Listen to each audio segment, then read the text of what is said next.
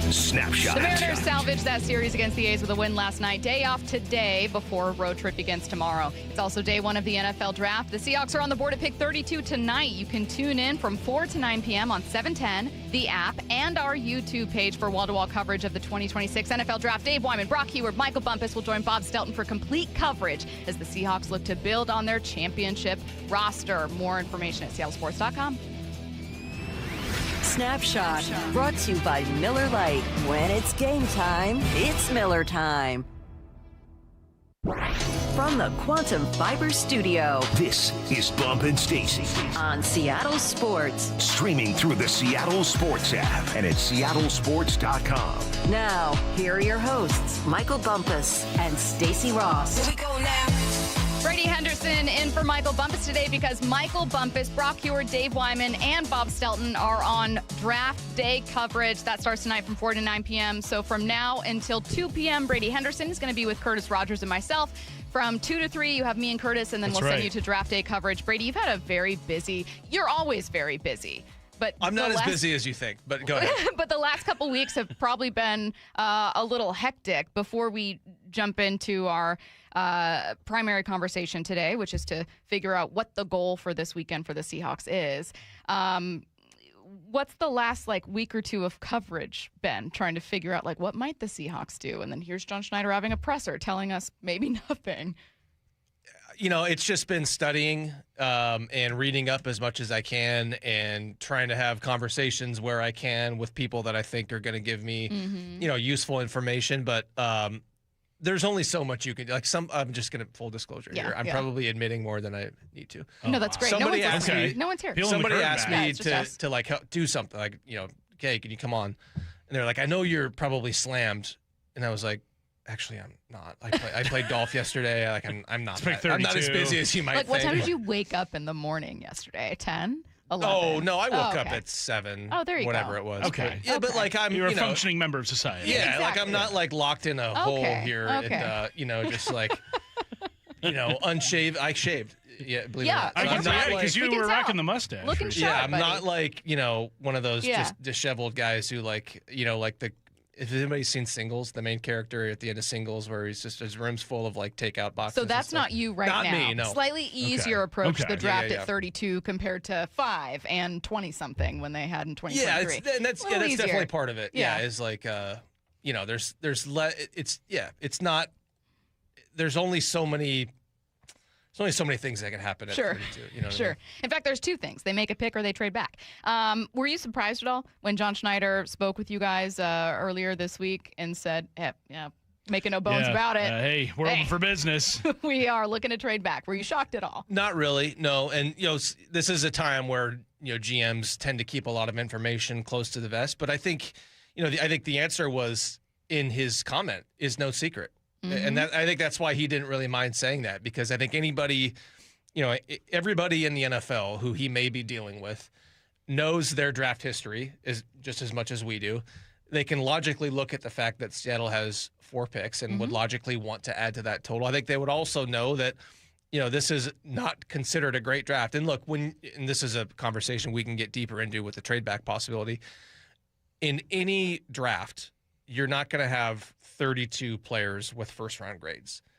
And as we know, this is considered not a very strong draft. So if that number is usually we'll call it in an average draft, if that number is in the low 20s, it might be in the teens this year. So I think the whole league knows that by the time the Seahawks come up at 32, there's probably not going to be a player that they have a first-round grade on. And teams like the Seahawks really are cognizant of getting value. And so I think the reason he said that was because, like he said, it's no secret. He's not telling the whole world anything that they don't already, or that they wouldn't already assume. Yeah. Still one of the biggest days in the non-regular or postseason calendar, and we are going to dive into what we think the Seahawks should do. This is the question for the 3 of us to start the show, and also for listeners. You can text in what you think to the text line 866-979-3776. Here's our question. Brady, I'm going to go to you first. Curtis, be ready with your answer, too. What's the goal this weekend for the Seahawks? Interpret that however you want. What is the goal this weekend for the Seattle Seahawks? Brady, what's the goal? I imagine that their goal is to make a disciplined decision, make disciplined decisions that help them both in the short term and the long term. And what I mean by that is, I kind of look at their offseason to this point, and it's kind of seems like it's been defined by that. If this was, I use the analogy of like whatever it was, what was it, 96, the last Dance Bowls, right? Where you sort of go all in trying to squeeze out one more championship. That's really not what this team is doing. They realize they have a young roster, one of the younger rosters in the NFL, even though they're kind of older at some spots. By and large, one of the youngest rosters in the NFL. You have your quarterback. And they haven't made decisions as if they're just trying to go all in for one more championship run. Mm-hmm. If they were doing that, you probably pay Ken Walker.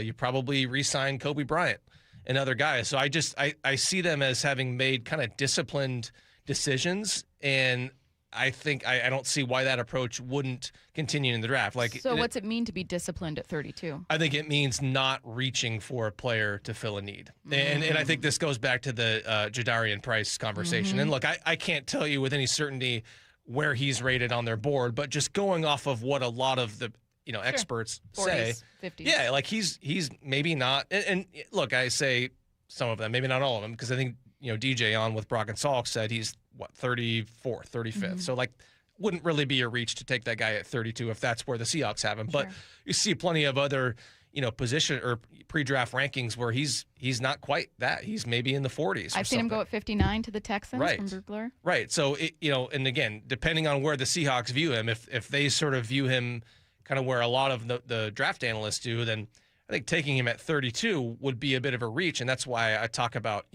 disciplined decisions. Like I don't know why you would necessarily make a disciplined decision on Ken Walker and say, hey, that's more than we're willing to pay him. Right. And then only to make an undisciplined decision to find his replacement. Good take. Curtis, what is the goal this weekend for the Seahawks? I think the goal this weekend is to find great value out of guys on their rookie contracts, because you're going to have to pay Devin Witherspoon soon. You're going to have to pay that Jackson Smith and Jigba extension in the next couple of years as well. So you're going to have to continue finding guys that are going to outplay their contracts as rookies and as young players up through their fourth, potentially even a fifth year if they do use that first-round pick. But also I think there's maybe some personal goals that like John Schneider would have in this draft to show that, hey, the drafting that came after the post-Super Bowl runs in 2014 and 2015, like that was not who we are as a franchise in terms of the draft, because they really left a lot on the table in those drafts. You did get a couple of good pieces here and there, but for the most part, the drafts in 16 and 17, 18, 19, I mean, there were a lot of guys that just did not hit the way that they had hoped to. So I think in order for the Seahawks to continue to keep this window open, they're going to have to show that they can draft well at the end of the first round, because they've clearly shown at the start of the first round or the middle part of the first round, they're actually really good at doing that. Mm-hmm. It even dates back to John Schneider's first draft with the Seahawks with Russell Okung and Earl Thomas. They've taken Bruce Irvin in the middle portion of the first round, Byron Murphy, Gray Zabel, all those guys, Devin Witherspoon, JSN. But the guys at the back end of the first round have really left a lot to be desired. And now maybe it's because a lot of guys at the end of the first round, you're just kind of having a significant drop-off in talent. But I think this draft, if they're able to kind of knock it out of the park, having pick 32 or wherever it is that they choose to pick from, I think that will kind of show, all right, those years after Super Bowls 48 and 49, that was the aberration. What the Seahawks are now is a team that consistently drafts good year in and year out, because right now they're on probably about a 4-year heater where you've gotten incredible difference makers in every single draft. 22, you had Charles Cross, Boye Mafe, Ken Walker, Abe Lucas, Kobe Bryant, Reek Woolen. I mean, that draft is one of the greatest in franchise history. 23, Witherspoon, JSN, Derek Hall, Charbonnet. 24, Byron Murphy, A.J. Barner in that draft, and then last year Zabel and Eamon Worry. And I mean, we haven't even gotten to guys like Elijah Arroyo, who was a second-round pick a year ago. Torrey Horton, Riley Mills, who was out for most of last year, had a sack in the Super Bowl. So you have shown that you can do it at the top of the draft. Let's see you do it now at the bottom of the first round. Okay, that's a good goal. So be disciplined with whatever you do. Knock it out of the park when you're drafting late in the first round to kind of buck trends from earlier in your tenure or the middle of your tenure. Yeah. I think my answer is going to sound really basic, but it's also why I love this question. Not only is this entirely subjective, but there are also some really fascinating debates about team building and about drafting that we have had endlessly about the Seahawks. For instance, my answer to this would be get closer to a Super Bowl. That could be a big step. With rookies, it's probably going to be a small step, right? These are going to be incremental gains because you aren't looking at number one overall to try to fix your franchise like the Raiders. You're looking at 32, and in all likelihood, beyond that into the 30s and 40s to try to round out the roster. But if my answer is get closer to a Super Bowl, well, what gets you closer to a Super Bowl? Adding defensive back depth or rounding out a pretty shallow running back room right now. And look, there's not really a right or wrong answer. Brady, for instance, you might say, well, God, what got them to a Super Bowl was going best player, finding Seahawks, finding these guys. However, I would argue that Ken Walker getting 300-plus yards in 3 games also got them to and helped them win a Super Bowl. And you don't really have that answer right now. So I'm tempted to take Price, even though I think it's a reach as well. I think it's an overdraft to take Price at 32, but it's why I'm still kind of tempted. I don't actually think Schneider will, nor do I necessarily think he should. But if my answer is get closer to a Super Bowl, the run game is central to that for me. Yeah, and look, if they draft Jadarian Price at 32 or maybe a few picks later if they trade back, I'm not going to stand here and tell you, oh, my God, I'm not going to pound the table and say, be on air the next how day. could they possibly, draft Brady a guy hates 35th? Jadarian Price. Wow. Yeah, I mean, because You heard it here first. You heard it here first, folks. It's a justifiable pick, especially if you're talking about a team that wants to build its offense around the running game. And the part of the running back conversation that I find so fascinating is this is not, and again, I'm not sitting there on my boat grinding tape on every running back prospect in this We draft. don't know that. I am putting stock into what like the experts, the draft analysts say. As do I. And I think all of them will tell you, and I think teams will tell you, this is a really bad draft for running backs. Yep. As DJ and others have said. And I think every team would tell you that there's a big drop-off from Price as the number 2 guy. And just keep in mind, we're talking about the number 2 running back, maybe going with the final pick of the first round. And so that just kind of tells you that this is not a great draft. And there's a big drop-off from the number 2 guy in Price to the next guy. So if you need a running back, this is not a great draft to have to to be in that situation. And if you're talking about it not being Price, well, who is that guy going to be to come in and start or fill basically that what I would call like a number 1 running back role in this offense? It may be tough to do that if it's not Price.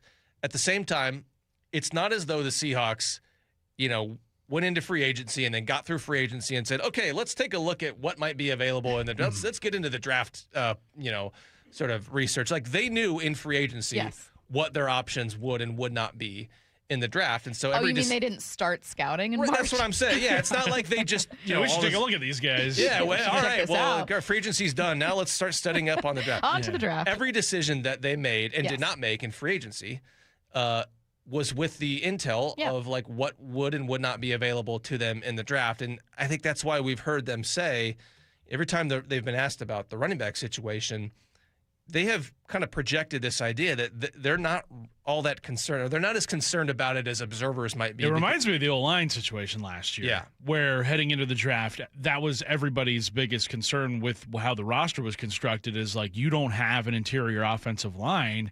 And, John Schneider's famous line has always been like, well, linemen don't grow on trees. Yeah. And then what do they do with their first-round pick? They go and take Grey-Zabel. And it was kind of like, are you guys happy now? Do you feel like finally did that. Rope-a-doping you and he's actually going to take Price? I think there's a very real chance Jadarian Price ends up as a Seahawk potentially with pick 32. And I think the reason why I think that is because with Wyman and Bob doing the John Schneider show week after week, the one quote that stands out is we don't draft for the NFL, we draft for ourselves. And so throwing out all sorts of pre-draft rankings and, this guy's here on my big board, like, ultimately, that does not matter to any NFL team. Yes, they do use that stuff for like intel, who might get taken where, but at the end of the day, like you can't be worried about, how does this draft pick impact, what the Ravens do, what the Steelers do, what the Cardinals do? Like, ultimately, you just got to be drafting for yourself. It will not surprise you to know that ESPN's Brady Henderson, and with us today, did not go with Jadarian at pick 32 for Seattle. We will tell you who Brady chose for his latest mock in ESPN coming up in 15 minutes. Right now, let's get to headline rewrites. Extra, extra, real body. Headline rewrites. We must make headlines. The real story behind the headlines in today's news. Powered by Bay Alarm Security Services. With Bump and Stacy. Headline number one, Patriots head coach Mike Vrabel will not take part in day 3 of this weekend's draft to attend counseling. What's the real headline? Yeah, classic Saturday counseling session. He's a very busy man. Heard of those. I don't know if you guys have ever booked your therapists on the weekends last minute, but that's possible. I'm just gonna. It's messy. If you haven't seen the news, so this was announced. This happened late last yesterday. night. Late last night, it was said that Mike Vrabel would not be visiting with reporters day 3 of the draft, and Brady can tell you that like after each round of the draft, the head coach and GM will sit and talk with reporters. I'm assuming it's the same. Yeah, in that's New what the England, Seahawks do. I'm assuming other teams right. do that. And so this wasn't like shocking. It was more of a, you're going to be there day 1 and 2. Why not day 3? I guess I'll take his And that's where word the for it. majority of the Patriots picks are going to be is day 3. So then today, the New York Post released new photos taken in 2020 of Vrabel and Diana Rossini spotted at a bar in Tribeca, touching, kissing, looking very familiar with each other. Canoodling. And they said in this article, hey, we reached out to Vrabel and Rossini for comments. They did not say anything, but hours later, Vrabel announced this news. So now kind of putting 2 and 2 together, it seems to make sense. Well, a lot of people last night when they saw the news drop, because it dropped late Wednesday night East Coast time, like around 11:30 p.m. My Eastern. guy Mike Reese broke that story. Shout out, Mike. Who's an incredible reporter. So 11:30-ish p.m. last night, which is after the Boston Globe has already printed their paper, and I think they kind of were hoping that the East Coast was asleep at that time so that it wouldn't have, had the full cycle of news. But, I mean, we all wake up this morning and it's kind of like, okay, why would they announce that then? Why would Vrabel, a head coach, step away in the middle of the draft? Like, is something else coming? And then, sure enough, the pictures released this morning. I would say those are the most scandalous ones yet. Brady, what's this like delicate line that Vrabel's now going to have to walk with his players? Because it's not the first time a head coach or a player has been embroiled in scandal. But it's also probably tricky as a head coach to be preaching accountability, and then you have to go like, okay, how do I do this? Yeah, and I think that's why he had to address the team, among other reasons. So I can't tell you what that conversation entailed. I don't know how much I should say about this situation, but I think it's interesting that he has gone one direction and he's kind of danced around it, but nothing about anything he's said or any of his actions since the initial statement is any sort of denial about what happened, even if he's not saying it in black and white terms. Whereas all that she has said about it was, again, dancing around it, but denying it.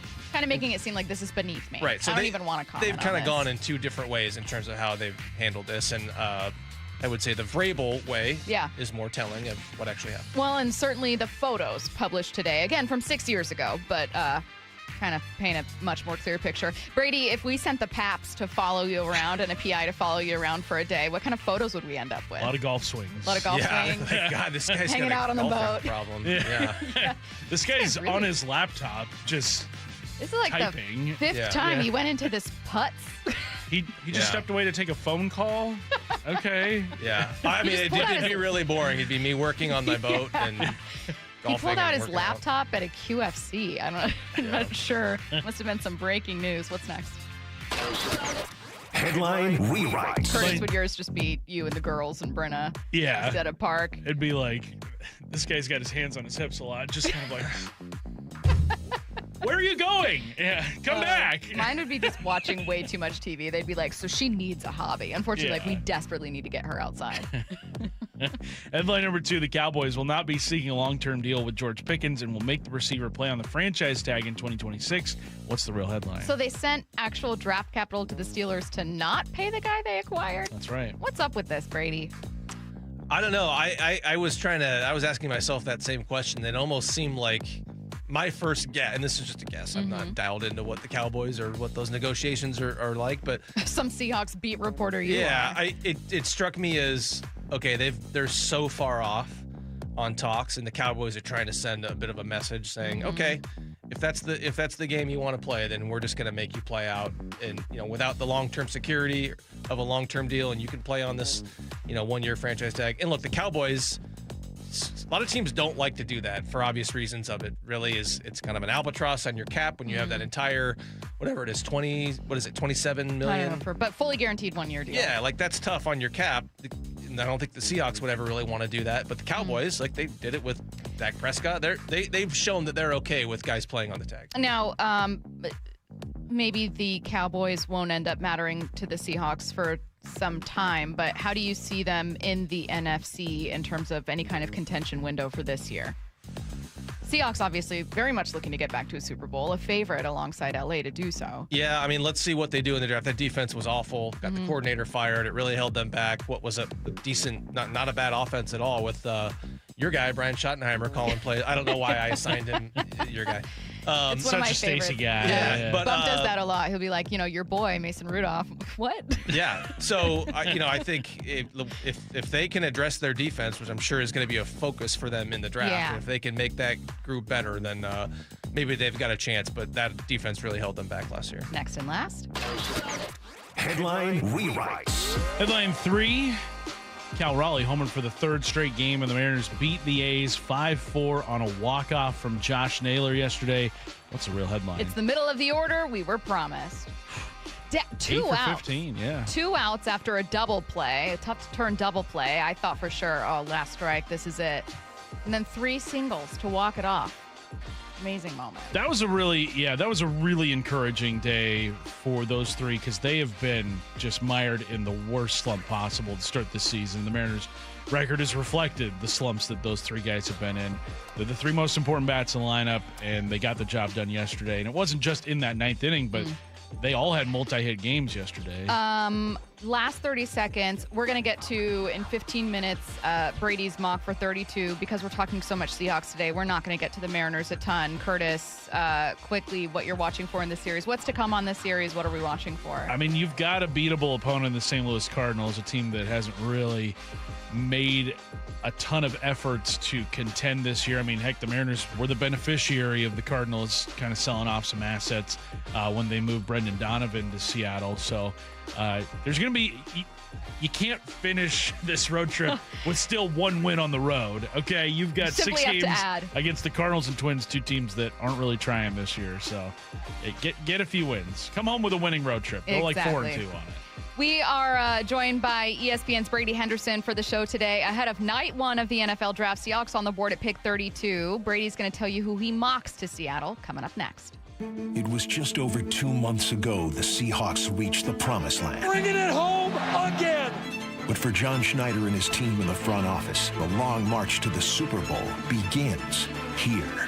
The NFL Draft. We're all about the preparation, the process. This afternoon, first-round coverage begins with a John Schneider Show at 4 p.m. live from the VMAC with Brock Heward, Michael Bumpus, Dave Wyman, and Bob Stelton live until 9 p.m. Powered by Home Comfort Alliance on the home of your Super Bowl champion Seahawks, Seattle Sports. Hey guys, Matt Coker here with West Coast Men's Health. Still here helping men with ED and Peyronie's disease in 2026. Our clinics have helped thousands of men in the last 8 years just like you. Most guys tell me that in their early 50s, they started using Viagra. It worked for 3 or 4 years and then tapered off. That's because Viagra is not a curative medication. It's a short-term solution. Our wave therapy breaks down the plaque in the arteries and increases blood flow without using any medication, with proven long-lasting results. Our treatments are so successful that we have some men driving up to 5 hours just to get treated every week. And our 4.9 average star rating on Google proves it. So whether it's ED, Peyronie's disease, or low testosterone, West Coast Men's Health has the answers you're looking for. In addition to treating ED and Peyronie's disease, we now offer testosterone replacement therapy and peptide therapy. Call 206-519-6541. 206-519-6541. Online at westcoastmenshealth.com. The chartered plane to Queen Charlotte Lodge is on the runway, and you're not going to want to miss it. This summer has limited availability for king salmon, halibut, and lingcod fishing in beautiful Haida Gwaii, British Columbia. Queen Charlotte Lodge is absolutely the place to be. A luxury resort and amazing fishing with your buddies, dad, or son. Book your stay at fishqcl.com, and trust me, you do not want to miss it.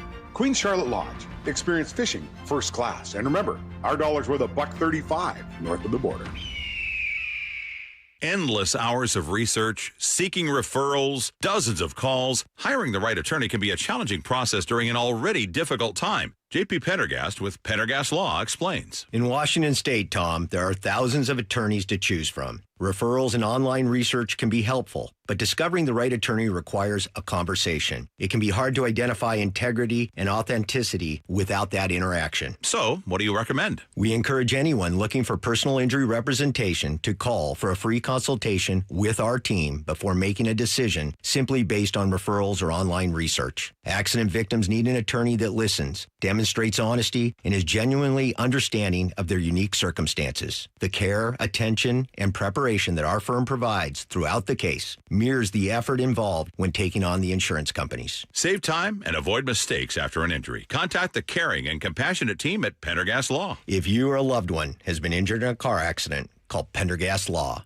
We can help. For over 50 years, Bucky's Complete Auto Repair has been the one locals trust for honest pricing, expert service, and guaranteed repairs. This dedication has earned them a Carfax Preferred designation.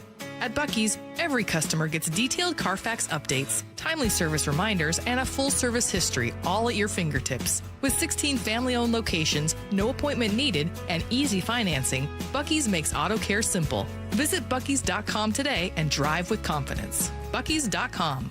Hey, it's Dave Wyman speaking to those who have recently been diagnosed with prostate cancer. I spoke with Dr. Meyer, the medical director of the Swedish Radiosurgery Center, and Dr. Meyer said Swedish CyberKnife patients are really satisfied with their experience. They report very few side effects, and they're seeing excellent cancer control 10 years later. To learn more, go to swedish.org/cyberknifeprostate or call 206-320-7187. CyberKnife is a registered trademark of Accuray Incorporated and is used with permission.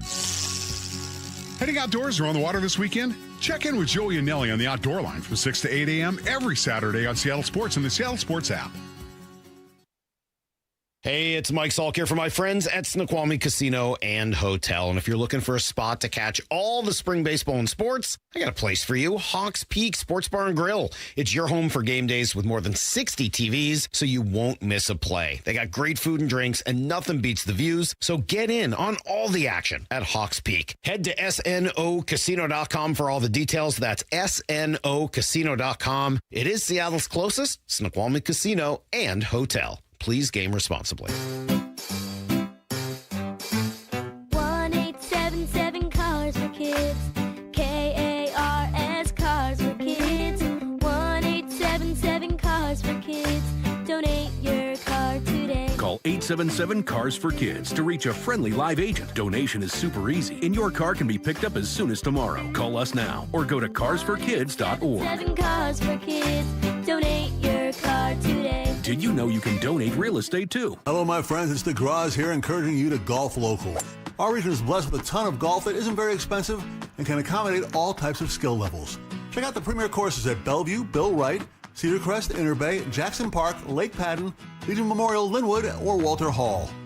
You know, wherever you are in Western Washington, you're not far from a premier course.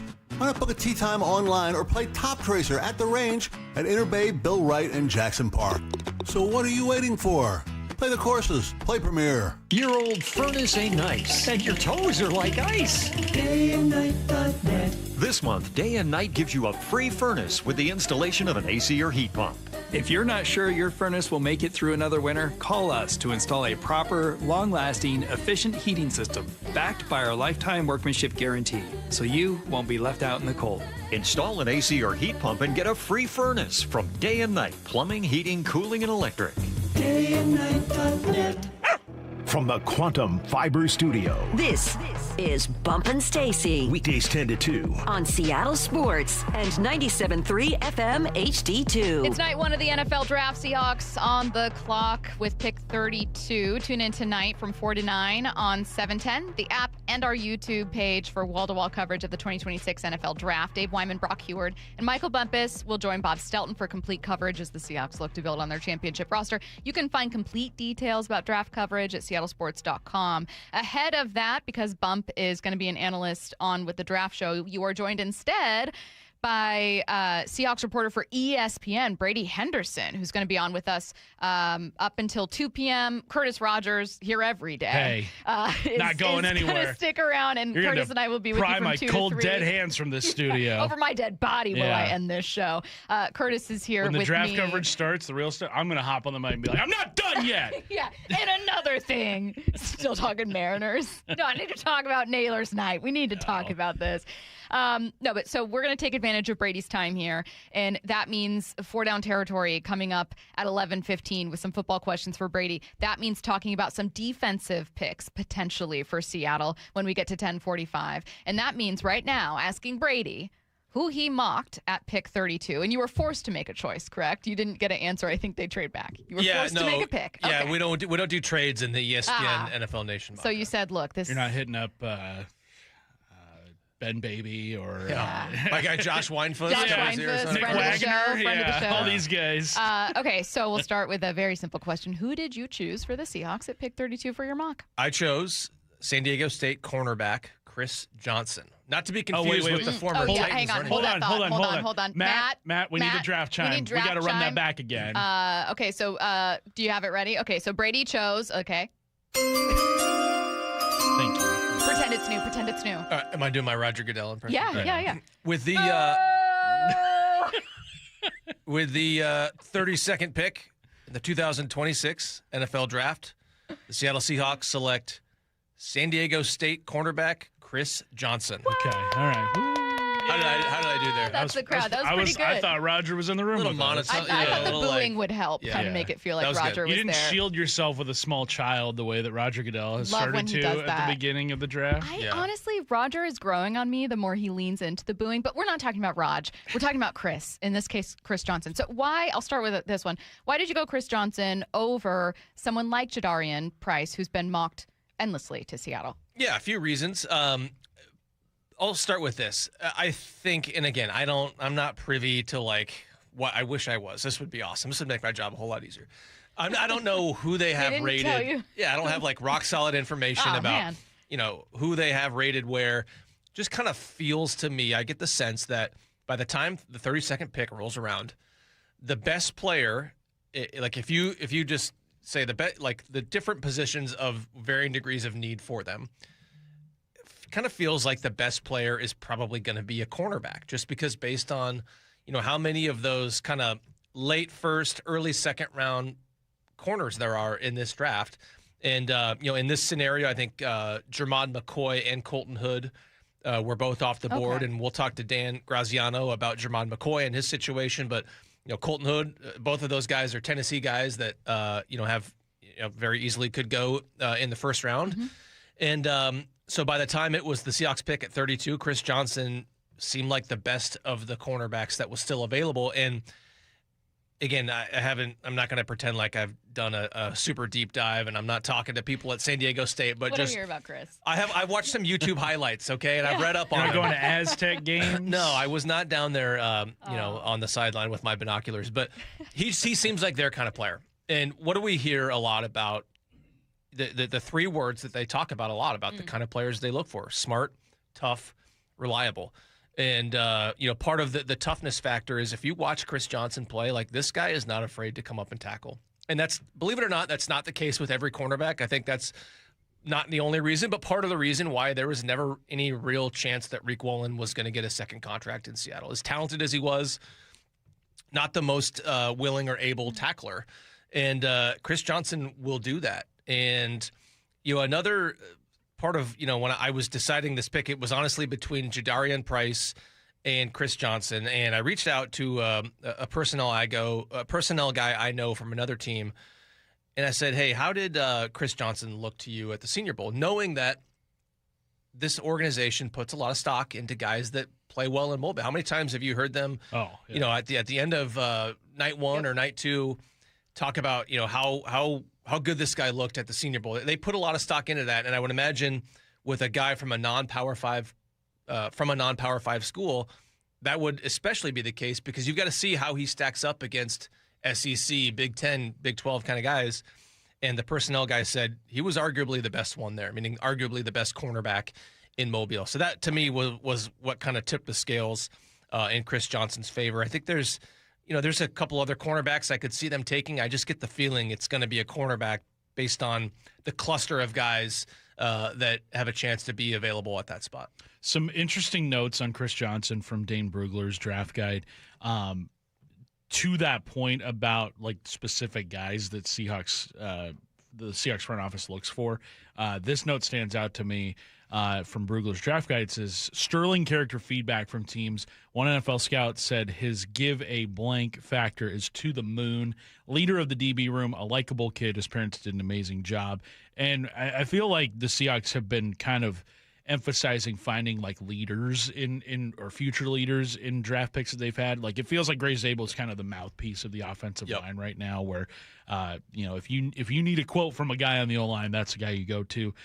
Devin Witherspoon, I mean, that guy cares deeply about just playing the game, and loudest guy at practice. Yeah, exactly. So that note about Chris Johnson kind of sticks out to me, where it's like, yeah, that's a guy who the Seahawks would absolutely be looking for here.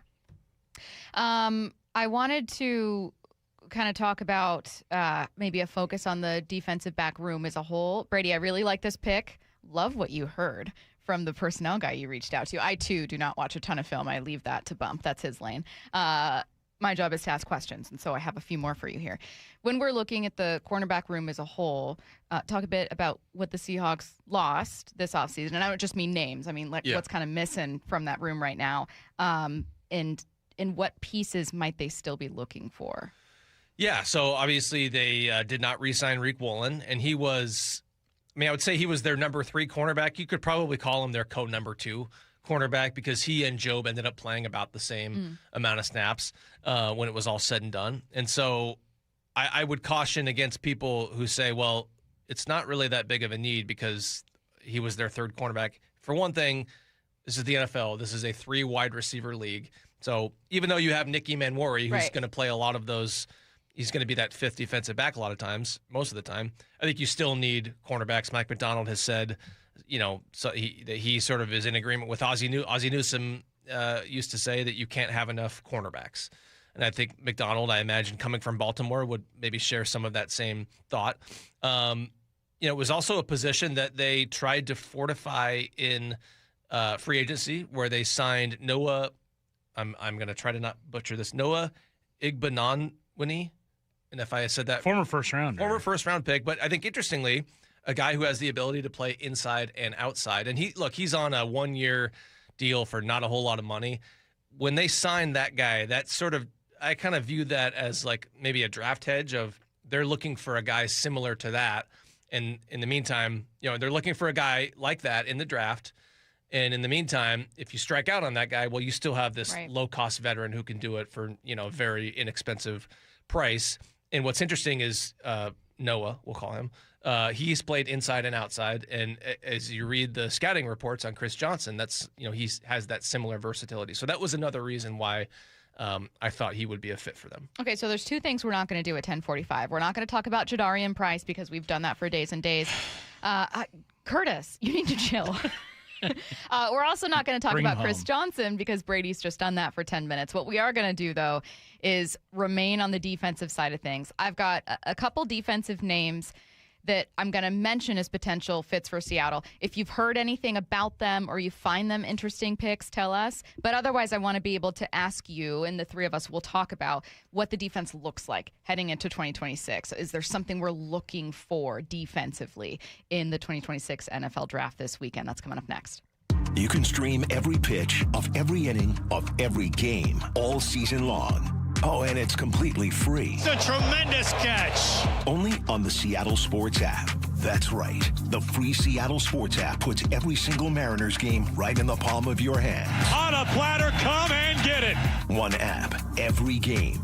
Plus the latest Mariners news, insider access, video, and podcasts. Holy smokes, what a play! Pretty awesome, right? Just like the Mariners. Hey, it's Bob Stelton here, and I can see clearly now. It's amazing. Let me tell you about one of the best decisions I've ever made in my life. That's when I went to K2 Vision for refractive lens exchange, or RLE. Dr. Kopstein started K2 Vision with Dr. King from King LASIK, the most experienced LASIK surgeon in the Northwest. King LASIK plus K2 Vision equals freedom vision for every stage of life. No glasses, contacts, readers, or cataracts. So if you're somebody that struggles with distance vision and now you always need a pair of reading glasses, K2 Vision RLE could be your perfect permanent solution to spending your good active years not needing reading glasses. And here's the capper. You're never going to develop a cataract. I'm somebody that needed readers in every room of the house. I needed to see the scoreboard out at ball games. I just couldn't see clearly. That has all changed thanks to RLE. Whether it's LASIK, EVO ICL, or RLE, trust the most experienced team of doctors to point you in the right direction. Schedule your free Zoom consultation today at K2VisionRLE.com. That's K2VisionRLE.com. Guys, did you know your testosterone affects everything in your system, including how you feel and perform every day? Right now, Revive Men's Health Seattle will check your testosterone for free. Knowing your T levels is the first step in understanding if you have low T. Your testosterone level impacts your energy, libido, sleep, weight, hair loss, mood, and even ED.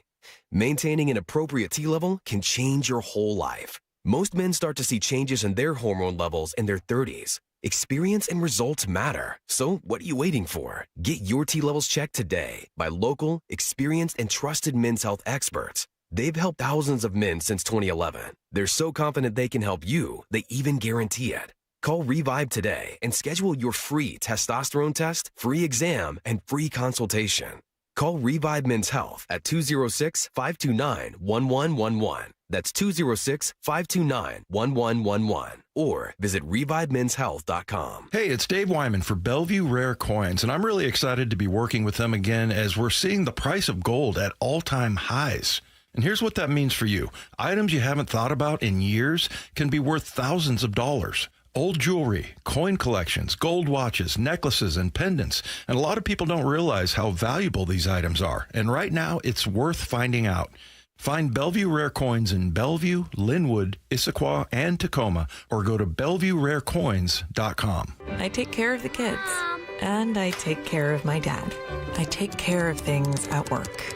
The groceries, the cleanups, the meltdowns, the doctor's visits, the family events, mealtimes, bedtimes. I take care of all the things everyone else needs. But I haven't made time to take care of what I need. Family caregivers are often overloaded. It can feel overwhelming and exhausting. It's no surprise that millions of caregivers experience symptoms of anxiety and depression every year. But help is available, because there may only be one you, but you don't have to do it alone. Head to mentalhealthcareworks.org. That's mentalhealthcareworks.org to learn how to get the support you deserve. Because mental health care works when you make the call. If you're experiencing a mental health crisis or thoughts of suicide, dial 988. A message from the American Psychiatric Association Foundation. Mariners and Cardinals tomorrow in St. Louis. First pitch at 5:15, pregame at 4. Hear every pitch live for free on the Seattle Sports app. I know that hiring can be challenging. You need someone to match your role perfectly. Well, now you can meet them fast on ZipRecruiter. Build your team, build it sooner. Meet your match on ZipRecruiter. Just head to ZipRecruiter.com/free right now to try it for free. That's ZipRecruiter.com/free. Meet your match on ZipRecruiter. Try it free. Thinking about starting weight loss treatment? GoodRx is here to help. We offer FDA-approved GLP-1 medications prescribed by licensed providers, including the Wegovy tablet, with straightforward pricing and pickup at your local pharmacy or delivery to your door. All from America's #1 prescription app. Go to GoodRx.com/weight loss to get started. GoodRx is not insurance. Cancel anytime. #1 prescription app ranked by a third-party study. I'm Stacey Rost, and here with my friend Mark Clymer, GM of Wayscar Ford, Isuzu in Auburn. Mark, I know for me, when I go to a dealership, I just don't want to feel pushed into buying something. Hey, I'm just like you, Stacey. I don't want to feel pressured when I'm trying to buy something either. So we understand that, and so do all of our employees. The bottom line is we'll give you the information that you want. We'll take care of you from beginning to end, and if it works out, great. If it doesn't, we understand. We only want to sell you a car if you want to buy one. I think the thing that I want most is to be able to trust the person I'm working with. It's a huge investment, and I got to be honest, I don't know a ton about cars. Second largest thing most people ever buy next to a home. So You're right. You want to make sure you're buying from a reputable place. You want a warranty, and you want to make sure you're covered for any reason you change your mind. And we offer that 5 days or 500-mile, 100% money back guarantee. And congratulations on 104 years in Auburn. That's a big deal. Check out the 104th anniversary sale going on now with great prices. That's Wayscar Ford Isuzu in Auburn, wayscarford.com. From the Quantum Fiber Studio. This is Bumpin' Stacy. Weekdays 10 to 2. On Seattle Sports and 97.3 FM HD2. Brady Henderson in with us. You've got Curtis and I up until 3. Brady sticking around until 2. And we are getting you ready for night 1 of the NFL Draft. Brady, you have a very busy weekend, so we appreciate you taking the time. Coming up in 15, we're going to talk to your colleague, ESPN's Dan Graziano, see if he has some intel he's willing to share with us. Before we get to that, though, I wanted to take a look specifically at some defensive choices for Seattle. Now, there's one name that's actually been mocked to Seattle that I do want to spend a little more time on. It's Zion Young, edge out of Missouri. Just spoiler, that's who I want to talk about. There's a few other names that could be available for Seattle that I don't want to spend so much time on, because what I'd rather do is figure out whether Zion Young could be a fit, whether the Seahawks go defensive here, and then to talk about the defense as a whole. What are we looking like here? Are they fully stocked? Could they use some help? So let's start with this one. Zion Young, edge out of Missouri. I've seen him mocked to Seattle. He could be there at pick 32. We've not talked about him nearly as much as we have Jadarian Price or even Chris Johnson. What are you hearing about him, and could he be a fit? I think in some ways, let me say this. I think when you're talking about potential edge players that the Seahawks, that could be in play for them, the way I look at this conversation is, not all these guys are created equally. There's different player types. John Schneider has, used the analogy of talking about, defensive linemen in the draft like it's an ice cream shop, and you've got different flavors of guys. And Zion Young is a different flavor than our Mason Thomas, or maybe some Malachi Lawrence, or, some of these other speed guys that they've taken a look at. Zion Young is a big 270-ish pound guy with quite a bit of length, who is going to be more of that rugged run defender. And the way I look at their current, or we'll say last year's makeup of edge guys, so that 4-man outside linebacker rotation, Lawrence is bigger than, Zion Young is bigger than those guys, but I would put DeMarcus Lawrence, Uchenna Nwosu, and maybe Derek Hall into the category of guys that first and foremost are just rugged, tough as nails, powerful guys that set an edge. And Boye Mafe was more of the speed rusher. Now, he didn't end up with a lot of sacks. He only had 2 sacks, but he was among the league leaders. I think he was 8th in pass rush win rate among edge guys. So he excelled at getting quick wins off the line of scrimmage. And as we asked Mike McDonald about that at the Combine, he said you need that. You need guys that can affect the quarterback quickly. And, I was listening to Rob Staten and Jeff Simmons, two of the guys who do a really good job at breaking down the draft and trying to forecast what the Seahawks are going to do and why. And I thought Jeff made a really good point talking about how some of the struggles against the Rams were because Matthew Stafford just had too much time, and you didn't have enough of those quick wins. And it's one thing when you play the Patriots, and Jeff made this point too. That's not a really good offensive line, and your power guys were able to get those quick wins, but I think you need a guy who can replace some of the Boye Mafe skill set of getting the quick wins. And I think if Mike McDonald could draw up an ideal edge guy, it would probably be something like Lawrence Nwosu, maybe Zion Young. But I think you also need a speed guy. And the other interesting part about Zion Young is I'm sure a lot of people know, he got arrested and later charged with DWI late last year. And I imagine that was a big part of the reason why the Seahawks brought him in for a visit. As you guys know, when teams bring a player in for a quote-unquote 30 visit, it's because you're trying to gather more information about that guy, whether it's medical information or you're trying to learn more about the person. So I imagine that was a big incentive for them is to ask him about that situation and just kind of get a feel for what kind of guy he is. So he would fill a need for them, and there's both an immediate and a long-term need when you look at the ages of DeMarcus Lawrence, who turns 34 in a week or two, I think. Uchenna Nwosu is going to turn 30. He's had some injury issues, obviously. So they need to restock that group with a young guy, whether it's a speed guy or a power guy. I don't know if I don't think the DWI necessarily is a deal breaker for them, because we've seen them, guys that have had similar, question marks situations. Like, they have not necessarily taken them off their board in recent years. I don't know if he is their kind of guy. I don't know that he's not. I kind of wonder about that. And that's why I had them passing on Zion Young, even though that would fill an obvious need for them. When you look at Mike Macdonald's history, though, with pass rushers, and not just here in Seattle, but also his final years in Baltimore, it hasn't really been with guys that they've made huge investments in, because the only two draft classes that Macdonald's been a part of here is 24 and 25, and they've only taken 2 defensive linemen over those 2 drafts, Byron Murphy in 24, and then last year Riley Mills. So do you think, Brady, that maybe Macdonald is kind of like, I can turn anybody into an elite pass rusher? Because his final year in Baltimore, Jadeveon Clowney, 9.5 sacks, Kyle Van Noy, 9 sacks, Nnamdi Madubuike, he was a former first-round pick, but had never really shown the ability to rush the passer. He finished with 13 sacks in 2023, and you look at kind of the guys here in Seattle over the last 2 years, they haven't had, that elite pass rusher guy come in. So do you think maybe McDonald's like, I can do whatever I want with the D-line, they're going to perform well?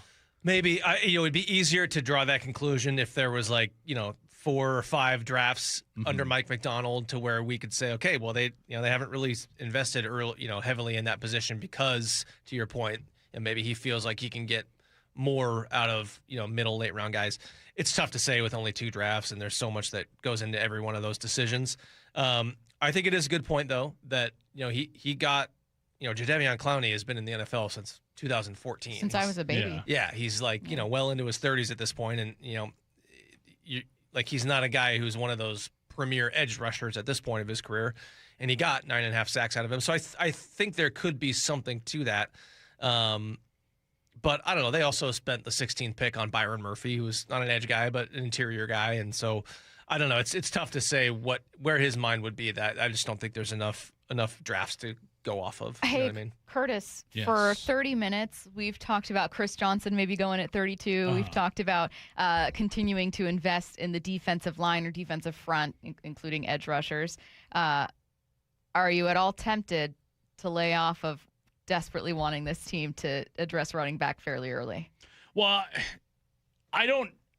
If they're still there at pick 32 and they can find a way to move back into the early second round, I think that would be my most ideal scenario for tonight, is to get an extra pick or 2 in, whether it be the 4th or 5th round, what have you. And now you're sitting at between maybe picks 35 and 39. I think Arizona is a team that's kind of obvious that would like to move into the back end of the first round to get maybe Ty Simpson with that pick. I know Cleveland kind of matches up too at pick 39. And I think if you trade with Cleveland, you could, just kind of using the draft value chart, the Jimmy Johnson one, you could land a 4th round pick or something in addition to pick 39. But I think that would be a little more palatable if you took Price in that range rather than 32. Even I think it's a little bit of a reach at 32, but you've boxed yourself into this spot of you have to leave this weekend with a running back. You are listening to Bump and Stacy on Seattle Sports and the Seattle Sports app. Brady Henderson and Curtis Rogers in today. We're getting you ready for round 1 of the 2026 NFL Draft with insight from an insider. ESPN's Dan Graziano joins us next. After reaching the NFL's mountaintop, The Seahawks win Super Bowl 60. the work continues for the Seahawks to keep the foundation strong. It's the 2026 NFL Draft. This afternoon, only Seattle Sports begins its first-round draft coverage with a reigning NFL Executive of the Year. Who are the real Seahawks? The John Schneider Show at 4 p.m. with Brock Ewart, Michael Bumpus, Dave Wyman, and host Bob Stelton live until 9 p.m. Powered by Home Comfort Alliance. on Seattle Sports. Pump up the volume. Business moves fast. Orders roll in, deadlines close in. When you ship with USPS Ground Advantage, you can keep up with confidence. Every package stays in our secure network from dock to door. And with nationwide reach, dependable tracking, and upfront affordable pricing, you get built-in peace of mind. You run the business. We run the routes. Visit USPS.com/Ground Advantage to learn more. I need a little range, step to the range. There's a new flavor in town, the Jalapeno Ranch Club at Chick-fil-A. With that juicy Chick-fil-A original spicy or grilled chicken, a buttermilk ranch bun, candied bacon, pepper jack cheese, and jalapeno ranch sauce. It's got big ranch vibes with a little heat.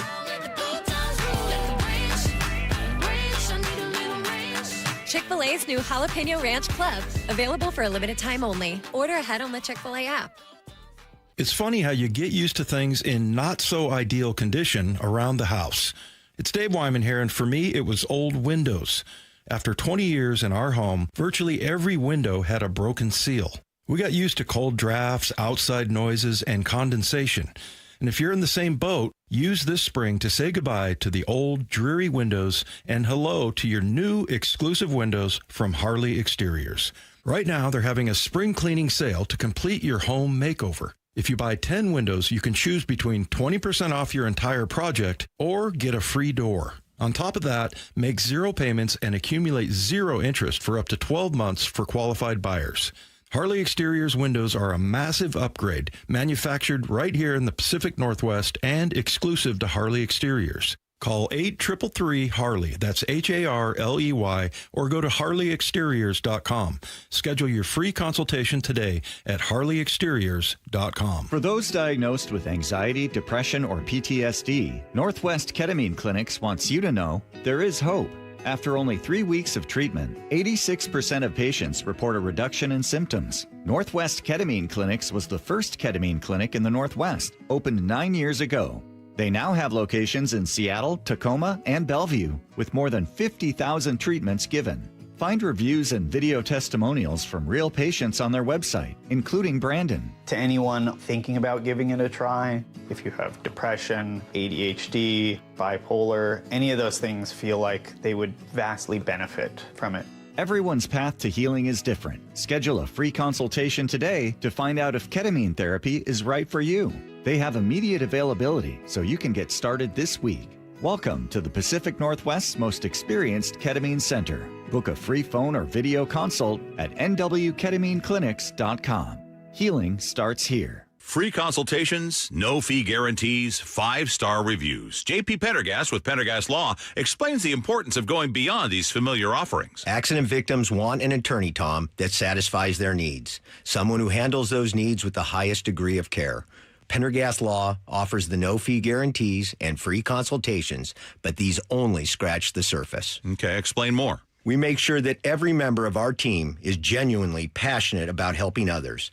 Customer service and communication are our top priority. It's how we take care of our clients so they always feel one step ahead of the insurance companies. Our strong reputation for high standards provides comfort and confidence when it's needed most. Pendergast Law offers the free consultations, the no-fee guarantees, and of course, they are 5-star rated. But what really makes them different is their genuine passion for helping others. I can't recommend them enough. If you or a loved one has been injured in a car accident, call Pendergast Law. We can help. That's PendergastLaw.com. 511 is now part of Seattle in the South Center Mall. It's more than a brand, it's a lifestyle built on reliability and performance. Whether you're on duty, on the trail, working out, or out for adventure, 511 delivers purpose-built clothing, bags, and footwear that stand up to the toughest demands. 511 gear is trusted by those who never settle for less. Choose 511 and live ready for anything. Are you ready to discover your 511? 511, now part of Seattle in the South Center Mall. Now is your time to get into a new D.R. Horton home by taking advantage of its National Red Tag Sales event going on right now through Sunday, May 3rd. Stop by any of its participating communities and find select Red Tag homes at incredible pricing. So whether you're buying your first home or looking for an upgrade, you don't want to miss the Red Tag Sales event going on right now. Discover the D.R. Horton difference. Visit drhorton.com.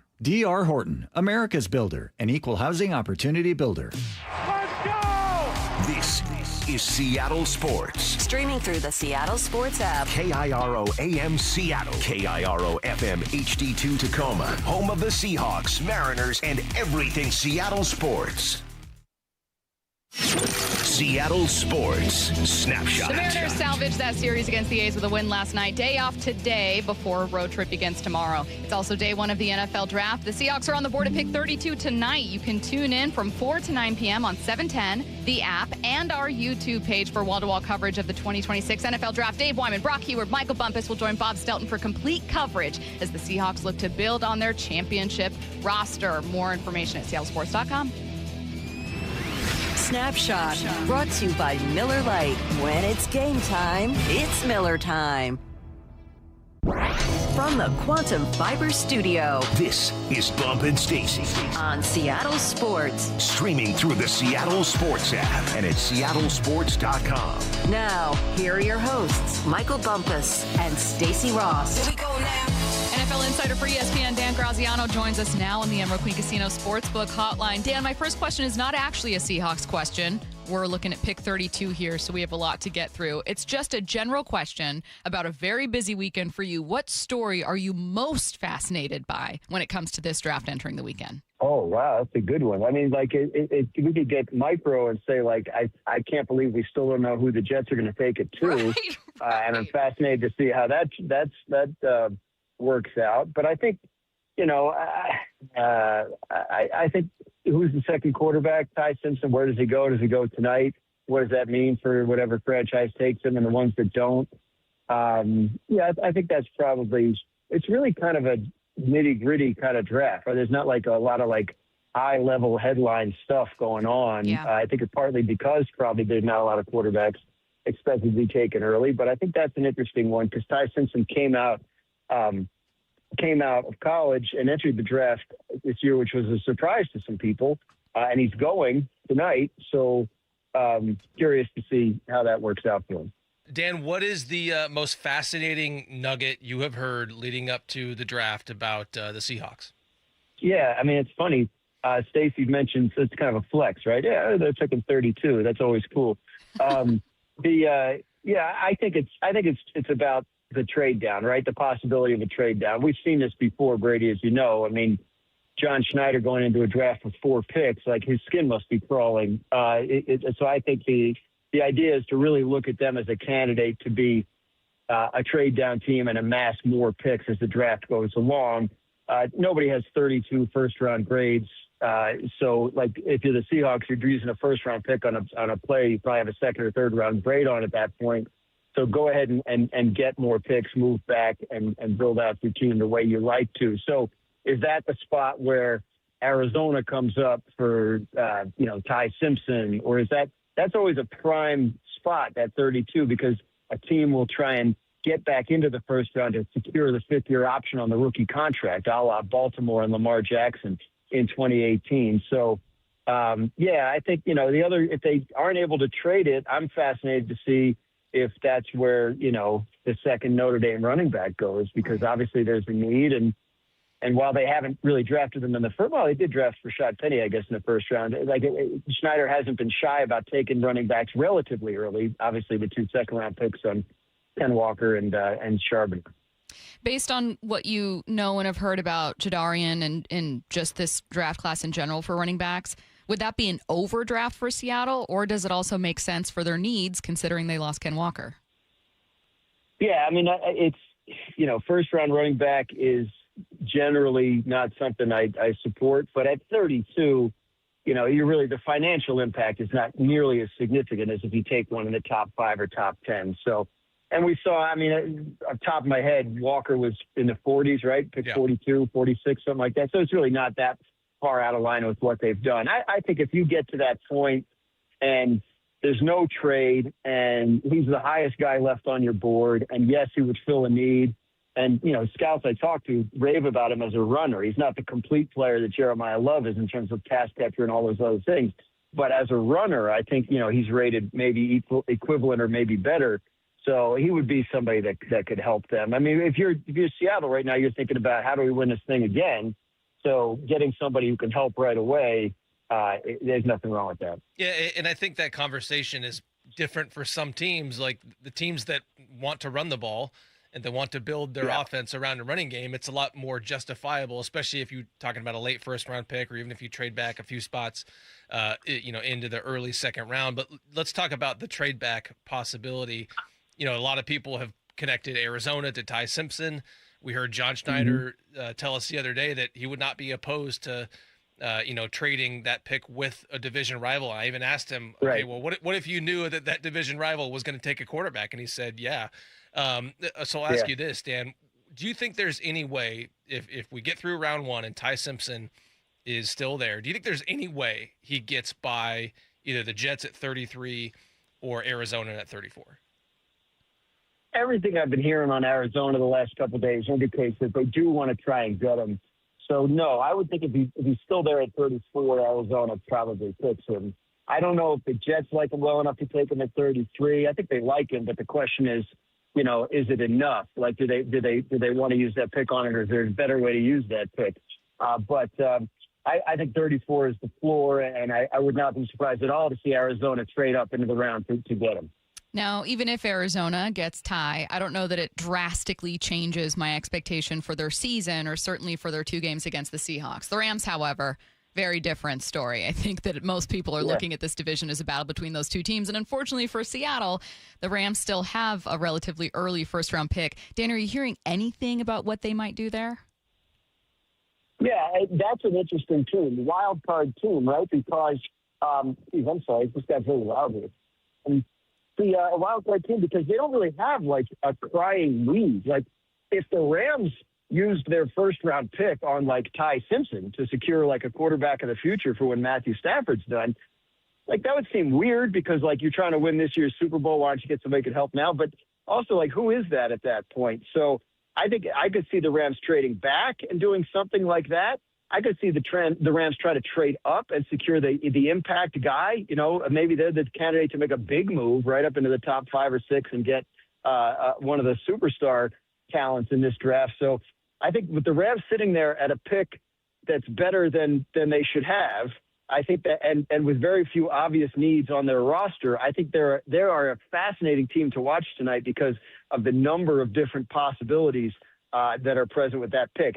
They haven't had a pick. They haven't made a pick this high since 2016 when they traded up to take Jared Goff at number 1.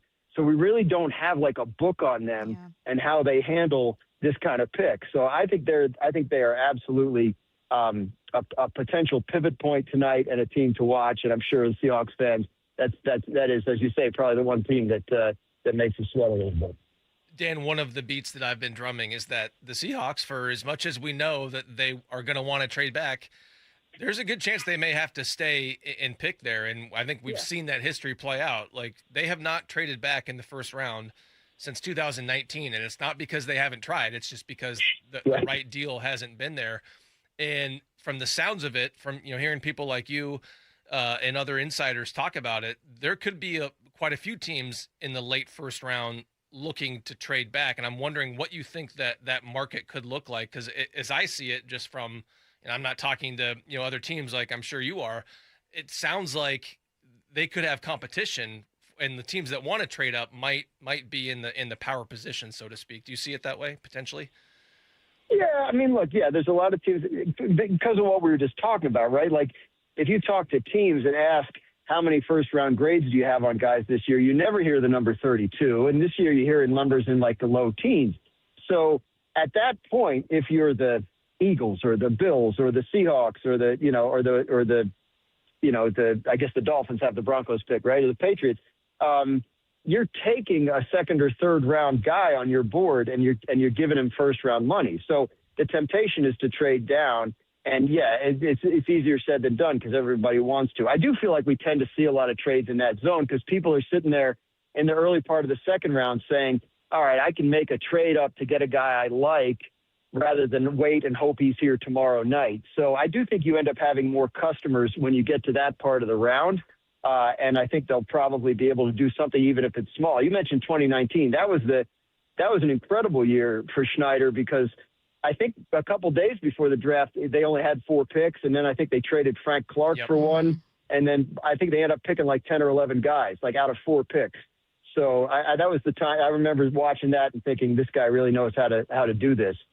So I wouldn't be surprised to see a similar kind of thing happen this year. Yeah, getting DK in that class too, which was massive, obviously. I know we've talked a lot about trading back from 32. In terms of trades in general, you think we could see quite a few tonight?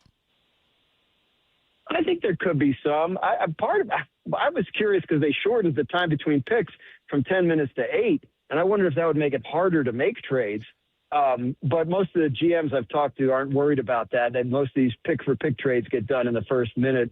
So I think I don't think that's going to be an issue. I think there could be some, but, Arizona would trade out of number 3 if they can. The question is who's willing to come up and how much they're willing to pay.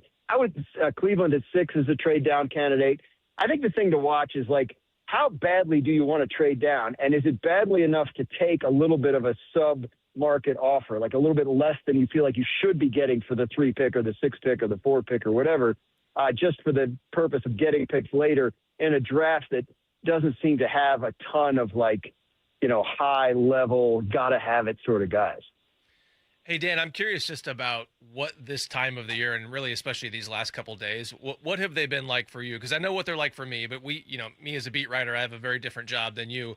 What have you been up to the last couple of days? What kind of conversations are you having? How much do you feel like you can trust what you hear this time of the year versus what is smoke?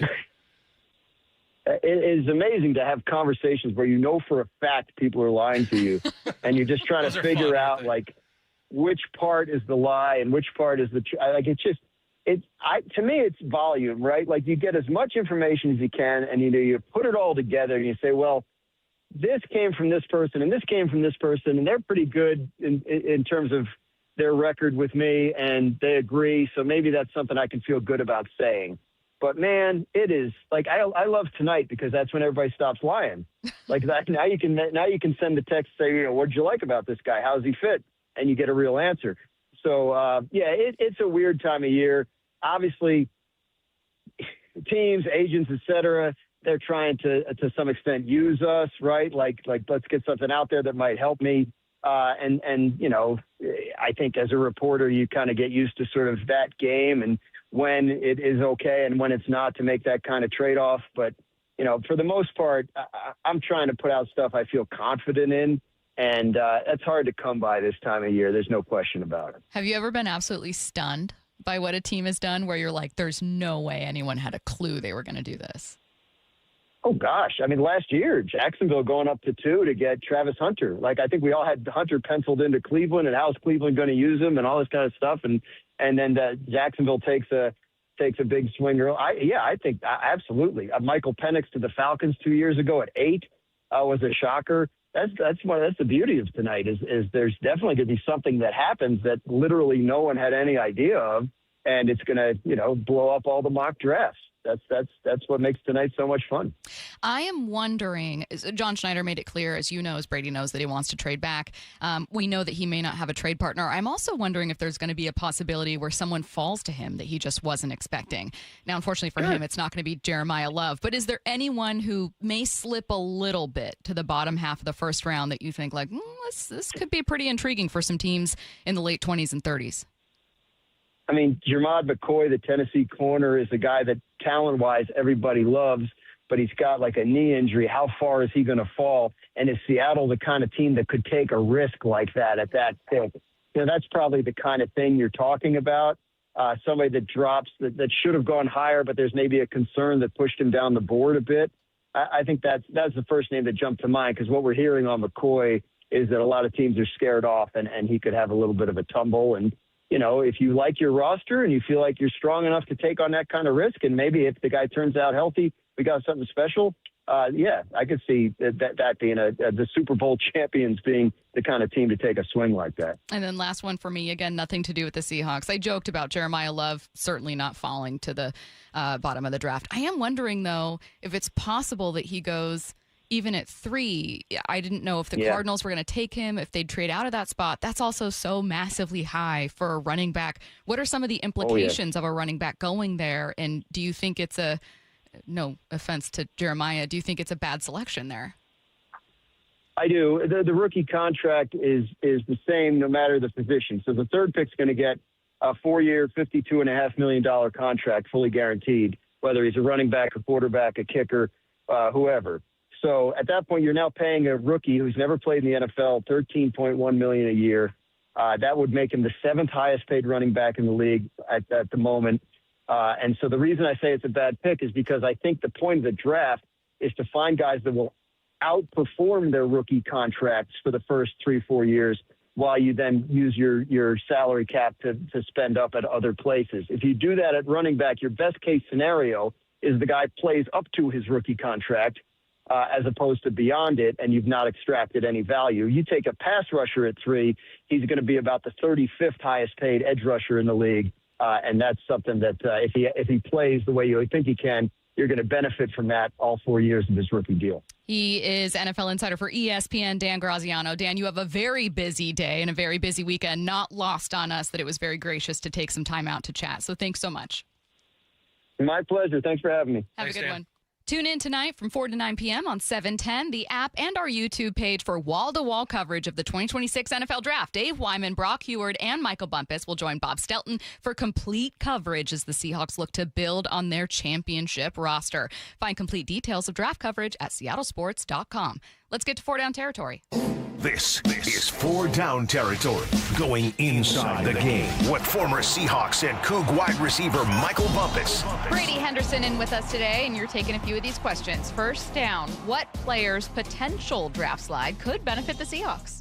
Well, I don't know if it would be a slide necessarily because he's not projected to go in the 20s or whatever, but Ty Simpson. I think if the longer Ty Simpson stays on the board, I think the better for the Seahawks because that brings into play somebody, a quarterback needy team like the Jets or Arizona trading up to get him. And we know we didn't need John Schneider to tell us, but he did confirm that, they want to move back. So I think in some ways they're not in a great position picking at 32 behind maybe a handful of other teams that may want to also trade back. But I think what's good about that spot for them is that you have 2 quarterback needy teams right behind them. And,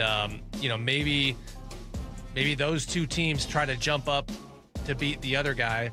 And it is, Dan told us that 5th-year option is also a big deal, especially for quarterbacks. So, again, not a player who's like projected to go in the 20s necessarily, but, if Seahawks would not mind him being available at pick 32, knowing they're not going to take him, but knowing that teams behind them might want him. Yeah, second down. All right, well, let's talk about what Seattle needs. What are the top 3 positions of need for this team entering the weekend? Well, running back is the biggest need, and I think 2 things are true. They can be excited about the guys that they have, and they can be higher on those guys than a lot of people are, and they've said that, and I believe them.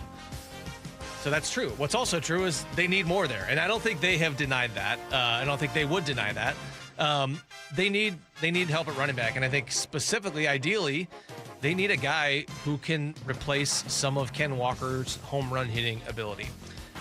So is Jadarian Price that? He didn't have a super great 40 time, but there were quite a few explosive runs. If you just watch him, he looks plenty explosive to my untrained eye at least. And so I would say running back, and we'll get more into the Jadarian Price if we want to. We've already, covered that quite a bit, but I would say running back. And then in like some order, I would say cornerback, edge, and maybe guard. But I don't think any of those are anywhere near the need that So pretty notable gap there. Yeah, I would say so. Would you assume that is there a world where they leave the draft without adding one, even if it's not Price? Yeah, and, look, we've seen them take a look at Dante Fowler. They brought Dante Fowler in for a visit. And, again, that strikes me as, okay, they're looking for an edge guy. And if they don't come away with, from the draft with one of those guys, then he is a veteran fullback. I tell you this, last summer, they thought they were very close to signing Von Miller. And he instead chose the Washington Commanders. But they thought that they were going to sign Von Miller, who's a veteran speed guy.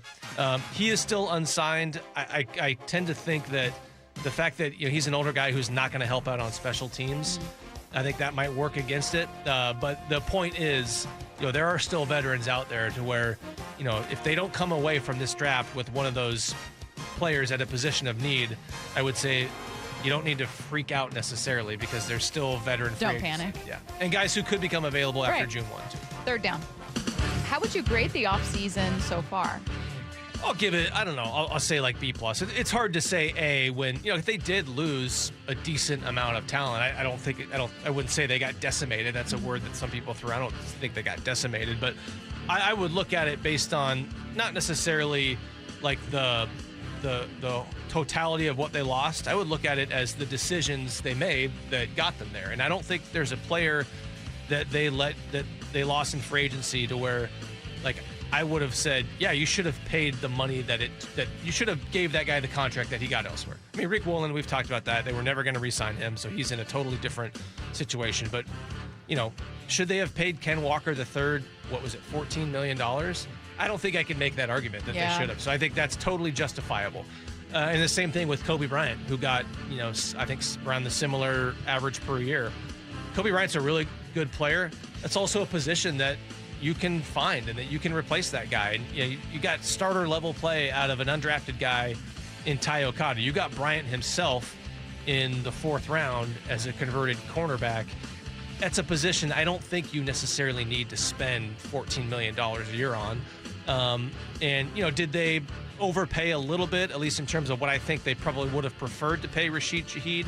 Yes. But, you also got some guys cheaper than maybe you thought it would have cost to re-sign. So, and that goes back to the whole disciplined, start to this offseason. So they've lost a good amount of talent that they still need to replace, but I don't think any of the guys that they lost were necessarily mistakes based on the contracts that they got.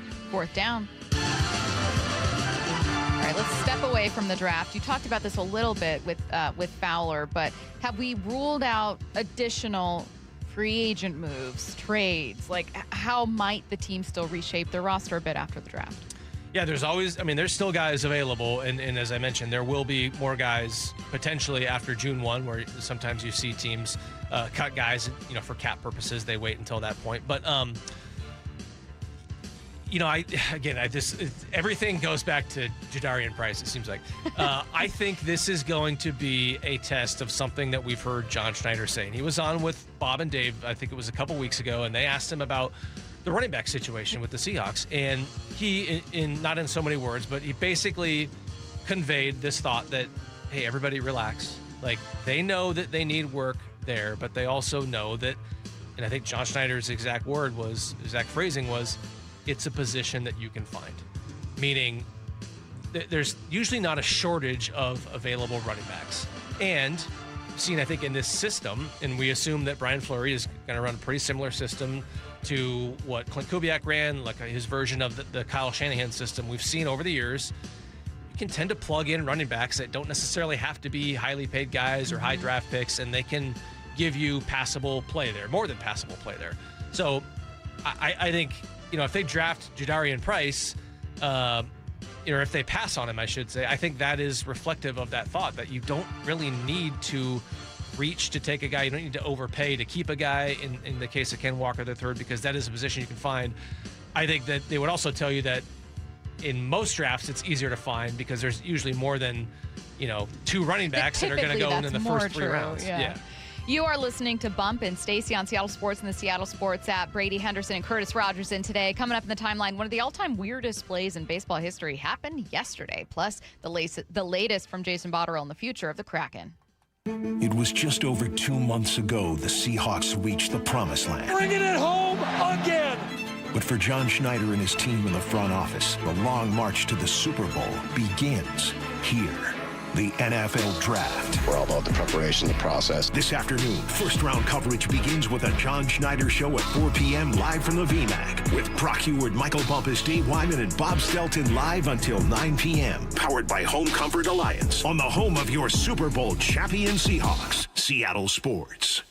When I go to a dealership, I don't want to be pushed into buying something. Sometimes I just want to look around, test drive, and check out new features. When I went to Wayscar Ford in Auburn, they got that. There was no pressure. It actually turned out to be a pretty fun experience because they were genuinely excited to show me cool features on newer models. They only want to sell you a car if you actually want to buy one. And the thing I want most is to be able to trust the person I'm working with. A new car is a huge investment. I have to be honest, I don't know a ton about cars, but I do know it's the second largest, second most expensive thing next to a house that most people will ever buy. So yeah, I want to make sure I'm buying from a reputable place. I want a warranty, and I want to make sure that I'm covered if for any reason I change my mind.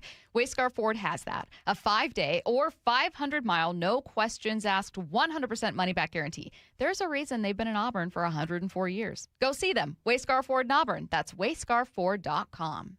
Don't miss the Puyallup RV Show, April 30th through May 3rd. Explore hundreds of new and used RVs, manufactured homes, and take advantage of overstocked local dealers offering huge discounts. Tickets at PuyallupRVShow.com, sponsored by Progressive Insurance. Guys, did you know your testosterone affects everything in your system, including how you feel and perform every day? Right now, Revive Men's Health Seattle will check your testosterone for free. Knowing your T levels is the first step in understanding if you have low T. Your testosterone level impacts your energy, libido, sleep, weight, hair loss, mood, and even ED. Maintaining an appropriate T level can change your whole life. Most men start to see changes in their hormone levels in their 30s. Experience and results matter. So what are you waiting for? Get your T levels checked today by local, experienced, and trusted men's health experts. They've helped thousands of men since 2011. They're so confident they can help you, they even guarantee it. Call Revive today and schedule your free testosterone test, free exam, and free consultation. Call Revive Men's Health at 206-529-1111. That's 206-529-1111. Or visit ReviveMen'sHealth.com. Yay to Bruce, the streaming king. With quantum fiber internet, he's gonna binge. He wants more, he's got to have more. More bedtime true crime. More podcasts in the shower. Quantum fiber Wi-Fi has the power.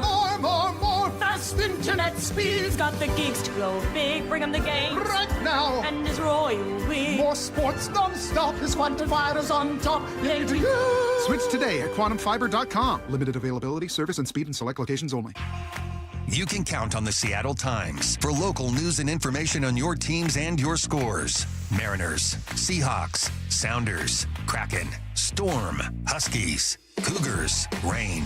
Get inside the game and go beyond the stats. The Seattle Times is always there with game summaries, player interviews, and play-by-play analysis. Don't miss a play. Stay in the game and in the know for what's next. Read our coverage at seattletimes.com/sports. Lee Johnson Auto Family. The best path at that point was to stop for the night, and you go home and take a breath. She came back in the morning and bought the car. She was way happier. The LJ Way. Mariners and Cardinals tomorrow in St. Louis. First pitch at 5:15, pregame at 4. Hear every pitch live for free on the Seattle Sports app. It's funny how you get used to things in not so ideal condition around the house. It's Dave Wyman here, and for me, it was old windows. After 20 years in our home, virtually every window had a broken seal. We got used to cold drafts, outside noises, and condensation. And if you're in the same boat, use this spring to say goodbye to the old, dreary windows and hello to your new exclusive windows from Harley Exteriors. Right now, they're having a spring cleaning sale to complete your home makeover. If you buy 10 windows, you can choose between 20% off your entire project or get a free door. On top of that, make 0 payments and accumulate 0 interest for up to 12 months for qualified buyers. Harley Exteriors windows are a massive upgrade, manufactured right here in the Pacific Northwest and exclusive to Harley Exteriors. Call 833-HARLEY, that's HARLEY, or go to harleyexteriors.com. Schedule your free consultation today at harleyexteriors.com. Running a small business means juggling a lot. Your network has to handle it all. That's where a fiber-only provider falls short. You need a partner who gives you a greater advantage. Introducing the Total Solutions Advantage only from Comcast Business. A first-ever combination of the largest, fastest fiber-powered network, the most reliable Wi-Fi, gig speeds with equipment and security included, and a 5-year price lock. Plus, it's all backed by a 30-day money-back guarantee. The Total Solutions Advantage only from Comcast Business. A new standard for small business with reliability, security, and savings in one. Switch today. Get started with a great offer as low as $60 a month. When you add it all up, No one does business like Comcast Business. Offer ends 6/1/26. New customers only. Requires 300 megabits per second internet and security edge. 1-year agreement, eco-bill, and autopay required. Equipment, taxes, and fees extra. Most reliable Wi-Fi based on Open Signal Awards USA Fixed Broadband Experience Report, May 2025. This is The Timeline with Bump and Stacy. Brought to you by 1-800-DUI-AWAY. Oh, man, the Diana Rossini and Mike Vrabel scandal gets even more scandalous. So late yesterday, it was announced that Mike Vrabel would be skipping out on day 3 of the NFL draft. And I'll pause and just ask you, Brady, that if you were to hear a head coach was skipping on day 3 of the NFL draft, as a reporter, you'd think that's not normal, right? That's abnormal? Oh, very much so, yeah. Okay. So you were a little surprised when you heard that. Yeah, no, you sort of can connect the dots of the new information that came out last night, and maybe this is his way of trying to either get out ahead of that or trying to counter that or to avoid, some of the conversation, some of the questions he might face. But Let's get to the new information that came out today. So that was announced last night. Very weird. I mean, you heard Brady say that's kind of weird. It's not normal. And so people thought, well, maybe this continues to stem from those photos atop that hotel in Sedona. And then later there was, some at a breakfast where Vrabel, who, said, I've had to have difficult conversations with my family, with players. Maybe he's just taking time away. Okay. There was other pictures of them at a bar, too. But yes. Those ones weren't so incriminating because they were just kind of sitting next to each other. Earlier this morning, the New York Post published photos of Diana Rossini and Mike Vrabel caught kissing, actually touching each other, kissing, looking very intimately familiar, taken 6 years ago. So I'm going to pause and say that what I'm guessing happened is not that the Post was sitting on these photos, that someone who had these photos reached out to the Post once this became clear that it was something that they could sell, and we're like, hey, by the way, I saw them at a bar in New York. Do we think all these photos are coming from the same source, or is it multiple now? No, I think the original photos came from a PI who sold them. And then clearly we knew that because the Post said that, or TMZ said that they were approached with these photos of Vrabel and an unidentified woman. Well, and seeing how open they have been with one another in all these photos, I can't imagine this is the end of photos of them spotted. I'm sure there are more. So the Post said when they published these photos this morning, oh, by the way, we reached out to Rossini and Vrabel for comment. They did not say anything, but hours later, because they reached out yesterday, hours later, Vrabel said that he wouldn't be attending day 3 of the draft. Yeah, I mean, it only looks worse and worse and worse for these two. And now I think people are kind of wondering, is this the end of it, or does it get worse from here? I know people are kind of speculating because both of her children have been born within this 6-year window. I mean, that's incredibly messy, but it's not just a one-time thing, clearly, between these two. It wasn't just the resort. It's been a thing for many years now that I think people are starting to finally catch wind of. I'll say this about it, guys. I am no PR mastermind, okay? But if anyone were to hire me to be a fix-it master for a scandal. Would you not flat out deny these immediately? I think the first thing you have to do, Brady, if you separate yourself from okay, let's just objectively say that, these two people could be anyone. I actually think that it might be objectively better to quickly get ahead of it and lean in, and that maybe the worst thing you could do is outright deny it if you know that there's lots of evidence out there or that you don't have evidence to back it. I think my advice would have been, hey, just say this is unfortunate, right away, get ahead of it, say that you regret it. Yeah, I'm kind of walking a delicate balance here. I know. I don't want to put you in a bad spot. As a reporter here, I will say this, and I don't mean to say this to sound all high and mighty or on my soapbox, whatever, but both of my parents were journalists, and I remember my mom telling me at a very young age that as a journalist, the most important thing you have is your credibility, and you can never do anything to damage that. And unfortunately, with what has happened here, when you come out and I don't mean to give Mike Vrabel a pass for any of this, but when you come out and handle it the way that she did, it's one thing to do whatever she's accused of doing in the first place, but then to lie, it sure looks like she was lying to cover her tracks. There's not a whole lot of credibility left there. No, I totally agree with you, and I think it goes to me, and I'm not assigning this opinion to you, but to me, it's why I felt that it wasn't necessarily a double standard in how they were treated by their employers, because they had slightly different responsibilities. Now, I do think how we talk about men and women in this case is a bit of a double standard, but I thought, well, it makes sense that a reporter would immediately be facing some real issues for lying. Yeah. Like, that makes sense to me. The NFL's in the business of covering things up. I want to know, like, what is it about the draft itself that lends in the days leading up, and usually kind of like the morning of the draft, these kinds of stories hitting, the timelines, hitting everybody's phones? Because, years ago it was Laramie Tunsil. I think I remember, too, in 2018, some tweets that Josh Allen had tweeted when he was a teenager. Yeah. Where he had used some language that was pretty colorful. It was like quoting song lyrics. Yeah, and I mean, he was like 14 years old when he did it. But I think that story had kind of dropped, too, around the start of the 2018 draft.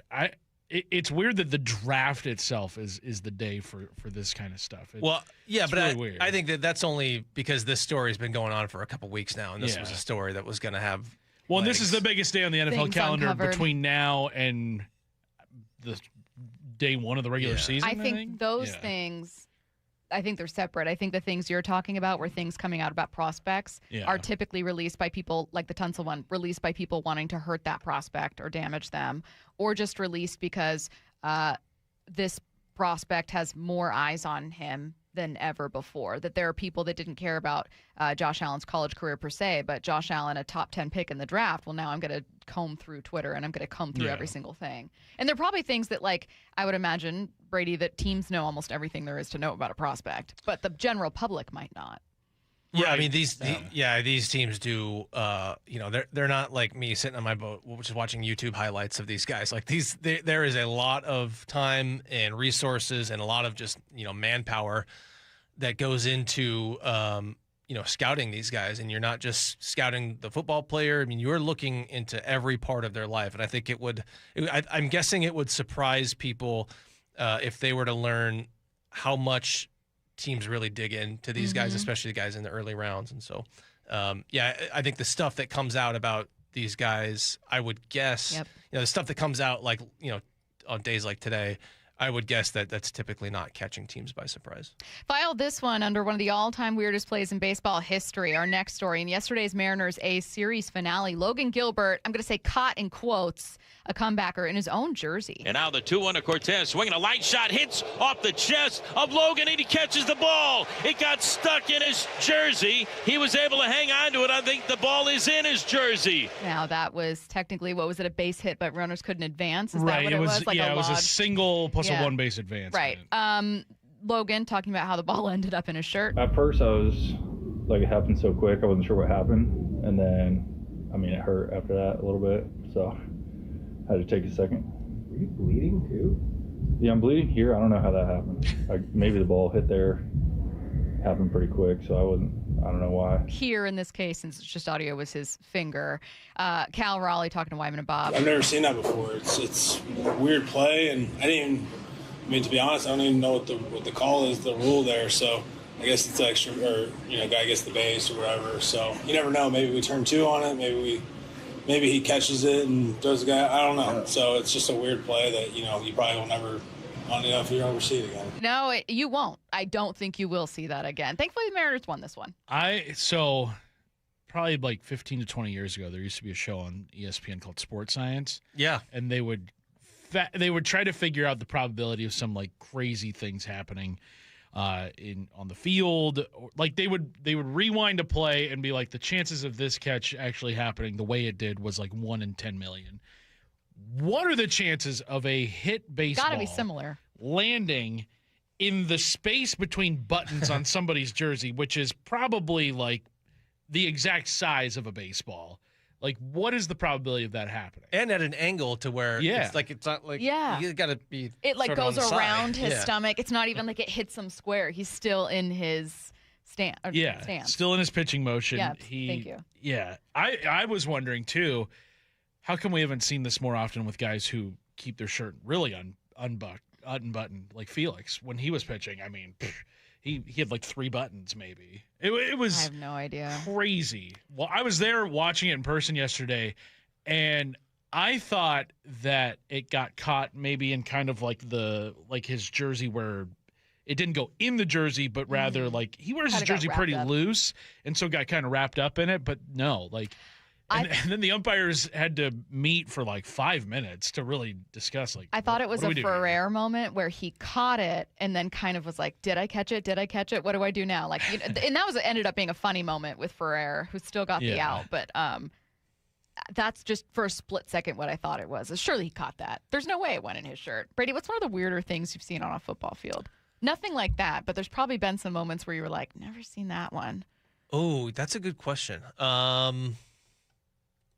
I can't really. Charbonnet's 2-point play might have been. Oh, yeah. I thought you were talking about like a weird place where the football ends up or something. Things like that are also. The football gets stuck in somebody's face mask. Yeah. Seen that. Seen guys get the face masks get locked up. Those stuck together. Yeah, like deer fighting. In high school, our quarterback, Joey Shanks, great guy.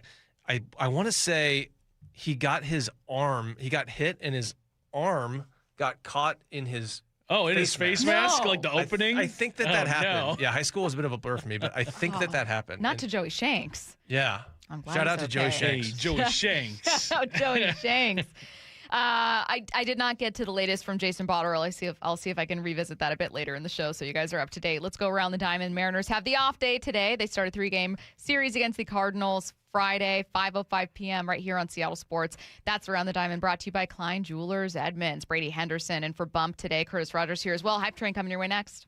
You can stream every pitch of every inning of every game all season long. Oh, and it's completely free. It's a tremendous catch. Only on the Seattle Sports app. That's right. The free Seattle Sports app puts every single Mariners game right in the palm of your hand. On a platter, come and get it. One app, every game. Plus the latest Mariners news, insider access, video, and podcasts. Holy smokes, what a play. Pretty awesome, right? Just like the Mariners. Hey, Brock Hewitt here for my friends at People Come First, or PCF Construction Group. And if you've been dreaming of that new deck, you got to get a hold of PCF. Call them before the great weather arrives and their schedule gets totally filled up. With a new deck, patio cover, heater, and fireplace from PCF, you can enjoy the outdoors year-round no matter what the weather brings. And for a limited time, how about this? Get 50% off demolition costs up to $5,000 when you book your project with PCF. Contact People Come First Construction Group for all the details. They designed and built our outdoor living space, and we love it. Start planning and designing your dream deck now so you're ready to build this summer. Planning, permitting, and construction can take a little time, so get started today. Get project ideas, browse their amazing photos, and look at all the offer details at pcfgroup.com. Making your outdoor space your favorite place. With People Come First. Hello, my friends. It's the Graz here, encouraging you to golf local. Our region is blessed with a ton of golf that isn't very expensive and can accommodate all types of skill levels. Check out the premier courses at Bellevue, Bill Wright, Cedar Crest, Inter Bay, Jackson Park, Lake Padden, Legion Memorial, Linwood, or Walter Hall. You know, wherever you are in Western Washington, you're not far from a premier course. Why not book a tee time online or play Top Tracer at the range at Inter Bay, Bill Wright, and Jackson Park? So what are you waiting for? Play the courses. Play Premier. Hey, it's Dave Wyman speaking to those who have recently been diagnosed with prostate cancer. I spoke with Dr. Meyer, the medical director of the Swedish Radio Surgery Center, and Dr. Meyer said Swedish CyberKnife patients are really satisfied with their experience. They report very few side effects, and they're seeing excellent cancer control 10 years later. To learn more, go to swedish.org/cyberknifeprostate or call 206-320-7187. CyberKnife is a registered trademark of Accuray Incorporated and is used with permission. Download to see if you qualify. Not all customers will qualify. Transfer fees may apply. No Albert subscription required. Albert is not a bank. Albert Instant Loans are issued by FinWise Bank, member FDIC. Not an actual client. Terms apply. Kylie, what's wrong? I just got hit with a car repair bill. I'm behind on rent, and I feel like I can never save any money. Have you tried the Albert app? Albert is your financial assistant, helping you find ways to save and create custom budgets to actually grow your money. Plus, you can get up to $10,000 for big expenses or advance up to $1,000 fast when you need cash right away. Albert can get me up to $10,000? Exactly. Albert spots you in a pinch and helps you grow your money in the long run. I'm downloading Albert right now. Download the Albert app and use promo code GAIN to borrow up to $10,000 for whatever you need. The Albert app helps you budget better and save more money so you reach your financial goals faster. Download the Albert app right now and use promo code GAIN. To borrow up to $10,000, use code GAIN to borrow up to $10,000. When I'm catching up with friends or family, Seastar Restaurant and Raw Bar in Bellevue, it's where we go. A welcoming atmosphere, and I get to see my good friend, Chef John Howie. Hey, thanks, Brock. At Seastar, we're known for fresh local seafood, unmatched hospitality, and great value. Right now, enjoy a 3-course dinner in the lounge every night, starting at just $50. $50. You cannot beat that value these days, and it's only with Chef John Howie at SeastarRestaurant.com, SeastarRestaurant.com. Mariners and Cardinals tomorrow in St. Louis. First pitch at 5:15, pregame at 4. Hear every pitch live for free on the Seattle Sports app. What are you doing every day to support your liver? If you enjoy sweets, fast food, alcohol, or take any medications, that's a vital question to ask. Hi, I'm Sherry Torkas, pharmacist and health author. For over 30 years, I've helped people make informed decisions about their health, especially concerning prevention and long-term wellness. Supporting your liver isn't just a wellness trend, it's a daily essential. That's why I recommend Active Liver by New Nordic. It's made with plant-based ingredients like milk thistle, turmeric, and globe artichoke, herbs clinically studied for their protective and restorative effects on the liver. Active Liver blends traditional herbal wisdom with modern scientific research. Not all supplements are created equal. I trust Active Liver because it's backed by science, meets strict quality standards, and delivers true daily liver support. Active Liver is available online at Amazon or NewNordicUSA.com, or you can find it in stores at CVS, Meijer Grocery, Wegmans, and now Active Liver is available at your local GNC. A multi-billion-dollar settlement is paying claims for up to 21 years. If you were exposed to weed killers at work or at home, your rights are affected. If you or your family has or had non-Hodgkin lymphoma, you could receive $6,000 to $165,000 or more. This settlement impacts you even if you're not sick, because this blood cancer can take 10 to 15 years to appear. If you stay in the settlement, you give up your right to sue. Learn more at weedkillerclass.com or call 888-403-8201. Paid for by the Roundup Settlement. This is the story of the one. As a maintenance tech at a university, he knows ordering from multiple suppliers takes time away from keeping their arena up and running. That's why he counts on Grainger to get everything he needs, from lighting and HVAC parts to plumbing supplies, all in one place. And with fast, dependable delivery, he's stocked and ready for the next tip-off. Call 1-800-GRAINGER, click Grainger.com, or just stop by. Grainger, for the ones who get it done. From the Quantum Fiber Studio, you're listening to Bump and Stacy. Weekdays 10 to 2. On Seattle Sports and 97.3 FM HD2. Tune in tonight from 4 to 9 p.m. on 710, the Seattle Sports app, and our YouTube page for wall-to-wall coverage of the 2026 NFL Draft. Dave Wyman, Brock Heward, and Michael Bumpus will join Bob Stelton for complete coverage as the Seahawks look to build on their championship roster. You can find complete details of draft coverage at seattlesports.com. Joined right now by Brady Henderson, who's on with Curtis and I until about 2 p.m. And then me and Curtis will take you up until 3 p.m. and send you their way. Heck yeah. Right now, let's head to the station for Hype Train. As a reminder about how to play Hype Train, it's been a minute since we've had you on for a full show, Brady. I'm just going to say a prediction, something that could happen, just a statement. And if you agree with it, you believe that it'll happen, you're on board. So you just say, I'm boarding, and then you tell us why or why not. Obviously, disagreeing with it, if you don't think it's happening, you say, not boarding this one. Okay. So we'll go with you, Curtis, me. Let's go. Brady, you're first. Seahawks actually make a pick at 32.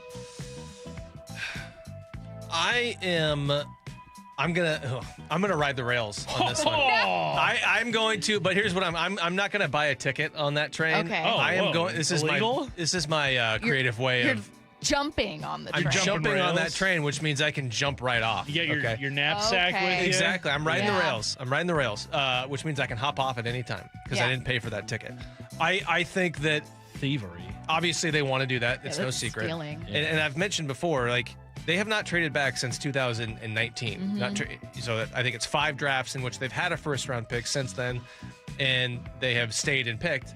It hasn't been because they haven't wanted to. It's been because they haven't been able to. The right deal hasn't been there. And that's why I keep saying they may have to stay and pick at 32 because they just might not find the right trade offer. Now, maybe this is a year where maybe you're more determined than usual to get out of that spot, and maybe you take, as Dan Graziano mentioned, maybe you take a little bit less than what you feel like is proper value for that pick. Again, that you gotta be able to find somebody in that range that you really like. But I would say it feels like 50-50 to me. The Seahawks actually make a pick at 32. Brady is hanging on to the caboose of the train. That's right. Ready to jump off if he needs to. Are you purchasing a ticket, Curtis? Are you hopping on with Brady? Or are you waiting at the station? Let me just say this. Anytime I ride public transportation, I'm always swiping that Orca card, okay? I pay my fare. Yeah. But I don't think the Seahawks make a pick at number 32. So I'm not boarding this train. I think they move back into the early second round, pick up an extra pick or two along the way. Maybe even they trade down again after that. Who knows? But tonight, I think Bump, I think Bob, I think Brock, and I think Dave aren't going to have a whole lot to talk about. Sorry, boys. I was going to say, I'm not boarding this one. Much like Brady, I'm tempted because as he very fairly points out, something that's overlooked when we're having these conversations is that you need a trade partner. You need to find someone to trade back with. You can't just opt in and say, I want 40 instead and also give me a fourth rounder. I don't know that they're going to be guaranteed that, but it just, my gut tells me they don't make this pick. And like you said, our friends are going to have a long day of reacting to 32 to every other picks. It's a big day in 31 other markets. Big day. And one other point there, I think it's maybe, and John Schneider kind of talked about this, it's maybe a little bit harder now to pull off trades than it used to be when everybody was going off of the same chart popularized by Jimmy Johnson. It was kind of a uniform way of where the NFL generally said, yeah, this pick is worth that many points. We both agree on the compensation. Right. It's fair to both of us. Nowadays, though, every team has its own version of that their analytics department helps put together. And so teams just see picks as being worth different value points. Yeah, last time they traded back from 32, John acquired I want to say, fourth round pick in that early fourth round. It's 108.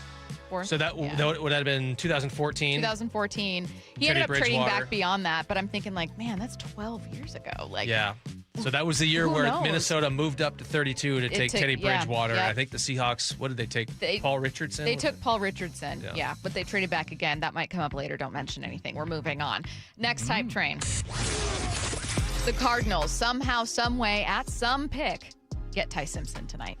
Or sorry, I should rephrase. The Cardinals end up leaving the draft this weekend with Ty Simpson. Yeah, I'm gonna buy a train ticket. I'm gonna buy a first class train ticket. Yeah. Okay. No, I am sleeper car. Sleeper car. Yeah, and then I'm hanging out with the conductor in the what's the opposite? What's the front train called? Whatever. I'm fully on board. I remember you rode here illegally last year. Yeah, that's right. Yeah. Okay, so you believe the Cardinals and Ty Simpson is just the match that makes sense. You think there's no way they leave without him?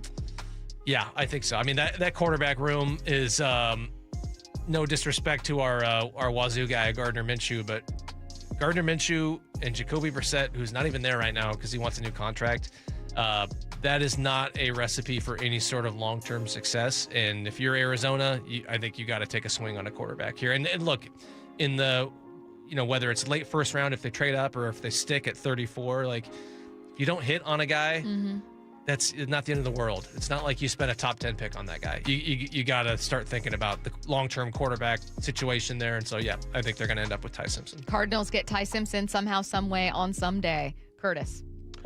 We're boarding this train. Absolutely. Yeah. They've got nothing else at quarterback, like you said, Brady.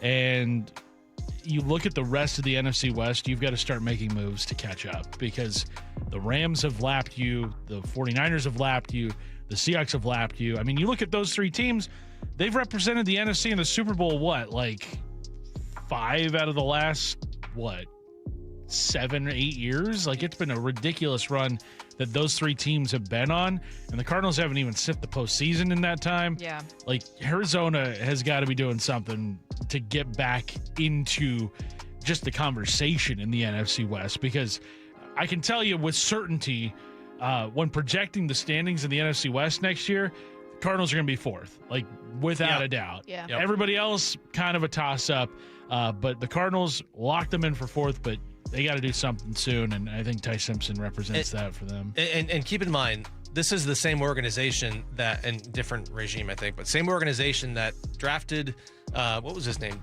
Josh Rosen. What was that? That's right. 10th overall. And then the next year. And then the next year. Kyler Murray. Right. So don't tell me that if you take, and not that anybody is saying this, I'm kind of creating a straw man here on accident, but like it's not like if That's you a take sports Ty radio score. Simpson at 34, you're going to be pot committed to him, and you're not going to be able to take a quarterback Right. next year if the right guy falls to them. Take a quarterback. Dang it, you're right. It was 10th. I don't know why my gut was like, no, it's 11th. It was 11th, right? No. Josh Rosen. I thought it was Josh funny. Rosen, 10th overall. You're right. Somebody posted a graphic of 2018 quarterbacks and what they're up to now, and like Baker Mayfield started with the Bucks, led them to the playoffs. Sam Darnold, Super Bowl champ. Josh Allen, MVP. All of them are Lamar getting Jackson, married and have MVP.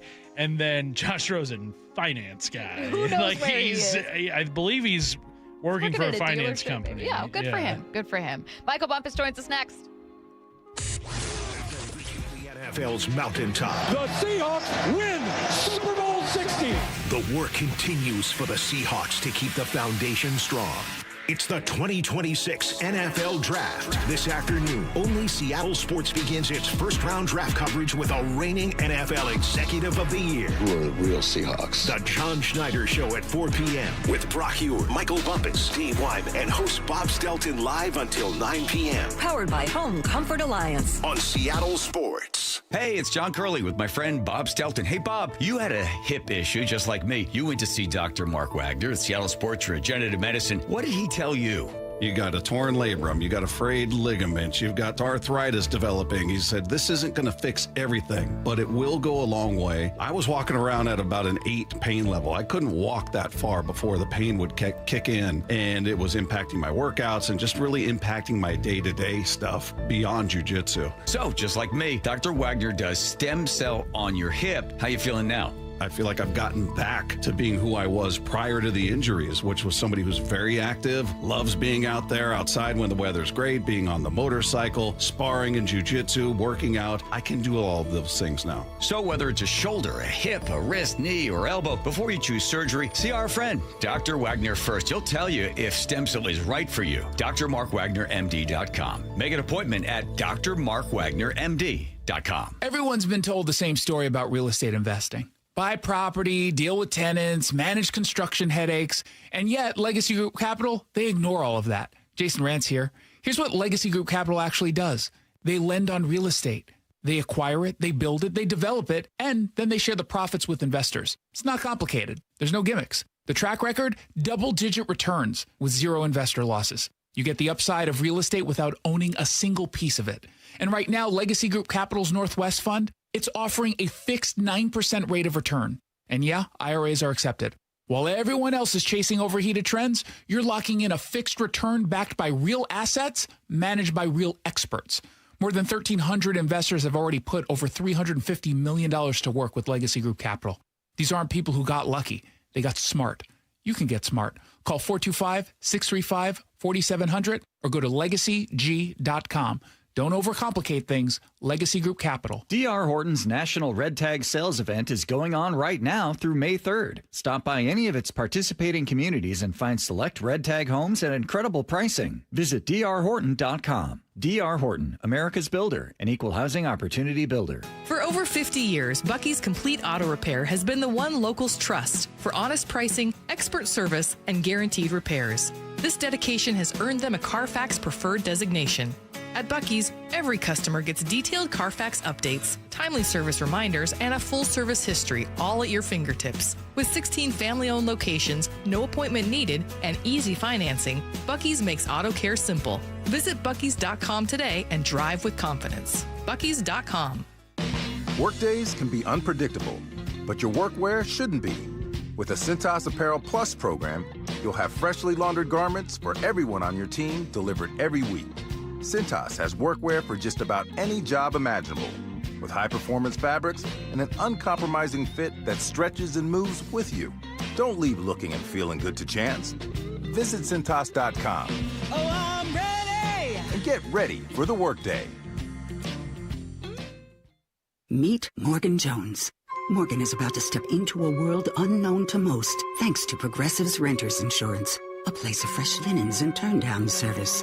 You see, Morgan temporarily vacated her apartment and has gone to a hotel because a pipe burst in her apartment. A pipe that made her sense of reality and apartment ceiling all come crashing down. Luckily, Morgan checked into Progressive's Protection Zone. Get a quote at Progressive.com. Progressive Casualty Insurance Company, affiliates, and third-party insurers. Hey, homeowners, are you stuck on the credit card treadmill and stressed because your consumer debt and monthly payments are too high? Well, Brock Heward here with a smart solution. Your home's equity in the Seattle Metro is probably larger than ever. It's like you're sitting on a stack of cash. Consider a cash-out refinance with Tila Mortgage to consolidate your high-balance credit cards, second mortgages, home equity lines of credit, and student loans, or get cash for a remodel. With interest rates finally coming down, consolidating your debt now may be the best decision you ever make. With excellent client reviews and trusted in Washington for over 25 years, Tila has competitive rates on refinance, purchase, or reverse mortgages too. Tila, spelled T-I-L-A, is a name you can trust for truthful, honest, and ethical advice for all your mortgage needs. Call Tila Mortgage today, 206-766-8888. That's 206-766-8888 or TilaMortgage.com. Tila Mortgage LLC is a mortgage broker. NMLS 2472046. Hour and a half drive here. To have fun here for 8 to 9 hours a day versus if it's the other way around, then I'll take it. Lee Johnson Auto Family, the LJ way. Let's go! This is Seattle Sports. Streaming through the Seattle Sports app. KIRO AM Seattle. KIRO FM HD2 Tacoma. Home of the Seahawks, Mariners, and everything Seattle sports. Seattle Sports Snapshot. It is night one of the NFL Draft. Don't forget to tune in from 4 to 9 p.m. right here on Seattle Sports, the app, or our Seattle Sports YouTube page for wall-to-wall coverage. Dave Wyman, Brock Heward, Michael Bumpus will join Bob Stelton for complete coverage as the Seahawks look to build on their championship roster. They're on the board at pick 32. You can find complete details at seattlesports.com. Snapshot, brought to you by Miller Lite. When it's game time, it's Miller time. From the Quantum Fiber Studio, this is Bump and Stacy on Seattle Sports. Streaming through the Seattle Sports app and at seattlesports.com. Now, here are your hosts, Michael Bumpus and Stacy Ross. Here we go now. Well, you can normally hear them from 10 to 2, but right now it's just at noon because you're going to be hearing them all evening as the Seahawks look to make their pick at pick 32. It's Michael Bumpus. Of the Bump and Stacy Show. Welcome to the Bump and Stacy Show. Welcome to the Bump and Stacy Show. Michael Bumpus on the Emerald Queen Casino Sportsbook Hotline. Hi, Bump. Hey, thanks for having me, guys. I appreciate it. We're happy to have you. Well, I love having you on the show. First time, long time. Curtis is sitting in your seat touching your keyboard and your computer screen. It's great. That was awesome. Let's get it. We're obviously happy to hear from you, even if you will be having a very long evening. I'm going to start by saying, we just played Hype Train, as you know, Tuesdays and Thursdays. And the first question was whether or not the Seahawks actually pick at 32. And Brady, his answer was that he's riding the rails. He's on the train but not buying a ticket because he wants to be able to jump off. I am not letting you say that answer. Do you think that they end up making a pick at 32? If price is there, yeah. If price is there, I think they will, and I think they should. I think this is the first time in a while where they should go for need. The biggest need I see on this football team right now is finding a running back, and that's no disrespect to the guys who are already there, loving some Kenny, some George, Emmanuel, all those dudes. But as you guys know and Brady knows, right, they usually have like 4 horses in a stable. You know, they come in with 4. Obviously, during camp, they might add a couple guys you might not hear about.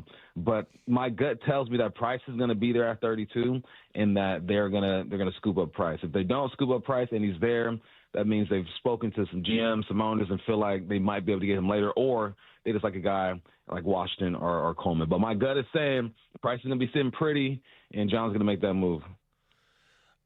I think that is the most fascinating conversation with this draft is whether or not he's going to be their pick there. Because obviously, as you said, there's the need. It's interesting. One of the many things that's interesting about him as a prospect is he was not a starter there. And obviously he's playing behind, maybe the best skill player in this entire draft in Jeremiah Love. But I wonder how much of this would have to be a projection for the Seahawks of, you're projecting this guy not to be a guy who carries the ball 30 times a game necessarily, but you would be projecting a guy who was a backup last year to come in and be, I would call it your like maybe co-number one guy, at least until Charbonnet comes back. He also, again, probably because he was playing behind Jeremiah Love, who excels at everything, I think he had 6 catches last season. So I wonder how much they would have to project just the ability to be a number one guy and also the ability to factor in as a pass catcher, which, as we know, is pretty important in today's NFL. Yeah, that was more of a statement than a question. Sorry, I just thought you should know. I'm usually the one answering the questions. I don't know what Your I'm doing. turn here. to talk, Bump. Hey. Yeah, we're sitting here having a matcha talking football, Brady. It's all good. That's right. I think I'm with you 100%. I think the smart thing that these two did, I forgot who we spoke to, Stacey, but they said they realized, look, let's save our bodies on this college level and then get to the NFL and really go hard, right? So I think that the smartest thing that Price did was stay at Notre Dame. Yes, he's overshadowed a bit by Love, but, when you pull on that film, you see the vision, you see the wiggle, you see the power, you see the explosiveness. So, yeah, it will be a projection. He was a number 2, but I think in the Seahawks offense, you're going to run a couple backs anyway. So maybe he just slides right in and everything's well. Bump, when you're constructing your draft board for the Seahawks, what is your order of importance for positions to address? You've made it clear you want Jadarian Price at 32. Does that mean running back is your biggest need, followed by what? Yeah, I would say running back is my biggest need. Then I would look at the offensive line. I think if you can pick up a guard that you feel can come in and compete, add some depth. We know they brought back all 13 O-linemen, but that doesn't mean they're going to keep all 13 O-linemen, right? So I would go running back, I would go guard, and then I would go somewhere in the secondary. You bring over Thomas to compete at the safety spot. I'm looking at corners as well. I mean, Chris Johnson has been a name that's been thrown around a lot. You got Colton Hood as well. I think that has to be the order for me. You go running back, you go offensive line, and then you help get some depth back in that secondary. We got a lot of great football guys on tonight's broadcast between you, Wyman, and Brock. Obviously, Bob here as well hosting. And is there a name, though, because you watch a lot of film. You're a real sicko, and you watch a lot of film on a lot of these guys. Is there a name that we might hear, whether it's night 1, night 2, maybe even night 3, where you're prepared to go like, look, Brock, Wyman, step aside. I've been watching an egregious amount of film on this guy, and I am ready to talk about him. Just a name that you'd think would be really fun to see as a Seahawk. Man, I really, honestly, fell in love with this dude last night watching film. And the Hawks probably won't be able to grab him. It's not necessarily a need, I guess, at the safety spot. But if you go and watch Emmanuel McNeil-Warren out of Toledo, I mean, my note for him is that he has – Reek Woolen-type attributes, but just not as fast. And obviously he's a safety, 6'4", 201 pounds. But he has long arms, 9 forced fumbles. He's not afraid to fill the gap. He plays well in that bracket zone area. He can play that second level and over the top. Just the way he roams across the field. I mean, I spent more time watching film of him just out of enjoyment of watching him move and run than just really scouting. At first, the first 10, 20 minutes is all right, let me scout this guy, see what he has. And after that, I'm like, I just want to see him play football. I love the way he roams around. His closing speed allows him to be patient. He gets downhill really fast, breaks down. I just like this dude. He's a safety. He's a hitter. Only ran a 4.52, but at that safety spot, you don't need to be fast. You just take your angles. But, Emmanuel McNeil-Warren, safety out of Toledo, man, I really like this man. Well, along those lines, who are some other bumps? Who are some other Michael Bumpus guys in this draft? Guys that you not necessarily, it doesn't necessarily have to be at 32 or early second round. Who are some other of your favorite players that you think could be fits at some point for Seattle? Oh man, I mean, if we're sticking to the needs, right? Mm-hmm. And I guess all week, Stacey and I'm sure all the other shows have been talking about the 3 running backs out there, right? You're talking Coleman. Price, obviously, and then you got Washington as well. So those are the guys, obviously, that I'm going to be looking at to see where they drop and if the Seahawks really take a shot at them. And when we start looking at the offensive line, I said his name yesterday, Bazante, out of Texas A&M. I mean, this dude his arms aren't really long, but they're long enough. He plays with a great base, all the things that you want your O-lineman to do, right? When he pulls, he's tight to the line of scrimmage, really kicking out that end. The way that he moves shows us a lot of balance. And a lot of times when the chaos is going on in the trenches, all it takes is one false step, right? Your feet to be too close together. And the most athletic guys on the field, in my opinion, are those ends. can just blow you up. And now you're dealing with aggressive defensive tackles as well. I really like Basante, man. I'm hoping that if you do go offensive line, you do go there, you take a strong look at him, man, because he can do everything that this offense needs him to do. You have the big names. Yeah, you probably aren't going to get there, right? The young man out of Miami, I'm going to jack his name. I'll call him Francis. Okay? Mauiaga? Is that right? Thank you. Out of Miami. Mauanoa. Sorry. Yeah. Mauanoa. Thank you. You have Spencer Fano out of Utah as well. Those are like wish list types of things, right? I think Basante it could be an actual thing. So, yeah, I'm looking at him. Guard, that's my guy if the Hawks want to go that route. Who is the running back out of Wake Forest that you told us about yesterday too? Damon Claiborne, 907 yards, 10-plus touchdowns. I described him as Shakira, hips don't lie. His hips be lying to you. I mean, his hips will tell you he's going left and he's going right. And he's real patient. And he has that burst where he can be a bit more patient than other running backs can. The numbers aren't going to impress you, but you put on that film, the burst is there and the influence. He really knows how to make a defense sway one way to set him up to just hit the ground and cut the other way. Let me tell you something. No one, and I mean no one, has watched more ACC football film this year than Michael Bumpus. No one. So Mountain West. I'm telling you. 4.37 in the 40. Bump. If anyone's got a strong take on a Wake Forest Demon Deacon, it's Michael Bumpus. It's going to be Michael Bumpus. Bump, I'm looking at the rest of the NFC West tonight because it kind of feels like if the Seahawks are there at 32, they'll probably trade down, or at least they want to trade down. So what would be maybe worst case scenario for the Seahawks if player X ends up on the Rams, let's say? What would be the worst case scenario for the Seahawks if the Rams got their guy? Well, the Rams, where are they sitting at? Number 13. 12, 13, number 13. Yeah. I've seen some mock drafts, and I've seen several have this young man go to the Rams. And if they do get this young man, it's going to be trouble for the rest of the league. And that's Mekhi Lemon out of USC. 5'11", $192, 79 receptions, 1,100 yards, 11 touchdowns. He makes catches that a guy his size shouldn't make. He goes up and he gets the football. They put him at 5'11". He's probably 5'10". The run after the catch is good.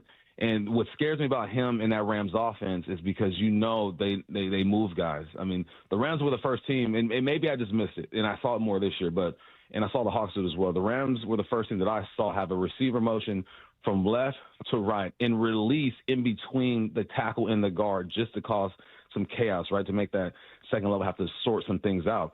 I mean, he's the type of player who can do that flawlessly. He's not afraid to go across the middle. In these offenses, you're going to catch the ball across the middle. His favorite player is Amon-Ra St. Brown. He's the exact type of player. Plays with that chip on his shoulder. If FC were able to land Mekhi Lemon, it's going to be trouble for the rest of the division. See, what gets me is when guys like that are like, "Oh, I grew up watching Amon-Ra St. Brown," and you're like, "What do you mean?" Right. That's wrong. He's 21. So, I was gonna, speaking of, ask if. It feels like the big moves Seattle made this offseason were really at wide receiver. So I don't know that many people see it as a massive area of need. But would it surprise you if Seattle added a wideout? It would. It would and it wouldn't. I think that there's positions every year where they're just deep. And wideout is one of that. And the reason why the wideout position is deep is because we come in all shapes and sizes, right? I just talked about a 5'11", 5'10" wideout. And then you can go to the young man out of Arizona, Tyson, who's about, 6'2", 6'3". I mean, it's just a variety of different guys out there. And you look at what the Hawks already have, right? You have your speedster in Rashid. You have your kind of do-it-all in JSN. You have your blue-collar guy in Cooper. And then we're still trying to figure out who Torrey Horton is. I think he is a downfield threat. He's a bit more precise when it comes to his route running. You have your top 3 or 4. If they do get a receiver, I think it'll be late, and I think it'll be someone who's not really on everyone's radar. I don't think it's a need. I mean, Bobo's back. I mean, Derek Young is gone. Obviously, they like to carry, 5 or 6 receivers. Whatever receiver they were to take has to be able to contribute on special teams. Unfortunately for wideouts, we're not great special teamers. Why? Because we ain't tackling nobody for the most part. So they got to be that type of guy, man. And a guy I do like, speaking of ACC, Curtis Rodgers. That's right. I'm going with Chris Bell, 6'2", 222, out of Louisville, ran a 4.40. He reminds me of a more polished and maybe faster Deebo Samuel. He's a bit bigger than Deebo Samuel at 6'2", but the weight is around the same size. Run after the catch is good. There's a bunch of places they can go, man. Receiver, Elijah Surratt, I talked about him. He's more of a possession type of receiver. He's a big guy, 6'2", running a 4.5 40. Body control is crazy, more of a intermediate type of receiver. I can see them going that route. Either a guy who's a straight possession, because I don't think you really have that. I mean, you can say Cooper Kupp is possession, or just a game breaker, a guy who's just built different than any other receivers they have, and that would be like a Chris Bell type of dude.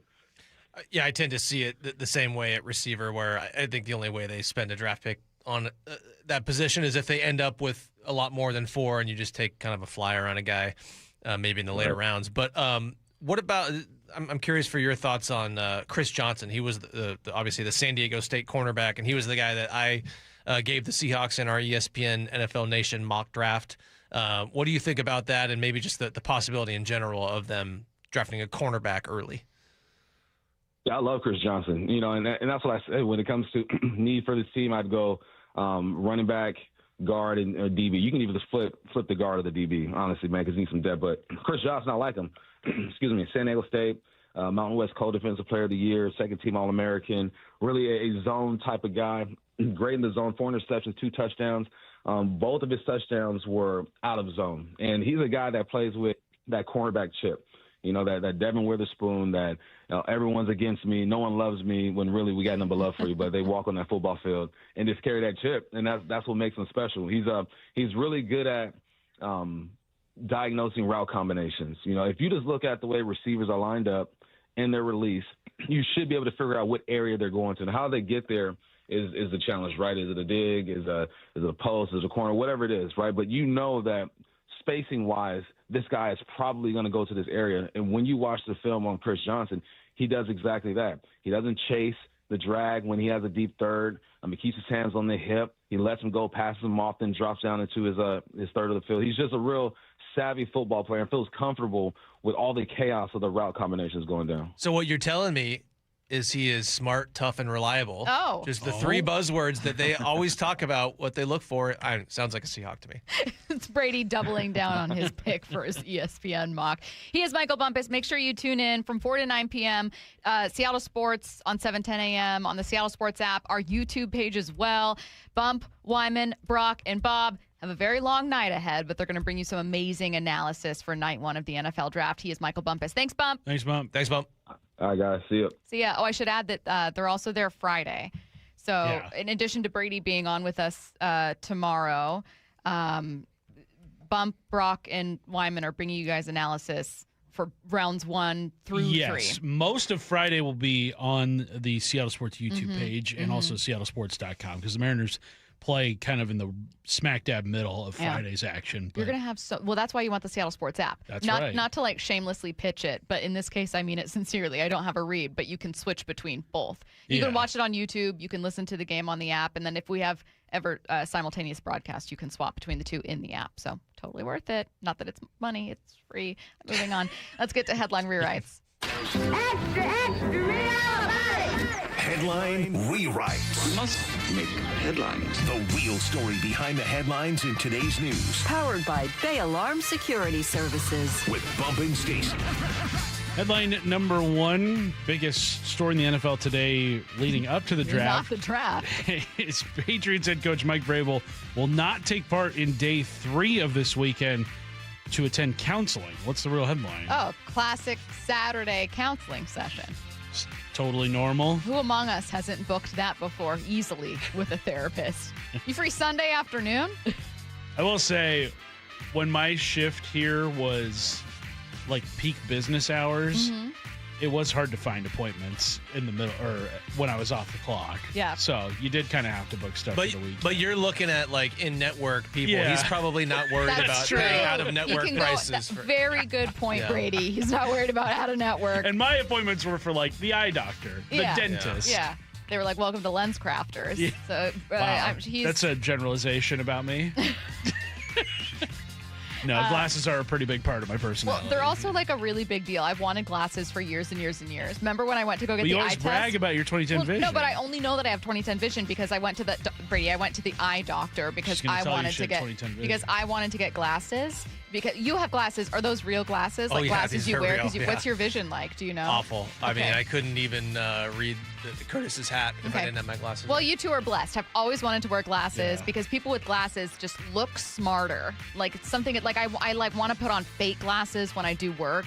And so I went to the eye. Yeah, exactly. But I went to the eye doctor and I was convinced I could get a prescription. I was like, if I squint a little bit, like she'll give me one. She didn't.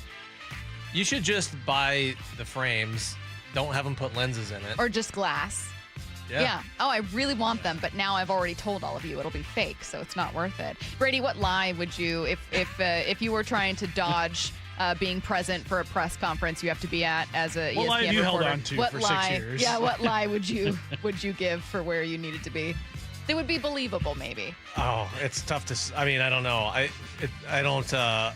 I wouldn't do that in the first place. I would just tell them. I simply would not do that. Look, I overslept. Because that's probably if I didn't make it, that's probably why. Or look, I just simply did not give myself enough time to get there, and I missed it. Have you ever missed anything really important for your work? No.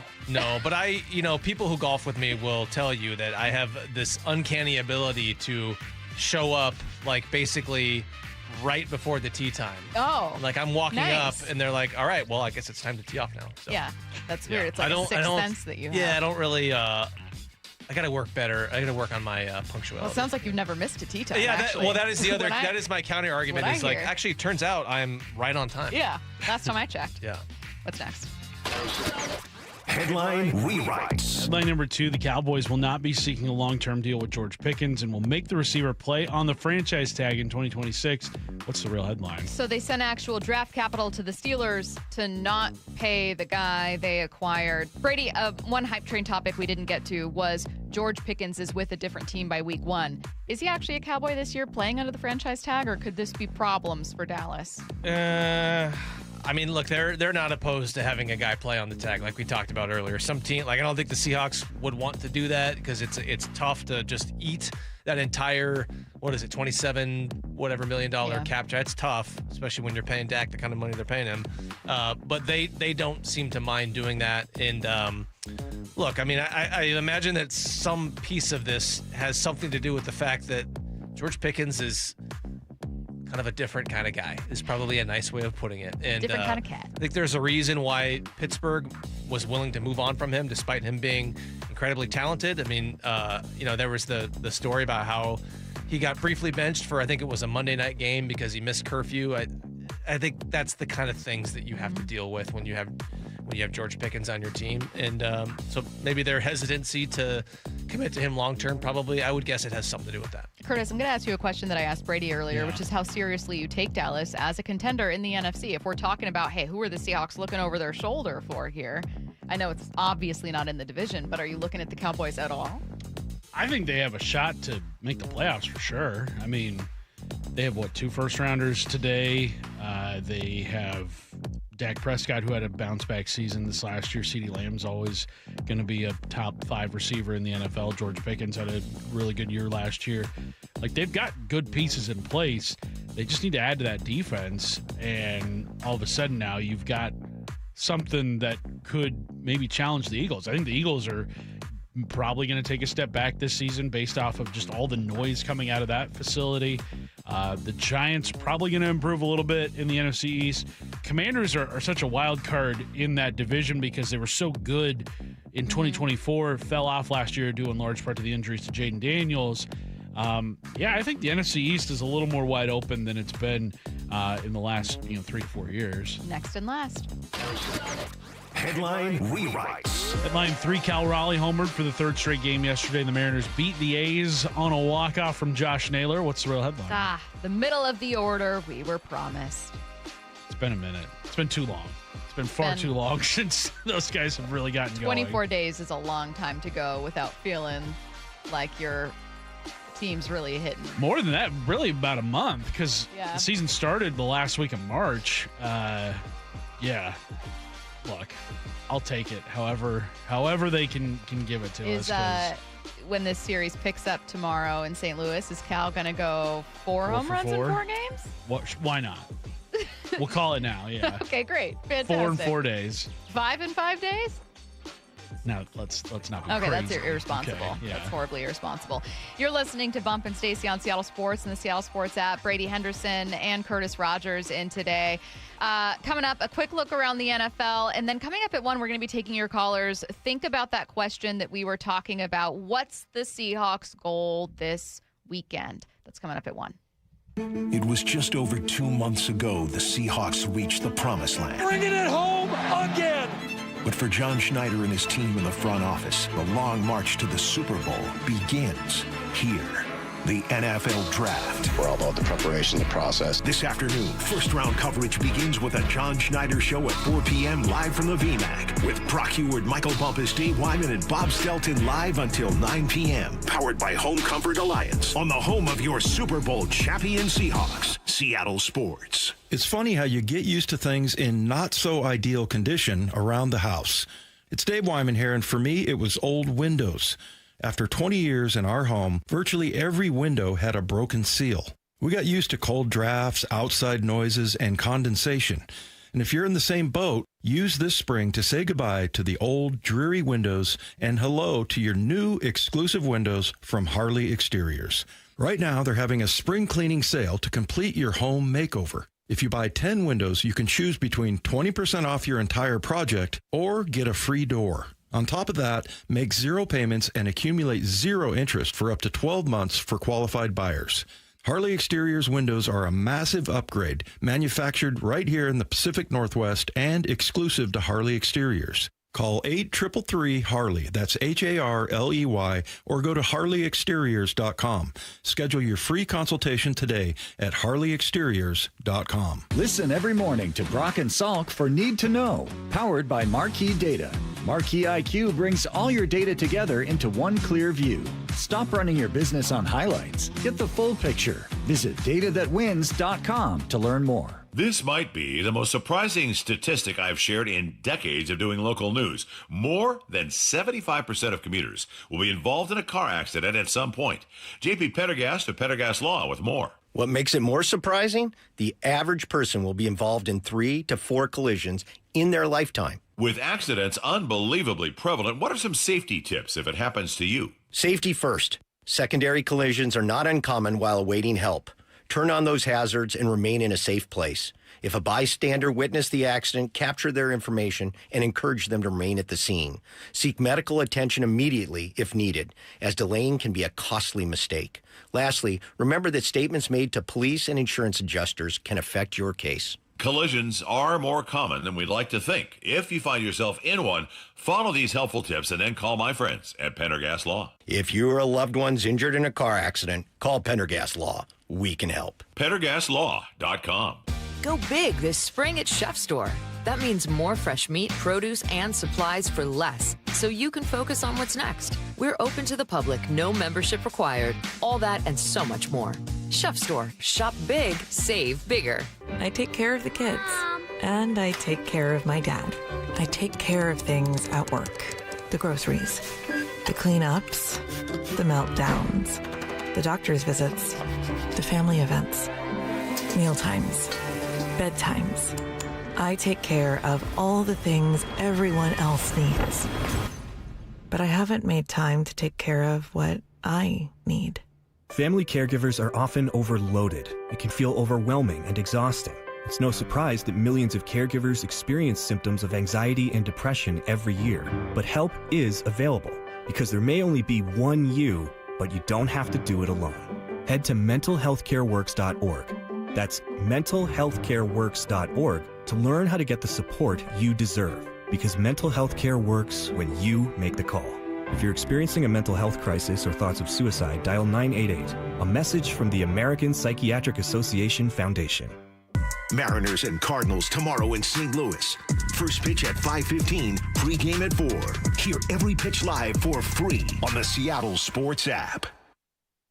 This baseball season, Home Comfort Alliance is changing the game. John Curley here. Get the price of a new heating and AC system in just 60 seconds on your phone with no pressure, no waiting. Just a few questions and you get a winning personalized price. That's a home run. And if your system is over 12 years old, it could be costing you up to 20% more or could soon fail. Score a personalized price for a new system in 60 seconds at HomeComfortAlliance.com. Call the comfort people. Home Comfort Alliance. Spring is a season homeowners start improving their homes. Hi, Justin Shirley, CEO of State Roofing and Exteriors. If your home needs roofing, siding, new windows, gutters, or decking, our team can take care of it all. For a limited time, save up to $3,000 on a new roof, siding, deck, or windows project. Planning multiple upgrades? Combine your projects and save even more. Or with 0 down, 0 payments, and 0 interest up to 24 months. You can start your project now and pay later. Call 866-ROOF-ROOF or visit stateroofing.com. How was your break? It was great until I stopped for gas. Prices have gone up almost $1 with no end in sight. I might have to start watching how much I drive. That's exactly why I use Upside. I never pay full price for gas with the free Upside app. Upside? Yes, Upside. It's the free app that gives you cash back just for buying the gas you're already buying. So even with the rising gas prices, I'll never have to limit how much I drive. Does that actually add up to anything? Just last year, I made over $200 with the Upside app. Wow, that's serious extra cash. I'm downloading the free Upside app right now.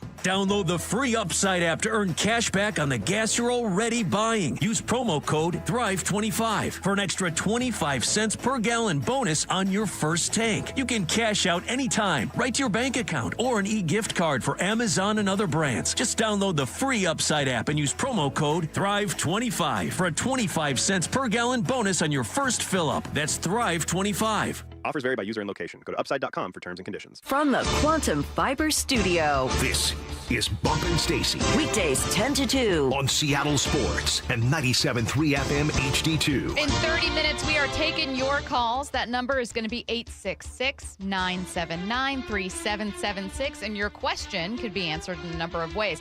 What's the goal for the Seahawks this weekend? Now, maybe your goal is a specific player. My goal for the Seahawks is they take Jadarian Price. My goal for the Seahawks is they take Malachi Lawrence, whatever it is.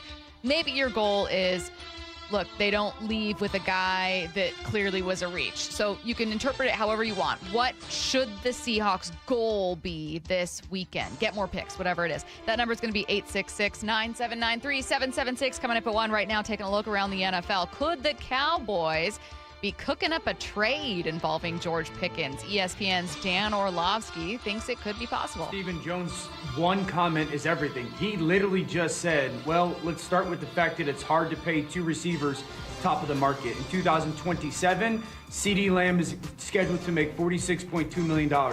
They're not paying both CeeDee Lamb and George Pickens top of the market. Stephen Jones just said it. And so right now, my thought going into tonight with the draft is, if Jordan Tyson, the receiver out of Arizona State, or Carnell Tate, the receiver out of Ohio State, fall to number 12, even though the Cowboys need defensive players, they're going to take one of those receivers, and then the shopping for George Pickens starts.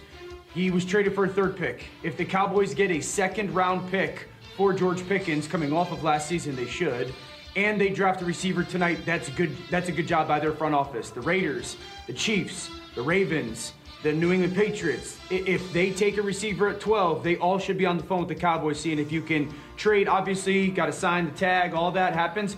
But I don't see how both CeeDee Lamb and George Pickens are Cowboys in the future. ESPN's Brady Henderson in for Michael Bumpus today until 2 p.m. And Brady, are you buying stock in the idea that another thing we're all watching for tonight is the possibility of a George Pickens trade?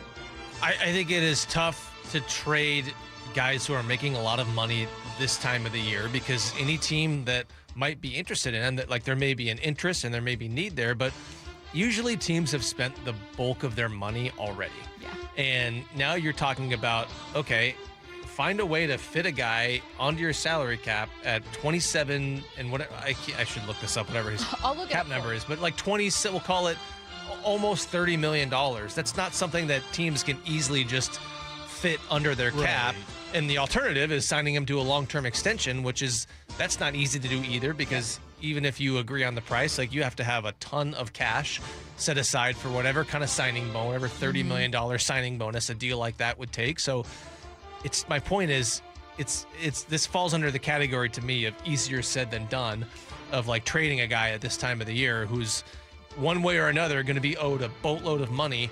The other side of this conversation is I think there's a reason why Dallas is not, why they haven't reached a long-term deal yet. I think with George Pickens and all of the, we'll call it baggage that comes with, it wouldn't surprise me if, they want to just sort of do another 1-year trial run to see if he can fall in line and not, go wayward and not show up late to whatever he was late to. And just the things that are associated with George Pickens. I think that's part of the reason why they're prepared to, have him play out the tag, is they just want to see if he can not,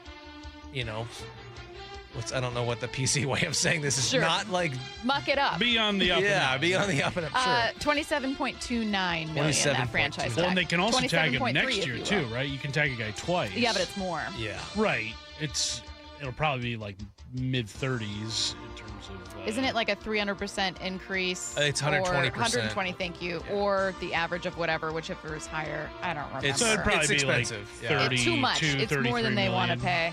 Yeah. Do you think this is a Curtis, a George Pickens thing, or is this once again Cowboys struggling to negotiate and make the right decisions at the right time thing? If we're splitting up the pie chart, I think it is probably 60-40. 60% Cowboys just not knowing how to negotiate, because Jerry Jones has also said he does not want to negotiate with Pickens' agent. He wants to negotiate directly with Pickens. And if you've got an agent, like, I'm not negotiating myself. Sorry. But also, like, Pickens does have a history of being kind of a head case in the NFL. But if you're not going to invest in anyone, like, why are you making these kinds of trades in the first place? Like, when I look at just how the Cowboys have thrown their money around in recent years, to me, I feel like Micah Parsons would have been the obvious no-brainer extension candidate of that group between Dak, CeeDee Lamb, him. They gave Trevon Diggs a huge contract. He didn't even play out the entirety of it. They cut him last year at the end of the season. I just kind of think the Cowboys don't really have any idea of who they want to be. Next up, we know that the Seahawks want to trade back out of the first round. Problem is, so do other teams. Here's NFL Network insider Tom Pelissero on with Rich Eisen. And a lot of the teams in the back half of the first round are actively trying to move back and get more picks, because you're better off taking roughly the same guy. A head coach said it to me a short time ago. The guy you're getting at 15 and 80 are not that different. No kidding. In this draft. It's a very, very short list. I mean, think about the fact that the Bengals trade for Dexter Lawrence when they had the number 10 pick. Trades like that never happen. But what Cincinnati found was they only had 7 blue chip players on their board. When they were going through their mock draft exercises, none of those guys were coming to them at 10. Brady, earlier I was asking you about the Seahawks trading back, and you as a reporter were at that press conference where John said they want to, but you also said you need a trade partner, and it's even trickier than that because the ways that guys are measuring that trade value has changed over time. Yeah, that was sort of my theory on maybe one reason why, and John Schneider did say that, is that it is the negotiations aren't as simple as they used to be, and I sort of look at that as maybe one reason why they haven't traded back in the first round or out of it since 2019. I just lost my train of thought, but yeah, I think it's I think it was Tom Pelissero there saying 15 to 80. That's more than I tend to hear it. Like the general thought I've always had is in like a given draft, the guy you would be taking at 32 is not going to be all that different than the guy you could take at 42, and that's why the Seahawks tend to trade back or try to trade back in the first round. But it sounds like this draft maybe that to the extreme, where I haven't heard that necessarily, but that it maybe aligns with kind of what we've heard about this draft, is that really not top heavy in terms of talent. And that is crazy. Like 15 and 80 are the same caliber of player. I think that is probably maybe an extreme. Hyperbolic. Well, or maybe just an extreme kind of case of what tends to happen in the draft. Do you think a draft like this, where the talent is all kind of just in one group, there isn't really many standouts? Do you think a draft like this will kind of shine light on who the good coaches are, and kind of also show like these teams are bad at developing players? Because there's talent in every draft. It feels like this one's a lot harder to find, and I think good coaching could potentially, bring it out of certain guys better. Well, that definitely hits on something that I believe about the draft, and like we tend to view draft picks in retrospect is, well, if this guy didn't work out, it was because he was always destined to not work out because that's just who he was, and it just took us time to figure it out. But that discounts like all of the other factors that go into whether or not a prospect works out. Mainly the kind of coaching he gets. And like a guy who didn't work out, and Sam Darnold is probably a pretty good example of this. A lot of people wanted to write Sam Darnold off. Well, what if, and I think this is becoming more and more clear that this was the case, what if his early career struggles in New York were much more so the product of just a bad organization, frankly, like bad coaching, a bad situation all the way around. So I think that we tend to, as we're looking back at draft picks and whether they worked out or not, I think we tend to discount like the environment and the coaching, and that probably works both ways where, we tend to give the front office all of the credit for when a draft pick works out, and maybe we don't give enough credit to the coaching staff for developing that guy. Like maybe that guy wouldn't have been as good with another coaching staff who didn't have the ability to develop him. Love the first part of your point too, because I tend to fall into that trap of looking at, let's say, the Seahawks took Paul Richardson, who was a fine wide receiver 3, but you could have had Adams or whoever it was. Like I tend to fall into that trap of going, TJ Watt at 30, he was right there. Why didn't you see him? As though there were like you said, very obvious red flags that a team so clearly ignored. And it's like, most guys don't work out. Like the vast majority of players don't go on to be Pro Bowlers and have 10-year careers in the NFL. Drafting is incredibly difficult. It makes what John Schneider and his staff have done over the last several classes remarkable. And it also makes this year very interesting. We're going to continue previewing it. Some different approaches here, though. So coming up at 1, we're taking your calls. What's the Seahawks goal this weekend? What do you need to see them do? It could be an opinion like trade back. There could be a specific name that you desperately want to see them take, or a position. We got more questions for Brady with 4 Down Territory at 1:15. Quizzing these two about their draft knowledge coming up at 1:30. And coming up next, taking a step away from the draft just a little bit, who are some guys still out in free agency that could potentially be a fit for Seattle? That's next. You can stream every pitch of every inning of every game all season long. Oh, and it's completely free. It's a tremendous catch. Only on the Seattle Sports app. That's right. The free Seattle Sports app puts every single Mariners game right in the palm of your hand. On a platter, come and get it. One app, every game. Plus the latest Mariners news, insider access, video, and podcasts. Holy smokes, what a play! Pretty awesome, right? Just like the Mariners. What if you could have the most reliable Wi-Fi? And get this, what if you could keep it at the same price for 5 years? That's the Xfinity 5-year price guarantee. Just 5 years of fiber-powered Wi-Fi that boosts speeds to the devices that need them most. That finds and fixes problems before you even notice them. Like super intelligent Wi-Fi with a 6th sense. And that keeps you gaming in the fast lane, even when the whole family's banking on bandwidth. And here's the best part. No annual contracts, no hidden fees, and our best equipment included. Plus, get online in minutes with same-day Wi-Fi. Hey, let's face it, a lot can change in 5 years. Kids grow taller, dreams grow bigger, but your Wi-Fi, it would stay reliable and the price would stay put. The Xfinity 5-year price guarantee. Lock in your price and unlock the possibilities. Xfinity, imagine that. Select plans only. Restrictions apply. Powered by fiber. Connected to the premises by coaxial cable. Actual speeds vary. Bull riding is not just a sport. It's a gamble of guts and glory. Nothing else compares. It's Cooper Tire's PBR Tacoma at Tacoma Dome this weekend. Ready to be cowboy? Get your tickets at Ticketmaster. It's bull time. The charter plane to Queen Charlotte Lodge is on the runway, and you're not going to want to miss it. This summer has limited availability for king salmon, halibut, and lingcod fishing in beautiful Haida Gwaii, British Columbia. Queen Charlotte Lodge is absolutely the place to be. A luxury resort and amazing fishing with your buddies, dad, or son. Book your stay at fishqcl.com, and trust me, you do not want to miss it. Queen Charlotte Lodge. Experience fishing first class. And remember, our dollar's worth $1.35 north of the border.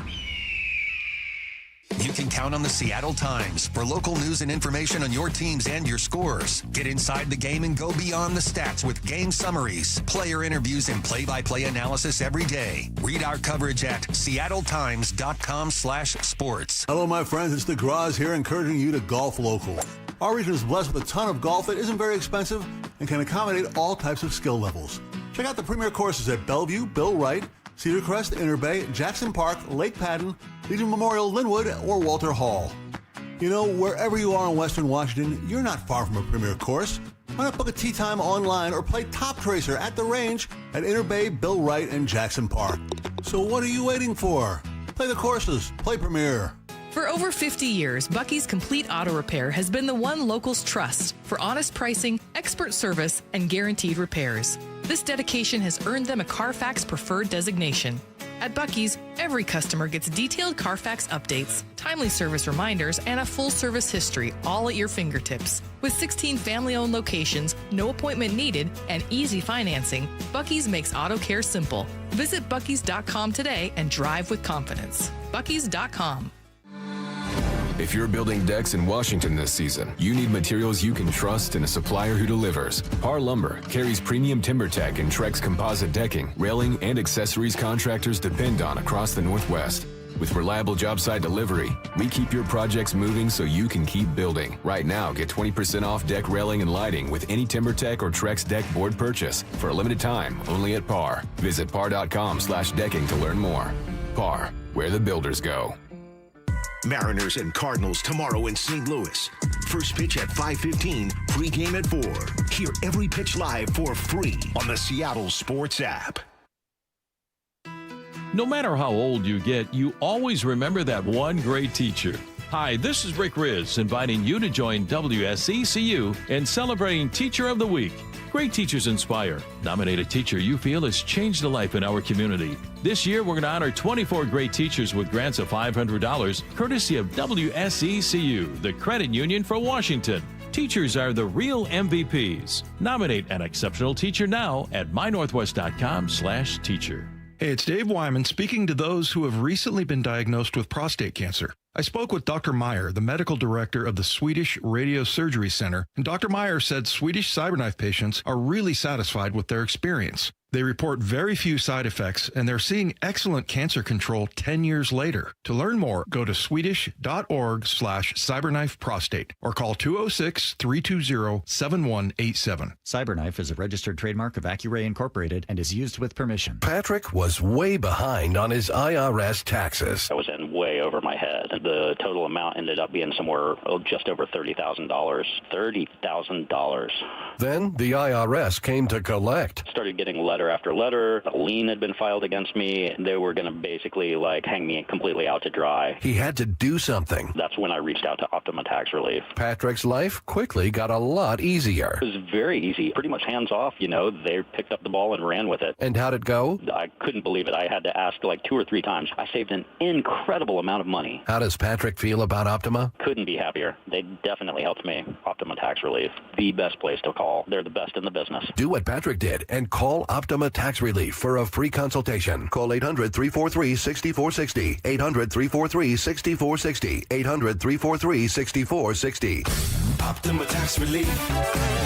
Testimonial from an actual client. Some restrictions apply. For complete details, please visit OptimaTaxRelief.com. From the Quantum Fiber Studio, you're listening to Bump and Stacy. Weekdays 10 to 2. On Seattle Sports and 97.3 FM HD2. In less than 15 minutes, you are picking up your phone and you're calling us, me, Curtis, Brady Henderson from ESPN, filling in for Bump, to tell us what the Seahawks goal should be this weekend. I've intentionally left that very vague because I want you to be able to say their goal is take a running back.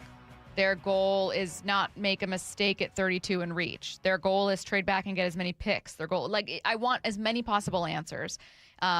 So feel free to take some creative license with that. But what's the Seahawks goal this weekend? The number one goal for this team in the draft. That number is going to be 866-979-3776. Matt will be answering. If you call right now, he'll hang up. He's going to be really upset. I don't even know that you'll pick up the phone and say hi. So you already seem like you're in a bad attitude, just a bad way right now. I'll pick up the phone, but just to vent the stress of the day onto whoever is unfortunate enough to have done that. So don't call Matt now. I wouldn't do it. You're going to upset him.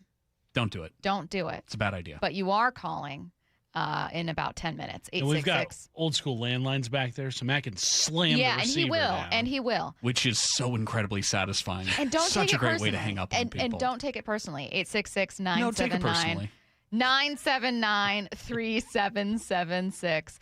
While we have Brady in studio with us, we wanted to be able to kind of jump outside of the draft and talk about the ways that the Seahawks can continue to build their roster. We get a ton of questions, Brady, about a few names that are out there. Now, some of these are guys that people kind of hold out hope of, like, what if they trade for Breece Hall? I want to look at guys that are free agents. Yeah. So a Najee Harris, a Dante Fowler.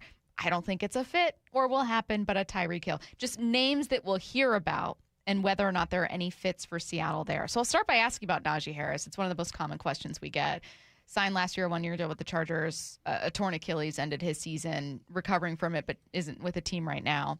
Could he be a fit for Seattle? Is that a realistic option? Are there other names that intrigue you? Yeah, and again, everything goes back to Jadarian Price. It's the goal of today's show. It really does. Yeah, it is. This is kind of like the counterpoint to the point I made earlier about, this organization has, when I say them, I mean Mike McDonald and John Schneider have kind of like projected this idea that, yeah, they realize there's work to be done at running back, but they like the guys that they have. And, the quote from John Schneider was, it's a position that you can find. And what he's saying there is, like, there tends to be available guys, whether it's in the draft and maybe not this year, maybe this year is kind of an exception, but even if it's not in the draft, there tend to be guys available in free agency. I've looked up the list of free agent running backs, not a super inspiring list, especially if you are of the mind that what they really need is a guy with some juice there, a guy who can help replace some of the home run hitting ability that they lost with Ken Walker III signing elsewhere. Najee Harris, they brought him in for a visit. He seems like he would be kind of like a flyer, like a low-cost flyer, like not a guy that they would, if they didn't land a running back in the draft, I don't think they would necessarily look at him and say, okay, yeah, that guy's going to come in and be the starter. Now, there was a time not that long ago where he began his career with 4 straight 1,000-yard seasons. He sort of scraped by 1,000 yards, but a guy who's in his late 20s, who's coming off a pretty significant injury, also had that weird freak accident with the fireworks last summer.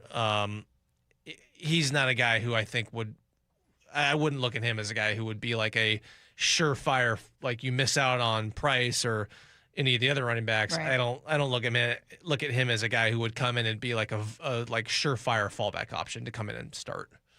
Yeah. Now there was another guy that came and visited the Seahawks facility. What was it, last week?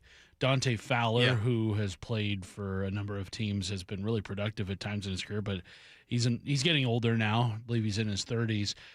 Is that a likelier fit maybe than Najee Harris with this Seahawks team after the draft? Well, it just depends on what happens in the draft, obviously. But I think the larger point here is that, the draft is not the last opportunity to like fill out your roster. And we've seen, last year, we were talking about this during the break, they signed Shaquille Griffin after the draft last year. And I think, he didn't end up playing a ton, but I think there was a thought that he was coming off a decent year with Minnesota, and there was a thought that he could, if they needed him, like he could end up playing quite a bit. And we've seen them, how many times have we seen them make a somewhat significant addition, in training camp, or whether it was Connor Williams, again, didn't really work out, but Connor Williams, Clowney, traded for Sheldon Richardson. So I guess my point here is that I can't tell you that, the answer is via a guy that they either acquire somehow after the draft, but that is another option. The draft is not necessarily, the end-all, be-all. Like, there's other guys, Fowler, Clowney himself still available, mm-hmm. Kyle Van Noy, a guy that I think they've had some interest in last year, and McDonald worked with him and coached him in Baltimore. He is still unsigned. So there's guys out there. I don't know if, like, when you're talking about running backs, I don't know if there's great options out there. I'll say this as maybe a general rule that we can apply to, would the Seahawks sign this guy in the future? In your experience of covering this team, both John and Pete and also now John and Mike, what kind of like late offseason veterans do they tend to favor? Like, what kind of qualities might that guy bring?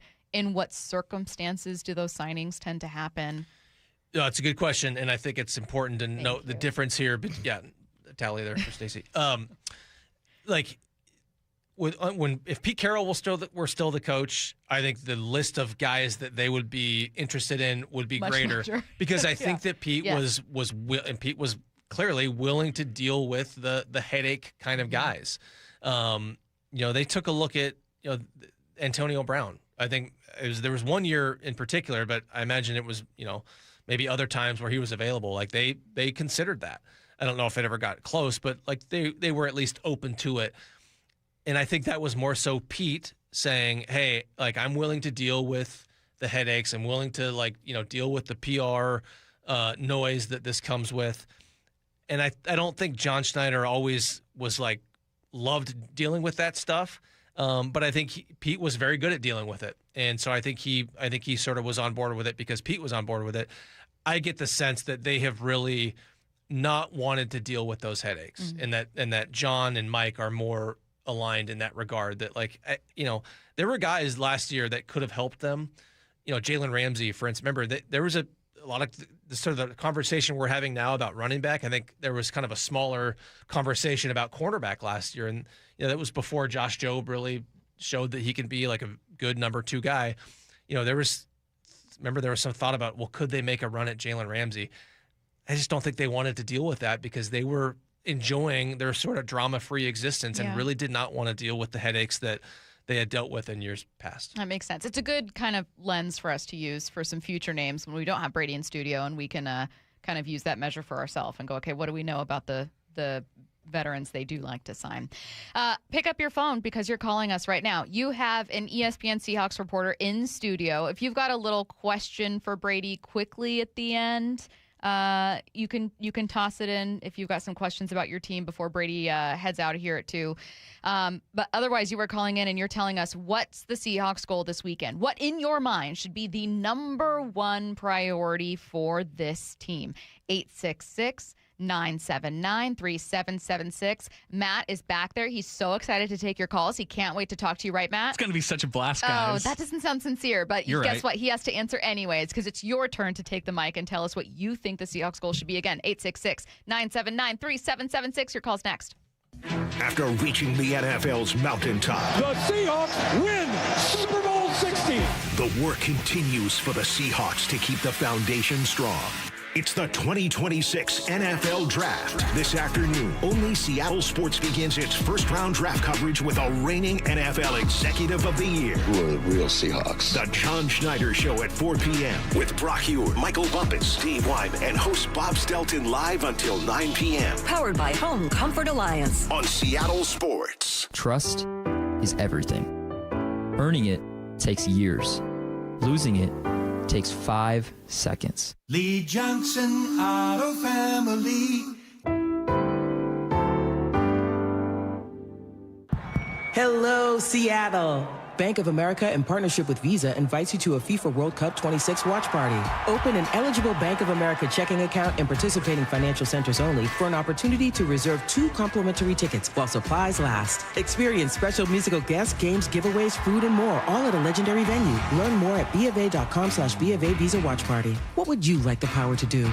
Bank of America, proud to be the official bank of FIFA World Cup 26. Bank of America NA, member FDIC. Terms apply. All rights reserved. Guys, did you know your testosterone affects everything in your system, including how you feel and perform every day? Right now, Revive Men's Health Seattle will check your testosterone for free. Knowing your T levels is the first step in understanding if you have low T. Your testosterone level impacts your energy, libido, sleep, weight, hair loss, mood, and even ED. Maintaining an appropriate T level can change your whole life. Most men start to see changes in their hormone levels in their 30s. Experience and results matter. So what are you waiting for? Get your T levels checked today by local, experienced, and trusted men's health experts. They've helped thousands of men since 2011. They're so confident they can help you, they even guarantee it. Call Revive today and schedule your free testosterone test, free exam, and free consultation. Call Revive Men's Health at 206-529-1111. That's 206-529-1111. Or visit ReviveMen'sHealth.com. Hey, did you hear about that multi-billion-dollar Roundup settlement? Yeah, it impacts people who are exposed to weed killers at work or at home, even if you just used it in your own yard. Lawsuits claim it causes non-Hodgkin lymphoma, a blood cancer. But we're not sick, so that doesn't affect us. But it does. This cancer can take 10 to 15 years to show up. That's a long time after exposure. It is, and that's why the settlement is paying claims for up to 21 years. If you get sick, even years from now, you could get $6,000 to $165,000 or more as part of the settlement. So what's the catch? If you stay in, you give up the right to sue them later. Learn more at weedkillerclass.com or call 1-888-403-8201. If you or a loved one has or had non-Hodgkin lymphoma, even if they've passed, you must register for benefits. That's weedkillerclass.com. 1-888-403-8201. Paid for by the Roundup Settlement. Listen every morning to Brock and Salk for Need to Know, powered by Marquee Data. Marquee IQ brings all your data together into one clear view. Stop running your business on highlights. Get the full picture. Visit datathatwins.com to learn more. It's funny how you get used to things in not so ideal condition around the house. It's Dave Wyman here, and for me, it was old windows. After 20 years in our home, virtually every window had a broken seal. We got used to cold drafts, outside noises, and condensation. And if you're in the same boat, use this spring to say goodbye to the old, dreary windows and hello to your new exclusive windows from Harley Exteriors. Right now, they're having a spring cleaning sale to complete your home makeover. If you buy 10 windows, you can choose between 20% off your entire project or get a free door. On top of that, make 0 payments and accumulate 0 interest for up to 12 months for qualified buyers. Harley Exteriors windows are a massive upgrade, manufactured right here in the Pacific Northwest and exclusive to Harley Exteriors. Call 833-HARLEY, that's HARLEY, or go to harleyexteriors.com. Schedule your free consultation today at harleyexteriors.com. Endless hours of research, seeking referrals, dozens of calls. Hiring the right attorney can be a challenging process during an already difficult time. J.P. Pendergast with Pendergast Law explains. In Washington State, Tom, there are thousands of attorneys to choose from. Referrals and online research can be helpful, but discovering the right attorney requires a conversation. It can be hard to identify integrity and authenticity without that interaction. So, what do you recommend? We encourage anyone looking for personal injury representation to call for a free consultation with our team before making a decision simply based on referrals or online research. Accident victims need an attorney that listens, demonstrates honesty, and is genuinely understanding of their unique circumstances. The care, attention, and preparation that our firm provides throughout the case mirrors the effort involved when taking on the insurance companies. Save time and avoid mistakes after an injury. Contact the caring and compassionate team at Pendergast Law. If you or a loved one has been injured in a car accident, call Pendergast Law. We can help. Let's go! This is Seattle Sports. Streaming through the Seattle Sports app. KIRO AM Seattle. KIRO FM HD2 Tacoma. Home of the Seahawks, Mariners, and everything Seattle sports. Seattle Sports Snapshot. Round 1 of the 2026 NFL Draft starts tonight at 5 p.m. Seahawks own pick number 32. You can tune in from 4 to 9 on 710, the app, and our YouTube page for wall-to-wall coverage of the draft. Dave Wyman, Brock Heward, and Michael Bumpus will join Bob Stelton for complete coverage as the Seahawks look to build on their championship roster. You can find more information at seattlesports.com. Snapshot, brought to you by Miller Lite. When it's game time, it's Miller time. This hour is brought to you by Mazda of Everett. From the Quantum Fiber Studio. This is Bump and Stacy on Seattle Sports. Streaming through the Seattle Sports app and at seattlesports.com. Now, here are your hosts, Michael Bumpus and Stacy Ross. Here we go now. Don't forget to tune in tonight from 4 to 9 on 710, the app, and our YouTube page for wall-to-wall coverage of the 2026 NFL Draft. Michael Bumpus is out there along with Dave Wyman, Brock Heward, Bob Stelton. You can find more information at seattlesports.com. Right now, we're opening up the phone lines, taking your call. Brady Henderson, who covers the Seahawks for ESPN, is in studio with us. If you guys have a question to throw on your call with Brady just while we have him, you can, but I need you to answer this question before you do. What's the Seahawks' goal this weekend? The number one goal of the Seahawks this weekend is what? That's intentionally vague. You can answer that a number of ways. So let's go to line 1, Ross in Mill Creek. Ross, what's the goal this weekend? Hey, thanks for taking the call. I honestly think the number one goal is you got to get an edge rusher high, like either first or second round. I know it may not seem like the biggest need, like looking at on paper for this year, but if you look at next year, like we don't even know if DeMarcus Lawrence is coming back for sure yet. Derek Hall's a free agent. Chenna Nwosu is getting older. It's probably his last year. So you got Jared Ivey and a bunch of guys that who knows. And we know with like corner and running back, which are more obvious, like you can find guys and they can do well right away. A lot of times with edge, unless you really get lucky or you got a really high draft pick, it usually takes a year or so. So I really think they need to come away with it. So my question for Brady is, does he agree with that sentiment? And if yes, who would he like to target, if we were going to take somebody in the first or second round? Thanks, Ross. Yeah, thanks, Ross. Yeah, I do agree. Maybe not necessarily first or second, but you got to find a guy, whether it's, and then this probably ends up being on the first 2 days of the draft, who could come in and help you right away. And, you made a good point about DeMarcus Lawrence, who about to turn 34. Uchenna Nwosu, I think it's 30 in December, and he's had, obviously, the injury issues. I would add this, too.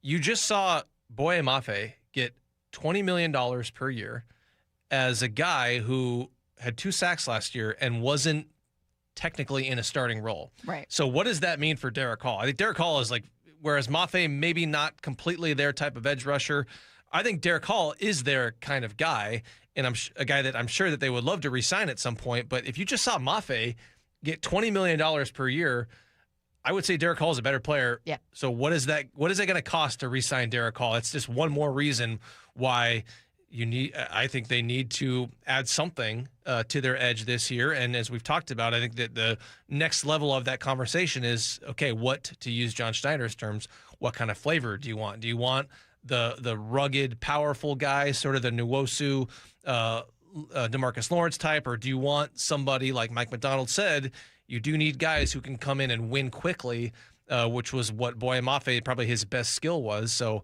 there's different types of guys like that in this draft. Which one do you want? I think it maybe won't come down to what they want, but how does the board fall and who is available, and where does the sort of board and the value align for them? If they could pick, though, which obviously they can't, but just hypothetical, what type of flavor do you think they would typically prefer? My guess is they go for more of the speed guy, just because I don't think they really have that. I think Mafe is kind of somewhere I think Derek Hall, if you just look at his combine number, I mean, it's sort of similar testing numbers to Mafe, and we've seen him, I think his fastball, to use Mike McDonald's term, is like speed to power, whereas Mafe, it was just pure speed. Like he was just beating guys off the edge. And I don't really see there's not a clear answer to the speed deficiency on the edge. So my guess is they would opt more for a speed guy, and they've taken, Rob Staten has pointed this out, like they brought in guys for visits that really fit that mold of speed guy. R. Mason Thomas is one of them. I don't think they draft R. Mason Thomas with their first pick because I don't know if he is a complete enough player to warrant drafting that high. But, some people have him going in the first round. But if a guy like that falls to the second round, or maybe within striking range of that second pick, or maybe you trade back from that first pick and you take a guy, I think it would have to, for a guy like that, probably would have to be well into the second round, just because, the sort of book on him is, a lot of great juice, so to speak, off the edge, but does he have the strength to anchor against? But when you find the value returning, yeah, or maybe if it makes sense at some at point. 60 something or whatever. Yeah, but to Ross's point, I think they do need a speed guy, and I just personally think that what they really need, Ross said they need an edge guy. I think I agree with that, but I think specifically they need somebody who can help fill some of that Mafe skill set of getting those quick wins. Let's go to Zach calling from DuPont. Zach, what's the Seahawks' goal this weekend? Howdy, y'all. Microphone check. Can you hear me all right? Yeah, we got you. All righty. I think the Seahawks' main goal, more than anything, is not even to bolster the roster, because we do still have a very strong team. I think the biggest thing is filling it with, positive locker room guys, especially with the big distraction that is Hard Knocks coming up in the next couple months. I think the main thing is not star power. I think it's the depth more than anything. Thanks for the call, Zach. Did you have anything for Brady before I let you go? I got something for Zach. Shout out to DuPont. Shout out to DuPont. Shout out to DuPont. A lot of good people. Speaking of character, a lot of high character people in DuPont. Including Zach. Including the great folks at the home course. Thank one of my you for favorite the golf call, courses. Zach. What'd you make of Zach's take about how important character will be for this team, not only having a bullseye on you, but also quite a distraction with HBO cameras in your building? Yeah, it kind of gets back to that conversation we had earlier about, them not being as willing as I think they used to be when Pete Carroll was here to take on the headaches. I think they're looking for guys who are, going to have that. And this is why I say it's kind of like threading a needle, because you want guys who aren't going to come in and be jerks. But you also want guys who are going to come in and not, bow down to these guys that just won the Super Bowl. And that, John Schneider has kind of talked about that. Like, when they lost their way there a little bit personnel wise for a few years, I think part of the issue was they went away from some of those those alpha type personalities that can come with those headaches. And it came at the expense of some of the edge in their locker room. And, they want guys who are going to come in and, not be disrespectful jerks, but they want guys who are going to come in and say, just name your position, like Julian Love, like, yeah, I respect you, but I'm coming in to compete with you. Yeah. And I think in past years, John Schneider has used the example of, you had these walking Hall of Famers on your team, and understandably so, guys that they drafted came in and they were more so in awe of those guys that they used to play with. They used to be that guy on Madden. I think about the Legion of Boom and then that group of DBs that they drafted with Lano Hill and Tedrick Thompson being brought in. I have no idea how those guys might have felt, but that was the overlap that I always think of we started to say in those drafts, they're looking to eventually replace these guys, and none of them ever took over that role, with the exception of Shaquille. Yeah, Griffin had a Pro Bowl season. Yeah. But I think, to your point, all three of those guys were kind of, I think that's a good example, because those guys were more mild-mannered personalities that I think knew weren't going to come in and cause headaches. But again, it came at the expense of some of the edge in their locker room. And I don't think those guys were necessarily coming in here with the mindset of, I'm gonna take your job. Well, and and I know, covering this team now, that while that sounds like an impossibly thin and impossible line to walk, it's actually not, because I think of immediately someone like Devin Witherspoon, where I'm like, this guy has so much confidence, but is also not a headache. Right. That's a great example. Yep. And there is, I have made the mistake of thinking that it has to be one or the other. Like right. But there are guys who are those dogs. Leonard Williams, who are, it's the best of both worlds. Like, you have that demeanor on the field, and you have that just dogged competitor who is also not going to cause you problems. Dwayne Brown was like that too, where it's this guy is so confident to the point of being a very clear presence immediately in the offensive line room, but you never had to worry about anything. Yeah. Yeah. And you can have the best of both worlds. A lot of times those guys do come with some baggage, but you can't have the best of both worlds. Good calls from Zach and Ross to get us started. Let's go to Jen calling from Beaverton. Jen, what's the Seahawks' goal this weekend? Hi, Stacy. Hi. Long time no talk. You and Curtis and Brady.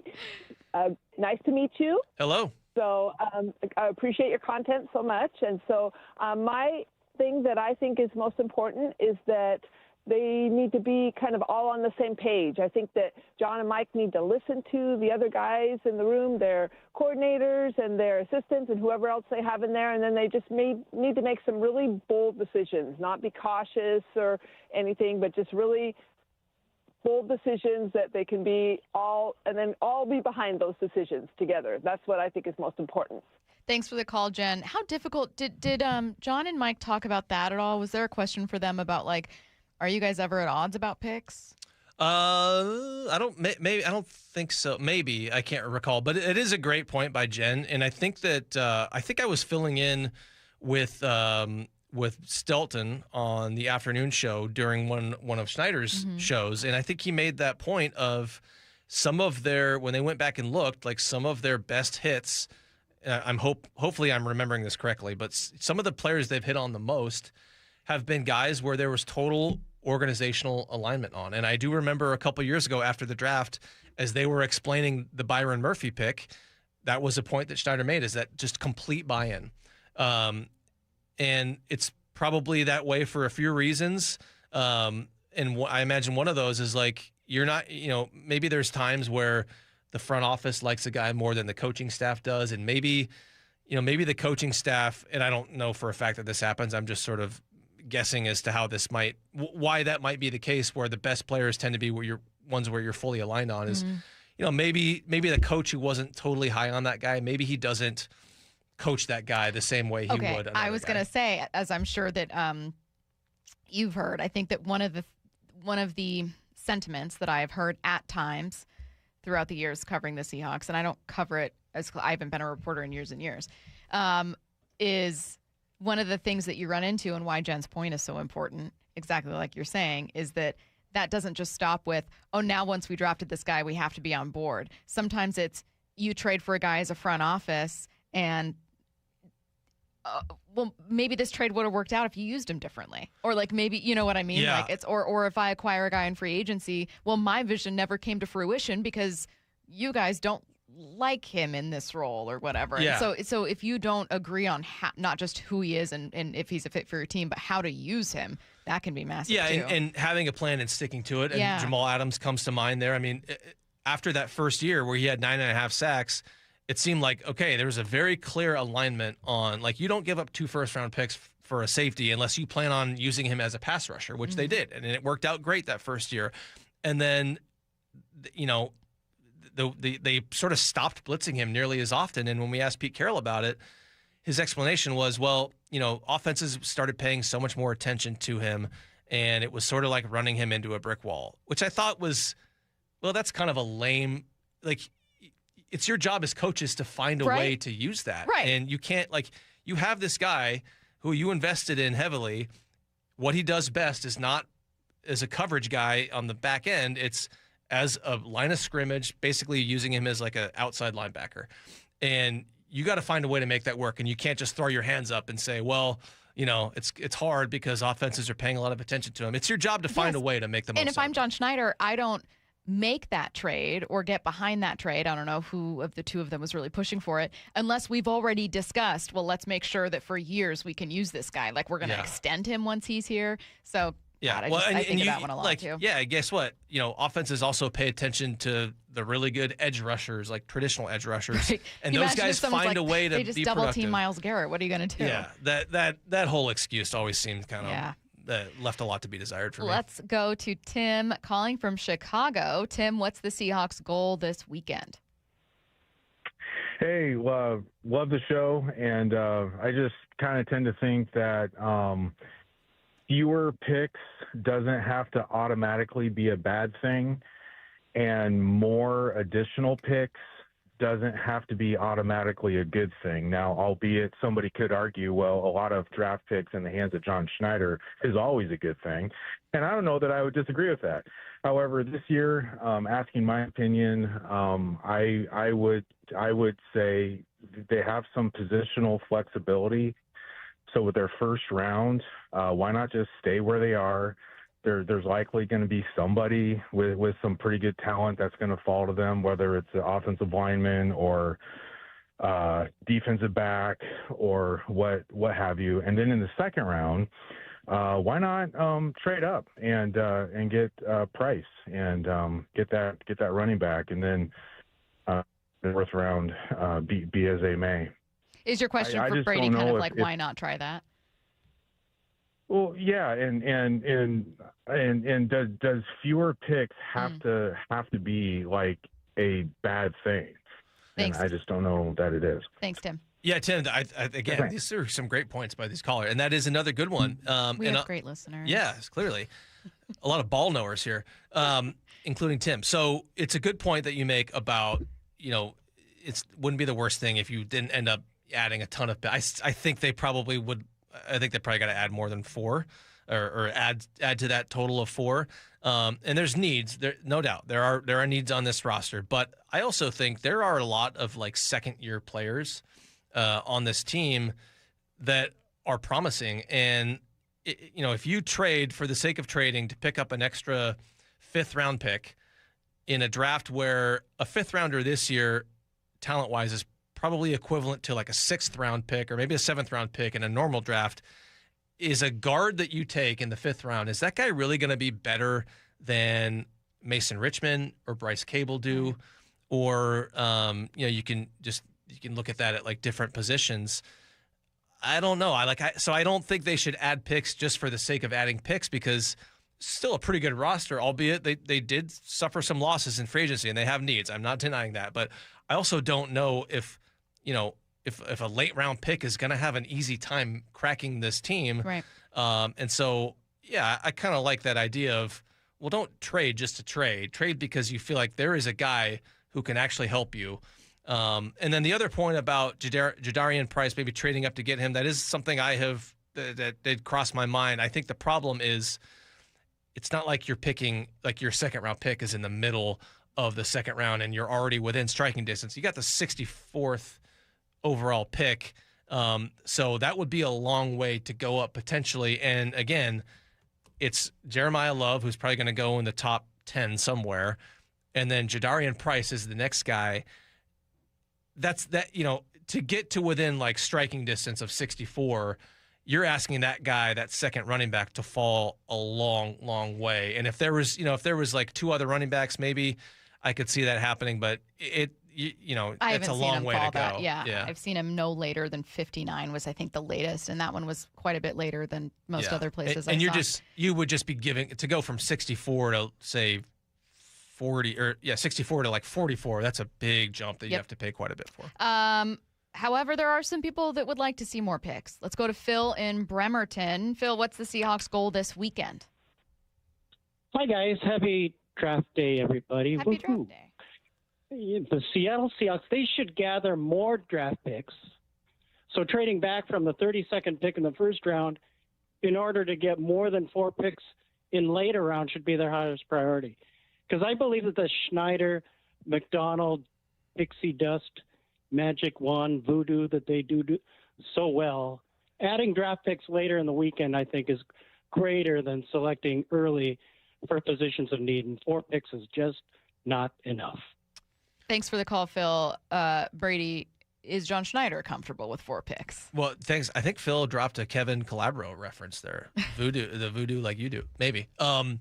Is 4? Nah, I mean, I'm going to sound like I'm speaking out of both sides of my mouth here. That's okay. I do it all the time. Yeah, I think you want to add more than 4. But again, I've said this before, I don't think that they love I don't get the sense that they love this draft enough. And this is just based on sort of my feel for it. And part of that is what everybody is talking about. Part of it is what Schneider said himself the other day, that this is not great depth in this draft. So did they want more than 4? Yes, there's no doubt they want more than 4. Do they love this draft enough to turn 4 into, what was like Dan Graziano, the example he used of 2019? They had 4 picks going into that year.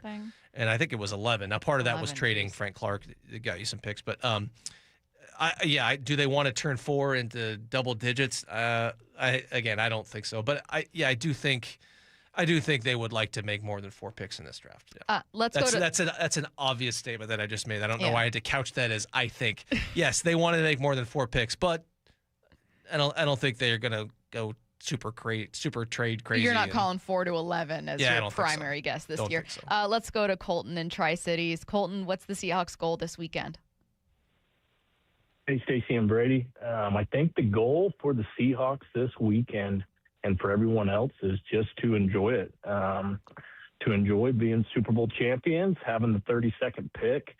And like some of the other callers mentioned, Hawks only having 4 picks this year. I think quality over quantity really stands out. And Mike and John have shown in the last couple of years that they know how to fit guys that are high character and fit this locker room and fit right in. And I think another point that stands out to me is last year we have guys like Riley Mills, Elijah Arroyo, Torrey Horton, who missed some time, that essentially, are kind of rookies in a way too, even though we have 4 picks and likely will maybe add to that. those guys will make a big impact next year too. And the Hawks have a lot of options with what they can do. And I think more than anything, it's exciting to see which direction Mike and John decide to go tonight. Thanks for the call, Colton. Yet another great point by Colton there and that's what I'm talking about. The second year guys that, I think that is one of the kind of hidden strengths of this roster is that you've got some young guys that we haven't seen a whole lot of, but Elijah Arroyo was a second-round pick, the 50th overall pick last year, and a guy who could add some big playability to this offense. For whatever reason, didn't really see it, but I will tell you this. I just remember thinking back to last offseason, he excluding linemen, of all the rookies, he was consistently the most impressive to me during the offseason.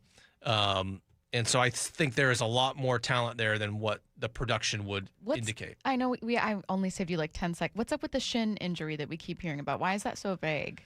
Well, I mean, I think the simple answer is teams aren't really in the business of giving out super specific injury information. I guess, are we reading it as ominous right now or just we don't have information? I don't have a great feel for that. I know that Mike McDonald told us that he's probably not going to be ready to do a ton during the spring, but that they think he's going to be back for training camp. Okay. I think the bigger concern there with Torrey Horton is it's not just this one injury. It's a bit of a history, right? There was the college leg injury that cut short his college season. There was the ankle injury, which, in and of itself, not a big deal, but he did miss some time last summer with the ankle injury. And now you got the shin injury. So just the injury situation in totality, somewhat concerning. Then again, it's a 5th-round pick, so whatever you get from a 5th-round pick, and you've already gotten quite a bit, it's not the end of the world, I guess is what I'm saying. Brady and Curtis face off in some of their draft trivia know-how. Draft is coming your way next. It was just over 2 months ago the Seahawks reached the promised land. Bringing it home again. But for John Schneider and his team in the front office, the long march to the Super Bowl begins here. The NFL Draft. We're all about the preparation, the process. This afternoon, first-round coverage begins with a John Schneider Show at 4 p.m. live from the VMAC with Brock Heward, Michael Bumpus, Dave Wyman, and Bob Stelton live until 9 p.m. Powered by Home Comfort Alliance on the home of your Super Bowl champion Seahawks, Seattle Sports. Meet the company electrifying the marine industry. Stacy here. Last Friday, I got to demo the Arc Sport from Arc. It's a fully electric boat that's built to be a wake boat, but owners are using it for everything. Carter from the demo team at Arc picked me up right on Lake Union. I felt like a celebrity. First impression was how quiet it was. Literally, no noise, no smell, no fumes, or anything you get from a traditional gas engine. But the next thing I noticed was really more noteworthy. We were the only ones on the water. What? It was a beautiful day. At this point, it was early April. Now, that means most people still have their boats winterized, but not Arc. No winterization, no oil changes, no transmission service means significantly less maintenance for you. That's right. Arc is built to be as easy to operate as it is to maintain. It's like a luxury EV, but on the water. So you've got features like heated seats and seat backs, a large touchscreen display, easy handling, impressive kick, but you really have to see and experience this boat for yourself, so do it. It's super easy. Book a demo right now. They'll pick you up on Lake Washington, Lake Union, or Lake Sammamish if you can't come to them in Kirkland. Go to arcboats.com/demo, fill out the form, and you'll be on the water. Arc, you have to see it to believe it. Justin's an avid skier, and a hard fall on the mountain changed everything. I wound up tearing my meniscus, and then I found out that I also had osteoarthritis. The pain was relentless. Initially, it was probably a 7 or 8, but then it just continued and never went away. It wasn't just pain, it was how he moved. The biggest issue I had was simply walking. I could not walk without limping. Others might have looked into surgery, but Justin chose stem cell therapy with Dr. Mark Wagner, MD, at Seattle Sports and Regenerative Medicine. How's it now? I'm back to skiing as hard as I can, and I don't even notice my knee anymore. And the recovery? Well, the biggest thing is I was walking without a limp within weeks, where I had been limping for the last year or so. Now I just feel totally normal. I feel like I can do anything that I ever did. Before you choose surgery, see Dr. Mark Wagner first, the most experienced in the Northwest with over 20,000 stem cell procedures. Schedule your consultation at drmarkwagnermd.com. Hello, my friends. It's the Graz here, encouraging you to golf local. Our region is blessed with a ton of golf that isn't very expensive and can accommodate all types of skill levels. Check out the premier courses at Bellevue, Bill Wright, Cedar Crest, Inner Bay, Jackson Park, Lake Padden, Legion Memorial, Linwood, or Walter Hall. You know, wherever you are in Western Washington, you're not far from a premier course. Why not book a tee time online or play Top Tracer at the range at Inner Bay, Bill Wright, and Jackson Park? So what are you waiting for? Play the courses. Play Premier. D.R. Horton's National Red Tag Sales Event is going on right now through May 3rd. Stop by any of its participating communities and find select Red Tag homes at incredible pricing. Visit drhorton.com. D.R. Horton, America's builder, an equal housing opportunity builder. Stacy here. Sell your car to Wayscar Ford, and when they resell it, they share half their profit with you. That's right. Sell your car to Wayscar Ford, Isuzu, and Auburn. They'll pay you today for your car, and once they resell it, they'll share half their profit with you. WayscarFord.com. Eric Johnson here. I covered a lot of accidents over the past 30 years or so, but I never got to say much about what to do after a crash. Be honest, do you know what evidence to collect, what pictures to take, what documents to request, or what you shouldn't say to your insurance company? The Washington Accident Book Series is a must-have for drivers who want to be prepared for whatever the roads throw at them. Know your rights and how to avoid common mistakes after an accident by getting your free copy at WashingtonAccidentBooks.com. Mariners and Cardinals tomorrow in St. Louis. First pitch at 5:15, pregame at 4. Hear every pitch live for free on the Seattle Sports app. And we're back. The big headline today. Your Washington Credit Union, WSECU, has done it again. 5 straight years as Forbes' best in-state credit union. That's a dynasty, Rick, like 5 straight championship rings. Or 5 seasons hitting 400, Steve. Holy catfish! If you want a team that wins year after year, join your Washington Credit Union, WSECU. Details at WSECU.org. We live in one of the most beautiful places on earth, and owning your own deck is a great way to enjoy it. But finding the right decking solution can be overwhelming. That's why all 9 of our Puget Sound locations offer decking showrooms so you can get your hands and toes on the more than 60 decking options we carry. So if you have any questions about building, maintaining, or repairing your deck, contact me personally. Mike Dunn at DunnLumber.com. Fiber on decking is now available at Dunn Lumber, your deck headquarters. At Fisher Investments, we may seem like other money managers, but we're different. Are you really that different than the rest of us? We are. As a fiduciary, we always focus on what's best for our clients. What services do you offer besides investing? We have a team of specialists in financial planning, estate planning, and more. Your clients rely on you for all that? Yes, we ensure clients receive unparalleled service at every step of the relationship. Okay, but you still sell commission-based products, right? No, because we believe that's a conflict of interest. We prioritize service over sales goals. So, then how do your fees work? We have a simple and transparent fee that's a percentage of our clients' portfolios.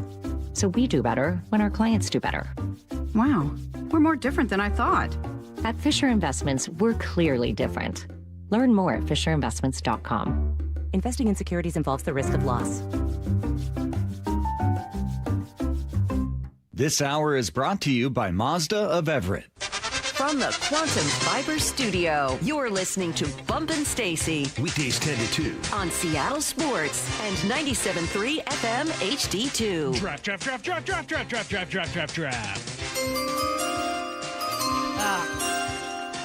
What a sound. So it's been a minute since we've played trivia. Usually we do this before every single Seahawks game and then into the playoffs. This year was fun. We actually did it all the way up to Super Bowl. Right now it's draft. I am in a series of 12 questions going back and forth. Brady, you facing off against Curtis in a test of draft knowledge. I will say the reason I have 12 questions is because we all had to do so much research for the draft. I know for a fact you guys know the answers to a few of these. So this is also so that listeners can get caught up and we're all on the same page. So Why do I have a feeling I'm going to get smoked on this? No, you're going to be fine. You're going to be great. I believe in you. It happens to a lot of people. Yeah. Okay, Brady, here we go. Chair. The Seahawks last owned pick number 32 in the 2014 NFL Draft, but they didn't use it. John Schneider instead traded back not once but twice before selecting this Colorado star at number 45 overall. Do I ring in? You can just say your answer. It's to you. Yeah. Oh, Paul Richardson. Yes, that is correct. 1 point for Brady. Curtis. Hey. Indiana's Fernando Mendoza is widely expected to go number 1 overall to the Raiders tonight. Tell me the last 3 quarterbacks in order, reverse order, to be drafted first overall. Do I have to get them in order? So 25, 24, 23? Yes. So 2025, number 1 overall pick. I don't know why I'm blanking on that. Why am I blanking on it too? Cam Ward, Yeah. Tennessee. Okay. Yeah. 24 would have been Caleb Williams with Chicago. 23, Travon Walker was the last 3 quarterbacks. Walker was 22, wasn't he? So 23 would have been. You know this. I know this. This is. Oh, that would have been Curtis. You know this. The Anthony You know Richardson this. draft. He Curtis, was not, you know this. Curtis, you know this. Curtis, quick, a wasn't quarterback. Name a CJ quarterback. Curtis. Name a quarterback. Name a quarterback. You have 10 seconds. I don't know. Bryce Young. Oh, Bryce Young. See, I knew that you knew it. Brady, you are up, a chance to double your lead here. The number 1 overall pick overwhelmingly has been a quarterback every year with very few exceptions. And most of those exceptions over the last decade have been edge rushers. However, in 2013, the NFL draft bucked this trend. Not only was no quarterback selected until pick 16, but 3 of the first 4 picks were all the same position. Not edge rusher, not quarterback, but what? 13. That was the year where a tackle went number 1 overall, I do believe. Jake Fisher, is that right? I'm going to say offensive tackle. Offensive tackle is correct. Eric Fisher, number Fisher, 1. not Jake Luke Fisher. Jokel, Lane Johnson were picks 1, 2, and 4. Luke Jokel. Wow. Yeah. What a callback. Yeah. Curtis, chance to get on the board. Here we go. The Seahawks only have 4 picks this year. Womp womp. In part, though, for a good thing. They dealt picks from which rounds to the Saints for Rashid Shaheed? Picks in the 4th and 5th round. Correct. Brady, back to you. The Seahawks. You got any more brain busters? The Seahawks. You know what, Brady? Curtis, you get another one here, back to back. Brady, how many of the 4 picks Seattle owns are on day 3? How many of the? Okay, so we're talking 4th. Just one of them. 1, correct. Yeah. That'd be the 6th round pick they got back from Cleveland in the Nick Harris trade. You don't have to show off, Brady. Of course, they traded their original 6th round pick to Jacksonville for Roy Robertson Harris. Yours is multiple choice unless you don't want it. In what year did the NFL expand the draft to 3 days? You want multiple choice? Yeah. 2002, 2007, or 2010? I'm going to say 2010. 2010 is correct.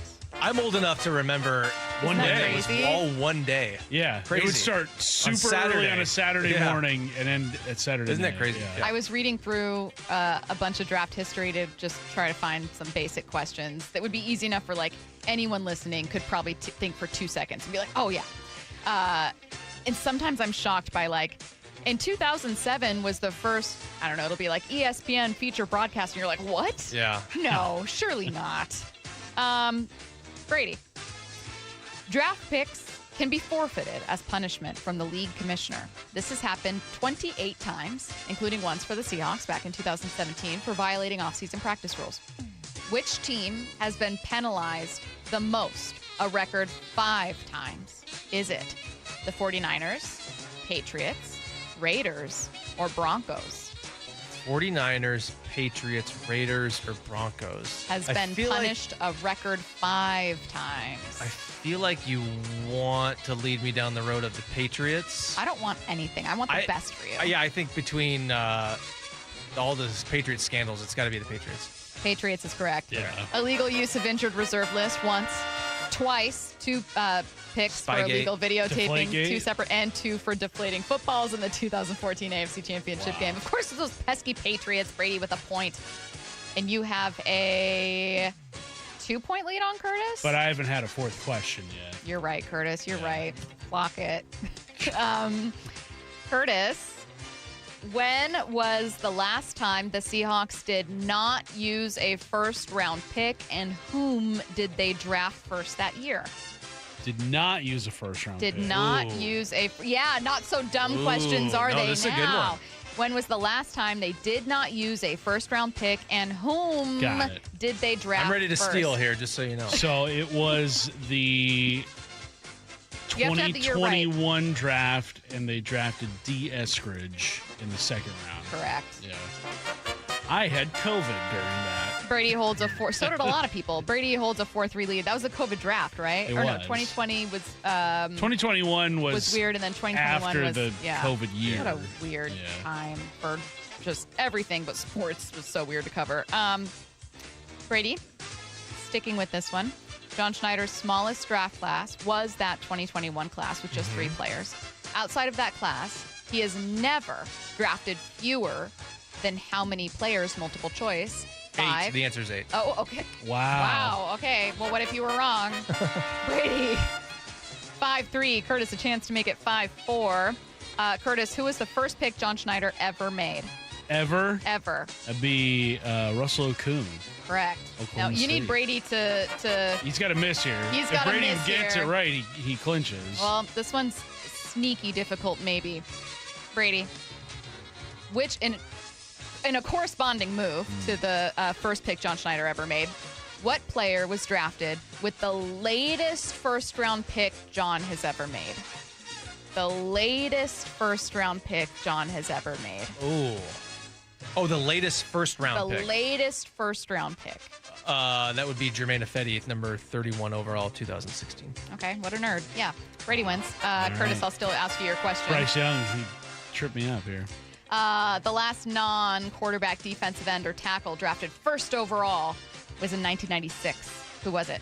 Give him the damn ball. Keyshawn Johnson. That's correct. There you go. If only you would have got Bryce Young, I could have got to a tiebreaker. We would have gotten to the tiebreaker. Congratulations, Brady, on winning draft. An honorable victory. That was a tough one. Stacy didn't mess up either. No, that's that was good. Honestly, that's I'm a great the biggest winner from this one. That never happens. Mom's going to be so upset. Those were good questions. Okay, get your questions in for Brady and for all of us here for What I Need to Know. 866-979-3776. Any question, text it now. After reaching the NFL's mountaintop, The Seahawks win Super Bowl 60. the work continues for the Seahawks to keep the foundation strong.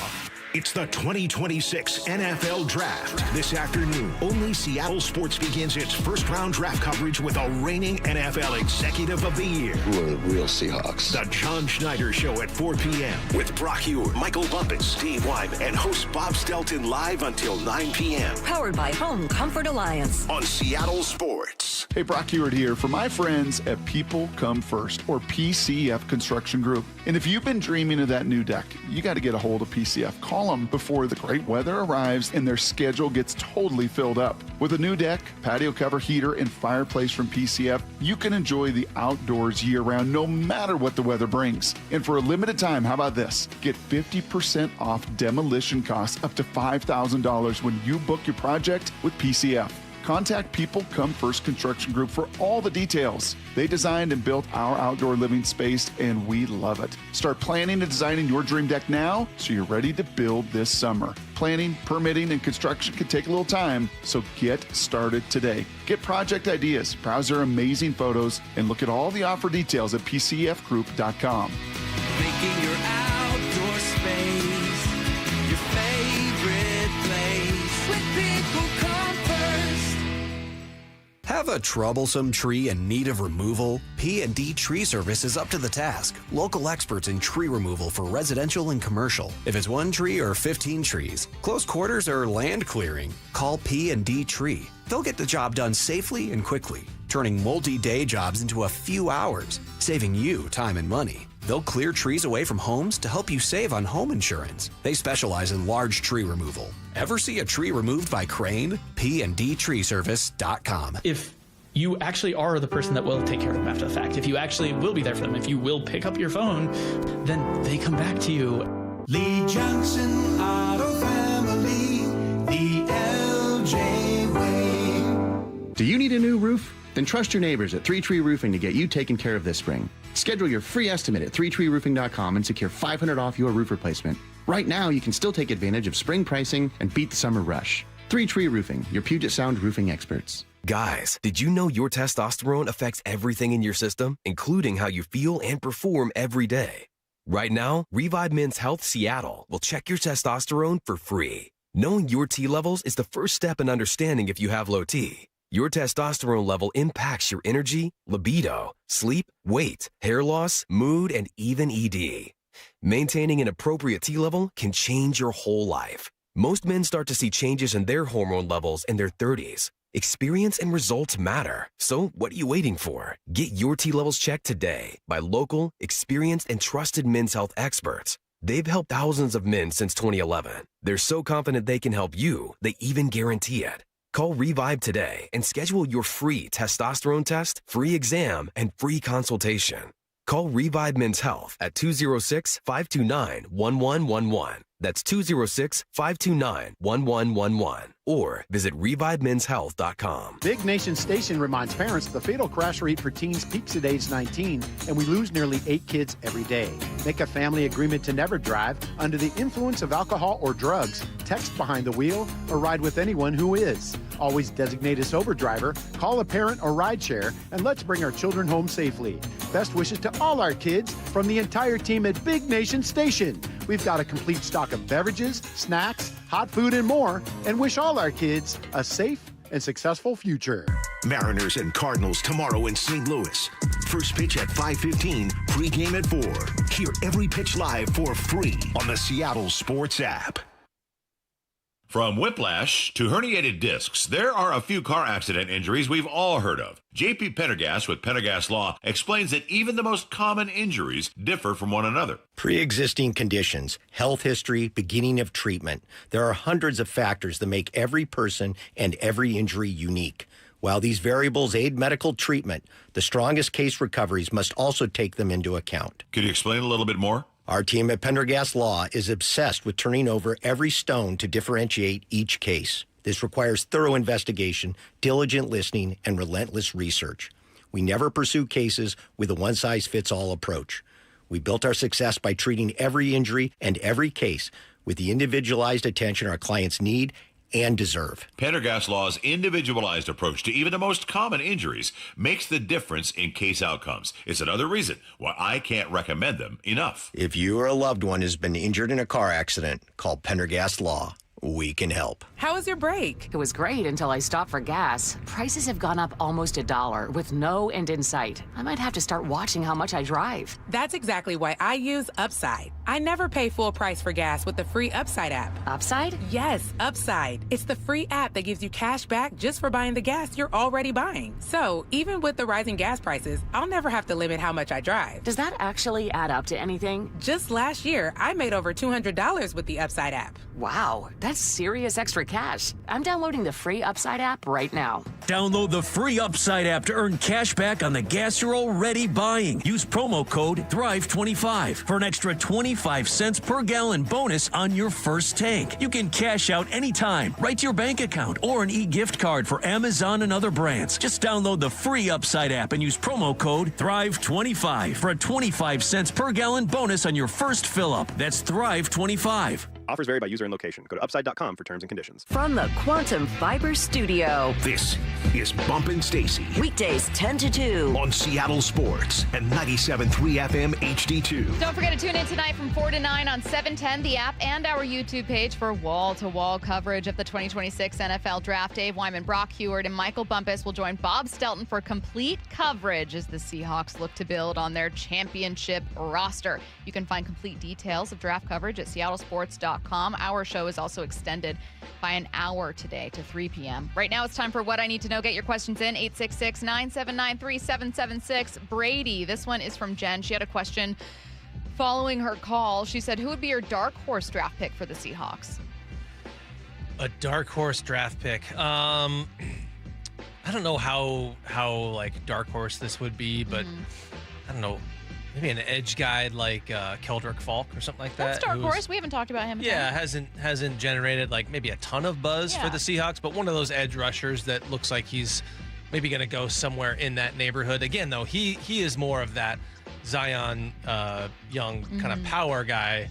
And again, I think that first of all, I don't know if if what they are looking for and the kind of players that are going to be available around then, I don't know if that's going to align with edge. And I also think that here I am just undercutting the point that I made.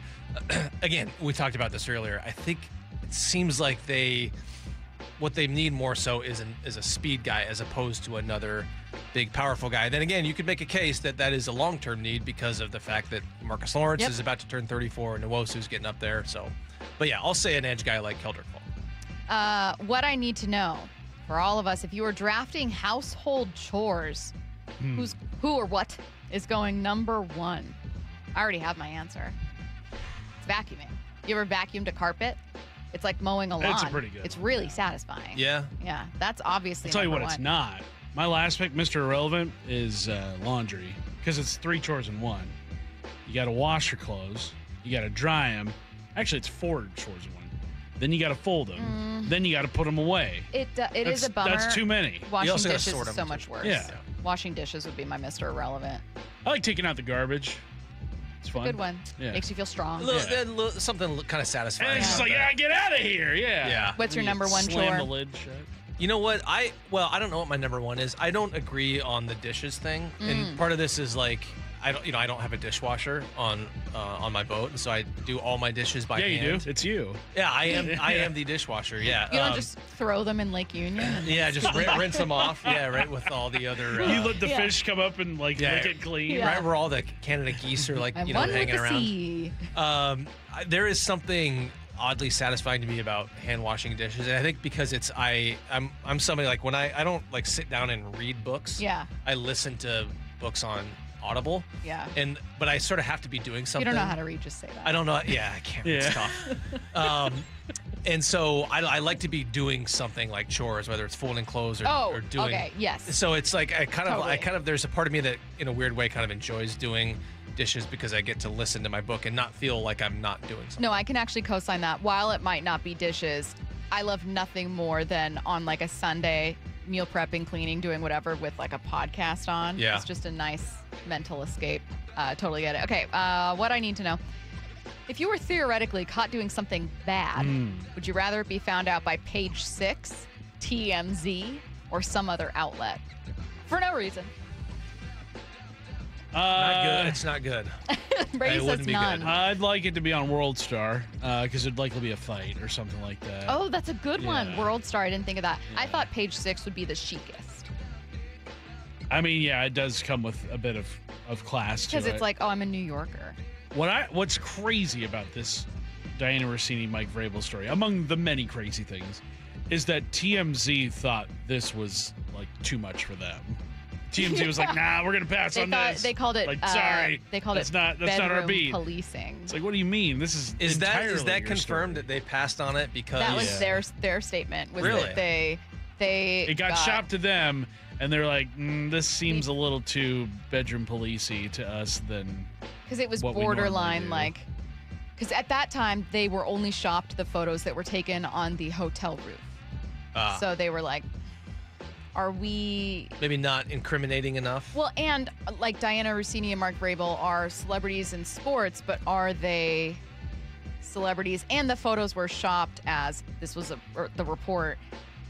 Vrabel with an unidentified woman, so they were like, "Is this just about a head coach and some woman he's cheating on his wife with?" And they didn't know if that was enough. It's very interesting that TMZ of all publications Right. would sort of take any sort of moral high A little ground here. highbrow. This is an aside here. Every time I happen upon a TMZ story, my skin crawls because the way that the actual text is written. Yeah. You get a random bolded word here, and then you get some ellipses here. Yeah. I would love to see the TMZ style guide. Like, who is coming up with these rules on putting random ellipses in bolded word? Like, what are we doing here? And I Rule realize number they're one, not. capitalize. Yeah. Oh, it drives me up a wall. Is there any argument for the Raiders to trade that first pick? Ugh. I mean, the argument would be that is just a bad roster that needs more than a quarterback. But if you need a quarterback. Right. You could trade to a team that doesn't need a quarterback, and then all of a sudden now you've got a ton of picks. But yeah, they need everything in Vegas, and quarterback's the most important position. Yeah. Yeah, I don't think so. What I need to know, what are your thoughts on the Seahawks moving up from 64 for the guard Rutledge? Well, yeah, it just depends on how far are we talking about moving up here. Now, they did, and this is kind of an addendum to the point that the caller made. I can't remember, was it Tim? Or maybe you talked about moving up from 64 Yeah, Tim was pro not picking a ton, maybe moving up to take someone at 32, but then maybe you move up to take Price. Yeah, and I may have poo-pooed that more than I should have. Because they did last year, that I think it was they moved up, 17 spots for Nicky Manwari. Yeah, packaging that second they got from the Steelers and their original third. Yeah, something like that. But I think they moved from like 52 to 35. So it wouldn't be like crazy. The problem is you are doing that in a draft where you only have 4 picks. Right. Now, but maybe you dip into next year's, if some team is willing to take a draft pick next year where they're pretty well stocked. But I just think it's a little different when you're moving from 64, because you to get into a range where, in this case, we were talking about Jadarian Price, and maybe this is less applicable to Rutledge because maybe he falls further in the second round. You don't have to go as far up, but is the second best running back in this draft going to get to within reasonable striking distance in the second round? If you could go from like 64 to 50, that's totally doable. You're talking about going from 64 to like 36. That maybe becomes too big of a price, especially in a year where you only have the 4 picks. Last one very, very quickly. Need to know, Brady, if you could choose to be a Seahawks insider and beat reporter like you are, or a Seattle sports radio analyst, DJ personality, which one would you choose? We're spinning the tracks here. Oh, I saw that. I was like, are they talking about Daniel Jeremiah or No, DJ? DJ. I mean, I love my job. I love many things about it. I love the flexibility that it gives me. I wouldn't mind getting some endorsement deals, coming in and you reading. You and me both, buddy. Yeah. Get in line. Like, hey, when I go to hit, golf balls, I love going to Interbay Golf Course. Something like that. Coming up, we've got questions fit for an NFL insider, so it's a good thing we've got one. Dan Graziano of ESPN is joining us. That's next. It was just over 2 months ago the Seahawks reached the promised land. Bringing it home again. But for John Schneider and his team in the front office, the long march to the Super Bowl begins here. The NFL Draft. We're all about the preparation, the process. This afternoon, first-round coverage begins with a John Schneider Show at 4 p.m. live from the VMAC with Brock Heward, Michael Bumpus, Dave Wyman, and Bob Stelton live until 9 p.m. Powered by Home Comfort Alliance on the home of your Super Bowl champion Seahawks, Seattle Sports. With Popeye's new $6 faves menu, you can get this 3-piece chicken, this 3-piece tenders, this chicken sandwich, or these 2 regular sides for just $6 a piece. I know you can't see what I see, but trust me, those bold Louisiana flavors look so good, you might just have to get them all. Now there's an idea. Love that chicken from Popeyes. Limited time at participating U.S. restaurants. Price may vary. Terms apply. Mark your calendars. April 25th is Snohomish PUD's Energy Block Party, and you're invited. Bring the whole family for a day packed with hands-on fun. Check out the Truck Stravaganza, where kids can get up close to big PUD rigs and first responder vehicles. It's free, it's fun, and it's all happening on April 25th at PUD headquarters in Everett. Visit snowpud.com/Energy Block Party. It's comedy superstar Jeff Dunham, July 24th at Emerald Queen Casino. Don't miss this laugh out loud show featuring ventriloquism and unforgettable moments. Jeff Dunham, July 24th, only at Emerald Queen Casino, the entertainment capital of the Northwest. What if you could have the most reliable Wi-Fi? And get this, what if you could keep it at the same price for 5 years? That's the Xfinity 5-year price guarantee. Just 5 years of fiber-powered Wi-Fi that boosts speeds to the devices that need them most. That finds and fixes problems before you even notice them. Like super intelligent Wi-Fi with a 6th sense. And that keeps you gaming in the fast lane, even when the whole family's banking on bandwidth. And here's the best part. No annual contracts, no hidden fees, and our best equipment included. Plus, get online in minutes with same-day Wi-Fi. Hey, let's face it, a lot can change in 5 years. Kids grow taller, dreams grow bigger, but your Wi-Fi, it would stay reliable and the price would stay put. The Xfinity 5-year price guarantee. Lock in your price and unlock the possibilities. Xfinity, imagine that. Select plans only. Restrictions apply. Powered by fiber. Connected to the premises by coaxial cable. Actual speeds vary. It's funny how you get used to things in not so ideal condition around the house. It's Dave Wyman here, and for me, it was old windows. After 20 years in our home, virtually every window had a broken seal. We got used to cold drafts, outside noises, and condensation. And if you're in the same boat, use this spring to say goodbye to the old, dreary windows and hello to your new exclusive windows from Harley Exteriors. Right now, they're having a spring cleaning sale to complete your home makeover. If you buy 10 windows, you can choose between 20% off your entire project or get a free door. On top of that, make 0 payments and accumulate 0 interest for up to 12 months for qualified buyers.